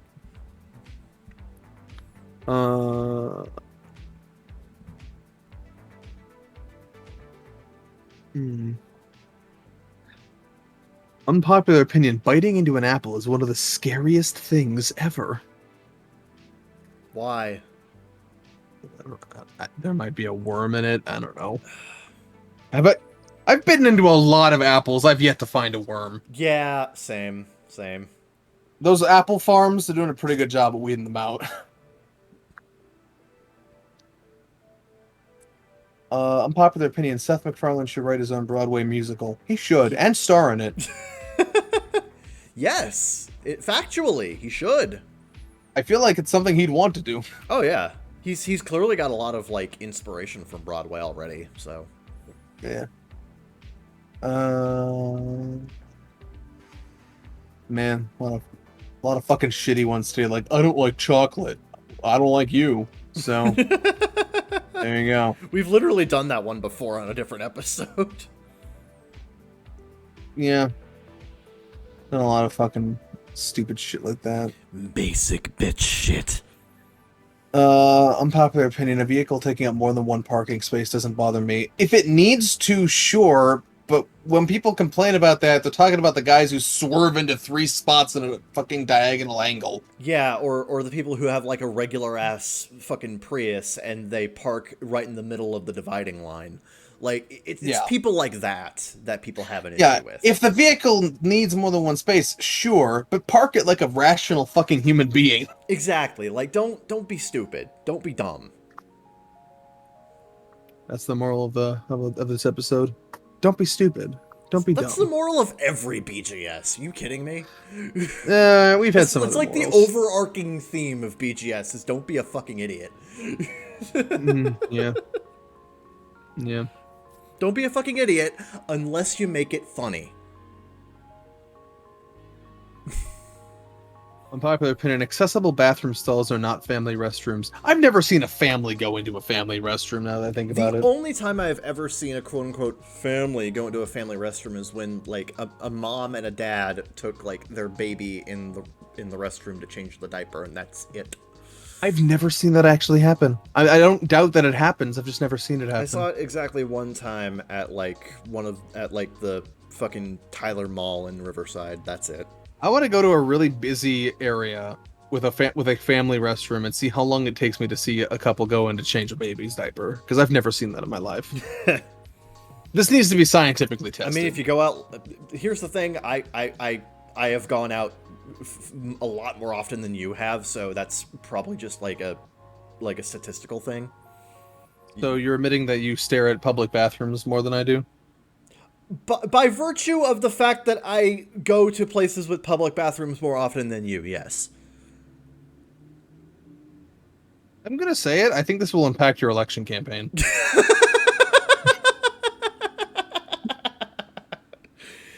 Maybe, but it's a risk I'm willing to take. I'm not wrong. Well, this subreddit's got nothing for me today, so we're gonna fucking wrap it up. It's gonna be All wrapped. right. Thank you for listening to the Baka Gaijin Show. If you want more of whatever this was, you can subscribe to this channel, tap the bell, get all notified for future episodes. You can join our official Discord server, accept no substitutes in the link provided in the description below. And you can follow us all on Twitter at ZeekFreak, at CeacherManderK, and at Saradin Sedranor. We'll see you next week. Come see me on Twitter. You'll be frightened. Yeah. We'll see you next week, unless we all get hit by individual personalized meteors, which seems unlikely. I got a meteor with your name on it, Zeke Freak. My meteor gun. It shoots meteors at you. I'm reminded of the fucking scene from Harley Quinn where Harley Quinn just picks up a gun and it's just a fucking cancer ray. It's like, Harley Quinn, you gave me cancer? Oh, now that reminds me of the Harry Partridge. I'm going home to spend time with my family. Now that reminds me of the fucking Watchmen Saturday morning cartoon opening. Oh God. John can give you cancer. John can give you cancer, and then he'll turn into a car. Oh. I'm nutty. Anyway, tune in next week. Baka Gaijin Show, same time, same. No, maybe not same time. Similar-ish time, same place. Zeke freak out. Ciao for now. They tell me that I'm never gonna make it. They want me to do something that could make sense. They hate when I keep dreaming I'll be famous, but I don't give a fuck, I'ma keep chasing.